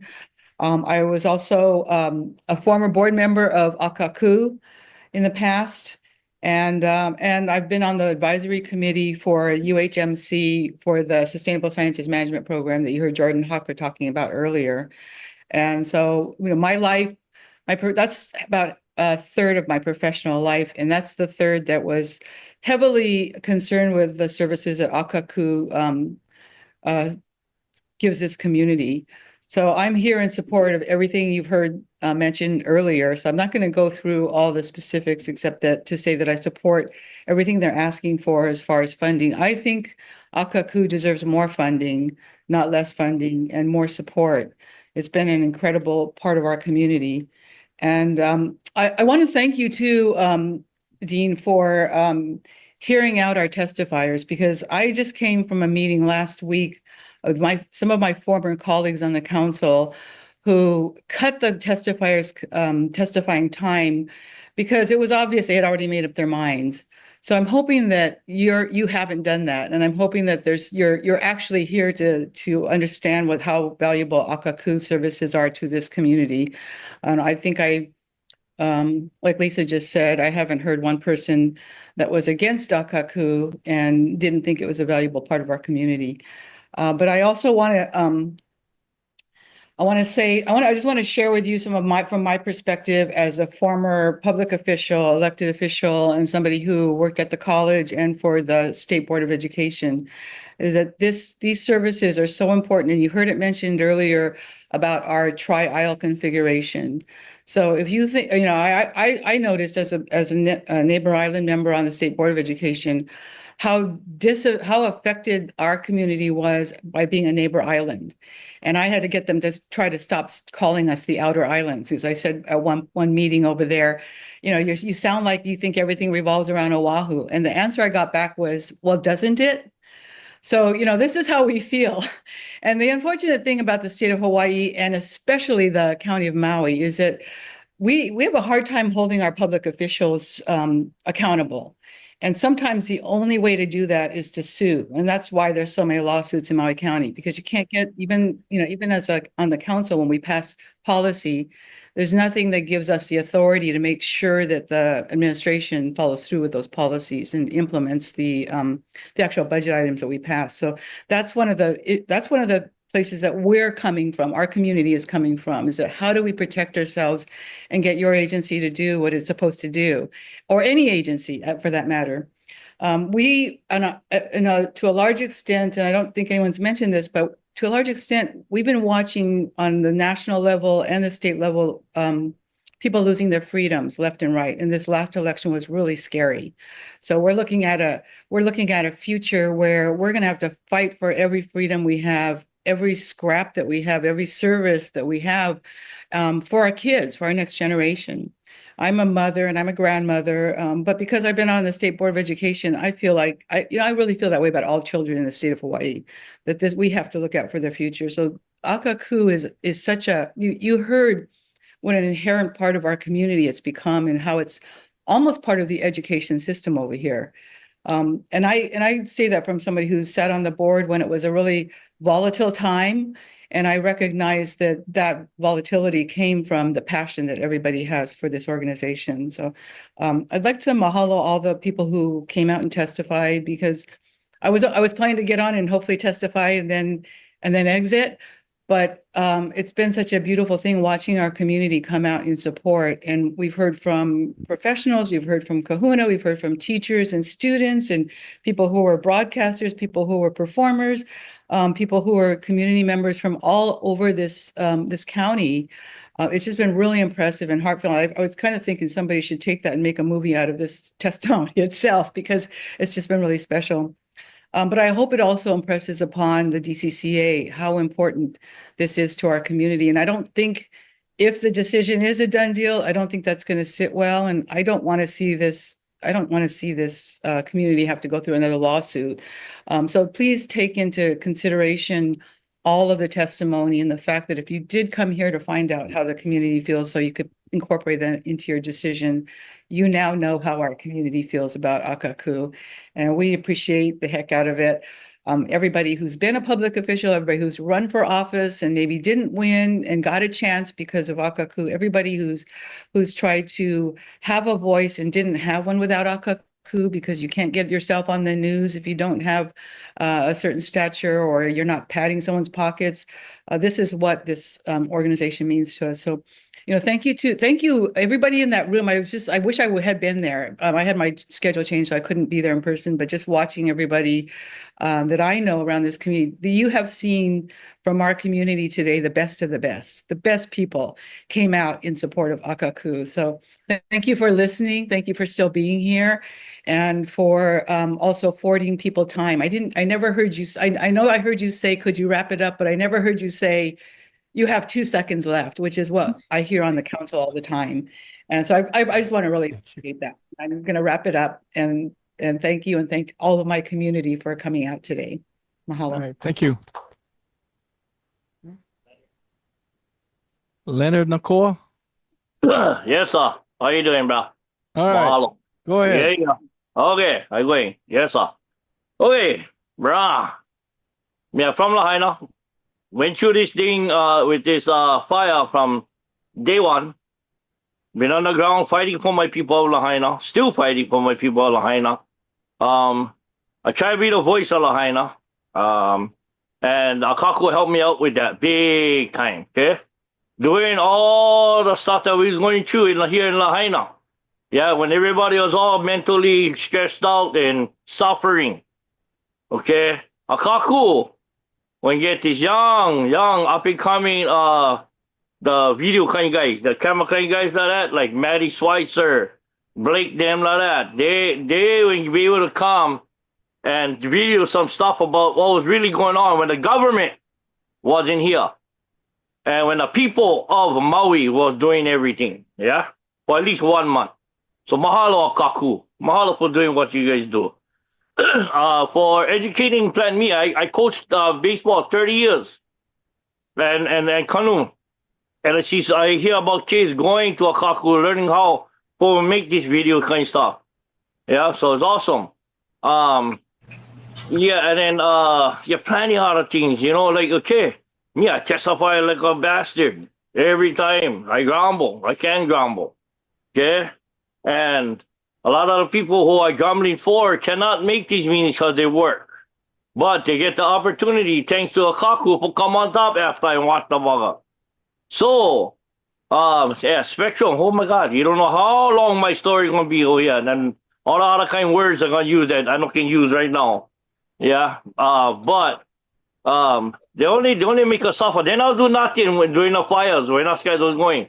Okay, then I will do nothing. Then I will supply with nothing. Spectrum, read between the lines. Yeah, but I'm going to tell you, then I'll do nothing. So please don't take away this entity that helps us and help me keep doing what I've been doing for how many years, testifying at all the council meetings. And now I get some young up-and-coming young leaders that stepping right in my shoes, which is good. So the DCCA, remember, you guys is for us, the people, not for Spectrum. The Spectrum guys, they don't stay here. Okay, so they're not here for us. Okay, so take care of us at DCCA. But like Lisa Darcy said about poking the bear, I want guy, like pork. Okay, because I will organize and mobilize. That's what I had to do today, was organize and mobilize on meeting in Kihei for educate people about these other projects in Wailea. And yeah, so Chivo, call me up. Yeah, call me up. 796-6421. But yeah, so hey, DCCA guy, yeah, please don't take this away from us. And like everybody, like Kelly King said, Lisa Darcy said, but these buggers need more money. With this money that they get, look at the magic they already do for us. To give them a little bit of money, oh yeah, they're going to show Spectrum how it's done. Okay, yeah, but mahalo, you don't need to call me yet. Yes, sir. Mahalo. Okay, mahalo. Thank you. Sam Small? There we go. There you go. Yep. Better? Go ahead. Yeah, Great. go ahead. You think, since I started editing videotape in 1978, you think I'd be a little bit better with the technology, but very happy to be able to call in. And, Kelly King is right. The people that have appeared today, this is a who's who of Maui's activists. These people understand and care. And Akakū is a fantastic conduit for us getting our voices heard. I've been a show producer at Akakū. I've got over 100 hours of live interviews with many of these community activists. Many issues that don't get spoken about anywhere else other than on Akakū. And so it is a vital resource to this community. The talent, the creative talent, the young people learning the skills is a tremendous value. Our ability to have a place to come together and work as a community and network with one another to make things happen, and the messaging that we're able to get out on the air to the community is absolutely vital. It is a fascist move that Akakū is distributed in standard definition. High definition is an absolute right and a must for this community, and it is extremely telling to see that standard definition is throttling our message. That is by design, and I tell you, that is fascism, and it must be stopped. Cable operators around the country pay 5%, and in some places up to 7%. A 2019 survey by the Oregon cities revealed that the average telecommunication franchise fee rate was 5.6%. Why are we dealing with 3%? Are you kidding me? Those are our right-of-ways. Those are our streets. Those are our sidewalks. And we have every right to have what we're entitled to. And so, this entire initiative is insane. Maui needs Akakū. And we need the DCCA to approve, forget 3%, 5%. Do it now. Thank you. Thank you. Okay, who's next? Albert Perez. Albert? Yes. Aloha. Aloha. Can you hear me? Go ahead. Yeah. Thank you. I just found out about this, I think yesterday. I'll try to be brief, and I just want to say I agree with Albert. One second. You don't have your video on. Yeah, go ahead. Okay. Hi. I agree with everything that's been said. I just want to go into something else, but before I do, I just want to point out that our community is very diverse, and we don't agree on everything, but we all agree that Akakū is the heart of Maui's public discourse, and this is a threat to our heart. That's why you're seeing all these people come out on short notice. But I want to speak to something. I mean, it's hard to find things online, but I was looking at this. I guess it's their evaluation by DCCA of the Spectrum application for an extension.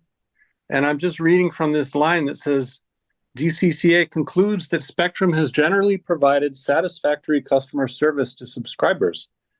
Well, maybe that's true for some people, but I'm here to tell you that their customer service is not satisfactory. Every time the power goes out, I'm relying on maybe having internet. So I fire up my generator, power up the internet, Spectrum is down too. 2 hours later, I'll get a text from them that says, hey, our internet is out. This is a safety issue. Even with my generator, I can't get any news about emergency situations because the cell phones don't work up here. And I'm in Kula. When Spectrum first started, they undercut Hawaiian Tel. And then after they got our business, they started raising rates above what Hawaiian Tel had been charging.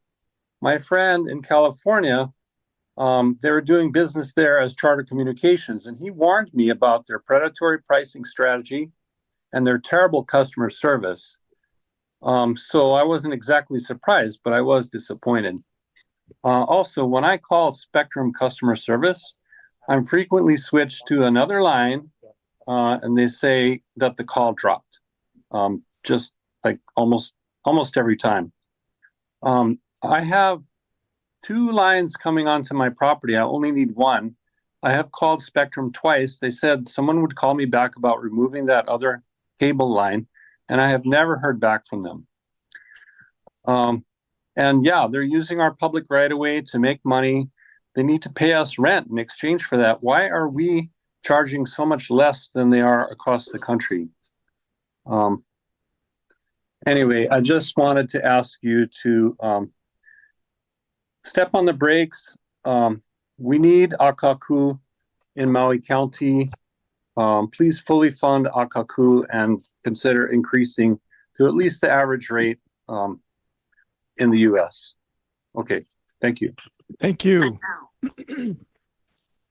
Okay, is there anyone else online wishing to testify? Anyone else online? Okay, we have 2 people online that need to accept the invitation if they want to testify online. Okay, Nathan Bossler. Nathan? Hello, hi, can you hear me? Yes, go ahead. Sorry, I had to begin my commute. I apologize. I had planned to be at my desk. I was waiting around. So, hello, my name is Nathan Bossler. I'm joining you today from Issaquah, Washington.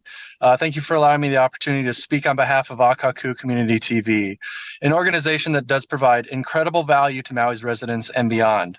Akakū is more than just a television station. It's a cornerstone of the community. It delivers unbiased information, news, and education that empowers individuals and connects residents. In a time when media bias and misinformation are growing concerns, Akakū remains a source trusted that informs, educates, and unites people. One of the standout aspects of Akakū and the education it provides is yet it's challenging to find quality instruction in audio and video production. I'm a video producer and own a video company, and yet Akakū offers the tools and the training that people need to develop these essential skills today. Today, basic knowledge of video production is not just a luxury, it's a necessity for participating in the workforce. And Akakū gives community members an opportunity to learn and foster these skills, paving the pathways and career in media. Reducing their resources would be a major setback, not only for Maui Akakū, but for individuals who depend on Akakū to reach their potential. Despite their immense value, Akakū operates at a significant funding constraints. As someone else mentioned on the call today too, a majority of the access stations, especially over in New England, receive a full 5% of franchise fees, and Akakū is only receiving 3% of franchise fees. This discrepancy hinders their ability to expand their services and meet the growing needs of their community. Furthermore, Akakū is restricted in broadcasting in standard definition, even though Akakū produces in high definition, and they are told it would cost more to upgrade to HD transmission. That disparity is not fair, especially for this station that already operates on limited resources. And it's important to note too that everything Akakū is currently producing is in high definition, and all of their equipment that they own and broadcast on is HD equipment and capable simply of the flick of a switch to broadcast in HD. Additionally, Akakū should be equipped to meet ADA requirements, which is a major issue across our nation, including closed captioning, secondary audio channels, to ensure programming is accessible to meet all members of the community. Accessibility is not just a requirement, it's a fundamental part of serving the public. It's also important to highlight that Akakū has received numerous awards from across the country for its outstanding quality of programming, and what they've been able to achieve budget is amazing. Many other public stations, access stations across the nation point to Akakū as an example of what public access should look like. And this is no small small feat and speaks volumes to their ability to create meaningful, impactful programming under challenging circumstances.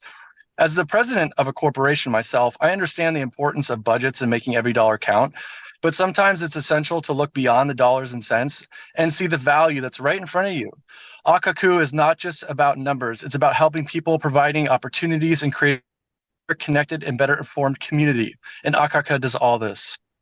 I'd also like to emphasize the far-reaching impact of Akakū. Many people, including myself, tune into the Maui Stream channel online, which they perform above and beyond the cable channel to get the latest and greatest news about what Maui is doing.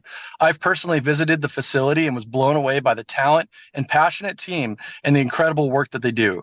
Friends and visitors from all across the country have told me how much they rely on Akakū's daily broadcasts, not just while in the island, but also when they return home. Akakū does not just serve Maui, it serves thousands of supporters nationwide who value its connection to the island's culture and community. In closing, Akakū is more than just a channel. It's a lifeline, an educational hub, and a gathering place for community. It has a profound impact on Maui and beyond, and its value cannot be overstated. I urge you to continue funding Akakū Community TV at the levels it deserves, ensuring it has resources and tools to serve Maui and its people effectively. Please, DCCA, do not defund Akakū. Thank you. Thank you for your time and consideration. Thank you. Mike Moran. Aloha. My name is Aloha. Mike Moran. Go ahead. I am the immediate past president of the Kia Community Association. I've lost track, honestly. I was the president for about 15 years. And our association is a all-volunteer, unfunded, nonprofit community association. And over the years, Akakū was continued to be an immense help to our association. And I can state that I'm probably the least technical savvy person that's spoken today. And yet, when I went to Akakū to do public service announcements and all, the community would tell me, "Boy, you're really good at this," only because the professionals there made me look good, so we could clearly get our message out to our community. This is just one of probably hundreds and hundreds of nonprofits who have continuously been helped by this association. And I saw many of the people that over the years that were supportive of us. So we in turn have to support them. It's a win-win. I'll just wrap up by saying what I heard and other people have mentioned today. If I may be the last testifier, everyone in the community has come out and said, this is what we want. We want support for Akakū. And that concept of being brought into a position where, okay, let's discuss this. We'll either let you gain nothing or we'll take something away. We don't want to offer you anything positive. So yeah, let's at least keep that 3% and consider paying them more, especially when knowledgeable people have expressed that this is commonplace in other areas. So again, I know you've had a long day. I'll wrap up, but thank you for the opportunity. And please help us, help our community, support our community access with Akakū. Mahalo. Mahalo. Thank you. Okay. I believe that's all the online testifiers. We have 2 late registered in-person testifiers. Auntie Taz, come up, please. Yeah. Okay. Aloha. Hi, my name is Auntie Taz, is what I'm known by all around Akakū. I'm so happy and grateful for the opportunity to be here. I didn't catch your name, but I've been watching you the whole time. And even you sitting in here as people tell their stories, you have a story that's unfolding in front of me. And what I love about Akakū is all of us, we have different purposes in life. We have different gifts, right? Ways that we spend our time, ways that we invest in one another, ways that we show up in gratitude, right? and we get attitude from time to time, right? About different things. But Akakū is a place where we can all come together in our best energy and everything else.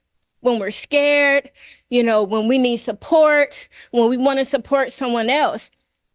Stories, culture, these are the things that connect us. As I look around here, all of us look completely different. We're representing different ages, different income brackets, different professions.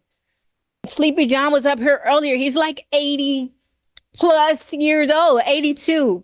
Where in the world can you go and get the opportunity to work with someone and help them to reach their goals?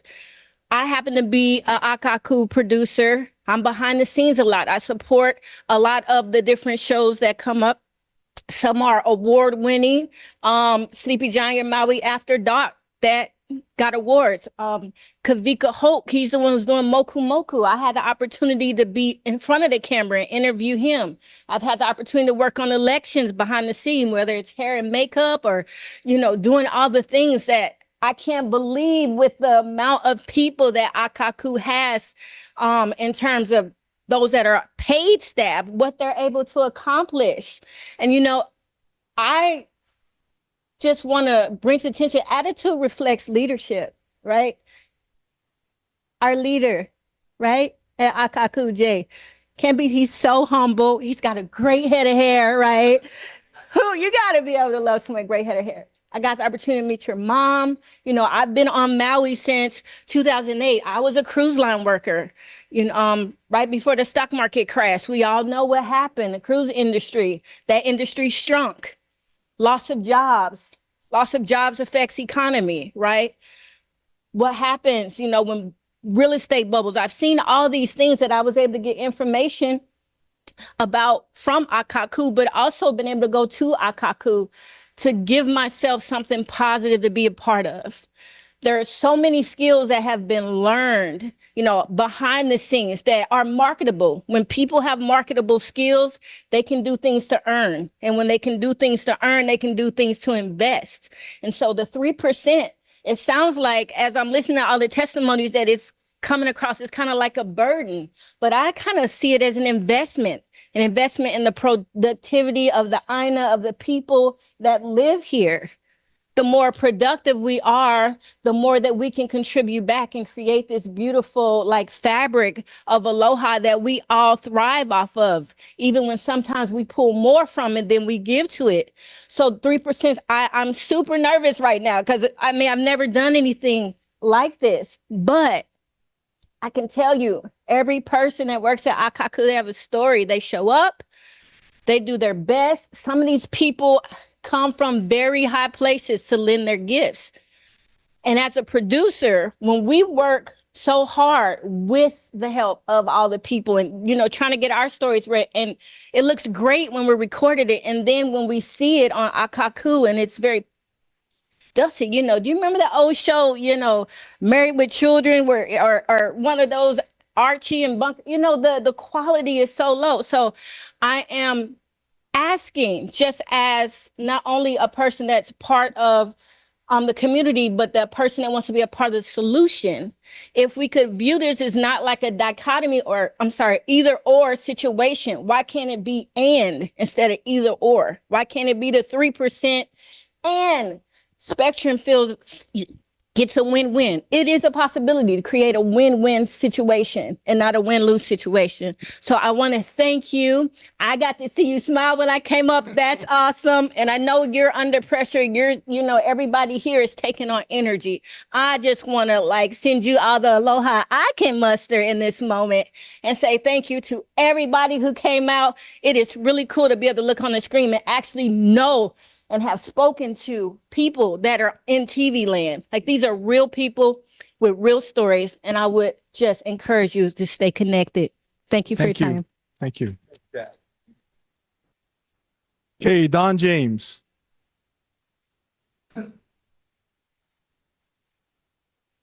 Hi, my name is Don James. That's my legal voting name, long-term Maui resident. And I also go by the name of Adam Lightplay and work for Akakū. And I was hoping to get up earlier because I really wanted to apologize because I was the guy making all the noise at the beginning, during the very beginning of the presentation. And I'm sorry about that. The reason for that is we had several curveballs thrown at us at the last minute. And that's what we do. One of the things we do, you heard from the community producers, you heard from the politicians, you heard from the nonprofits, all the different things we do. Another thing we do is roll in at the last second and cover meetings. And when there was the fires in Lahaina, we were doing the news 3 or 4 hours constantly live on the channel, but also the mayor wanted to have a press conference almost every day. So we would roll out to press conferences. We would bring one camera or we'd bring a whole switching unit like we have today. That's one of the things we do at Akakū, and we're very proud of it. I'm proud to be associated with it. And so I'm glad. Thank you for staying here for so long. I admire your perseverance. I admire your bladder size, actually, to be able to stick with this. So thank you for sticking with us here. And I just want to say, we've all like tried to find out about this institutional network, can't find out a lot of details. I'm not against greater communication between our government services. I think if the police and the fire and the people closing the roads and the people in charge of the sirens had all had some sort of wireless network where they could stay in touch with each other and have better communication, something with battery backup and wireless. I don't know if that's your area or not, but that would certainly be a value, and that's worth millions and millions of dollars. And I'm sure there's state funds and federal funds to cover that. And there's no reason to take a little, we have a microscopic budget here, and to take 10 or 20% of that for it is ridiculous. But we're not against the idea of better communication. That's what we're in. We're into the citizen communication. So again, thank you for your time. Next time you come back, hopefully we'll have a real contract so we'll know what we're actually talking about. But thank you for coming for this. Thank you. Thank you very much. Okay, I believe that completes the public testimony for the meeting. Again, I want to remind everyone online and public that you are still able to provide written testimony to DCCA by December 18th of 2024. If not, thank you for coming to this meeting on Spectrum-Oceanic's application for renewal of its cable television franchise in Maui County. I want to thank everybody for their testimony and sharing their comments with us today. We will take it back with us. And again, thank you very much. This meeting is concluded.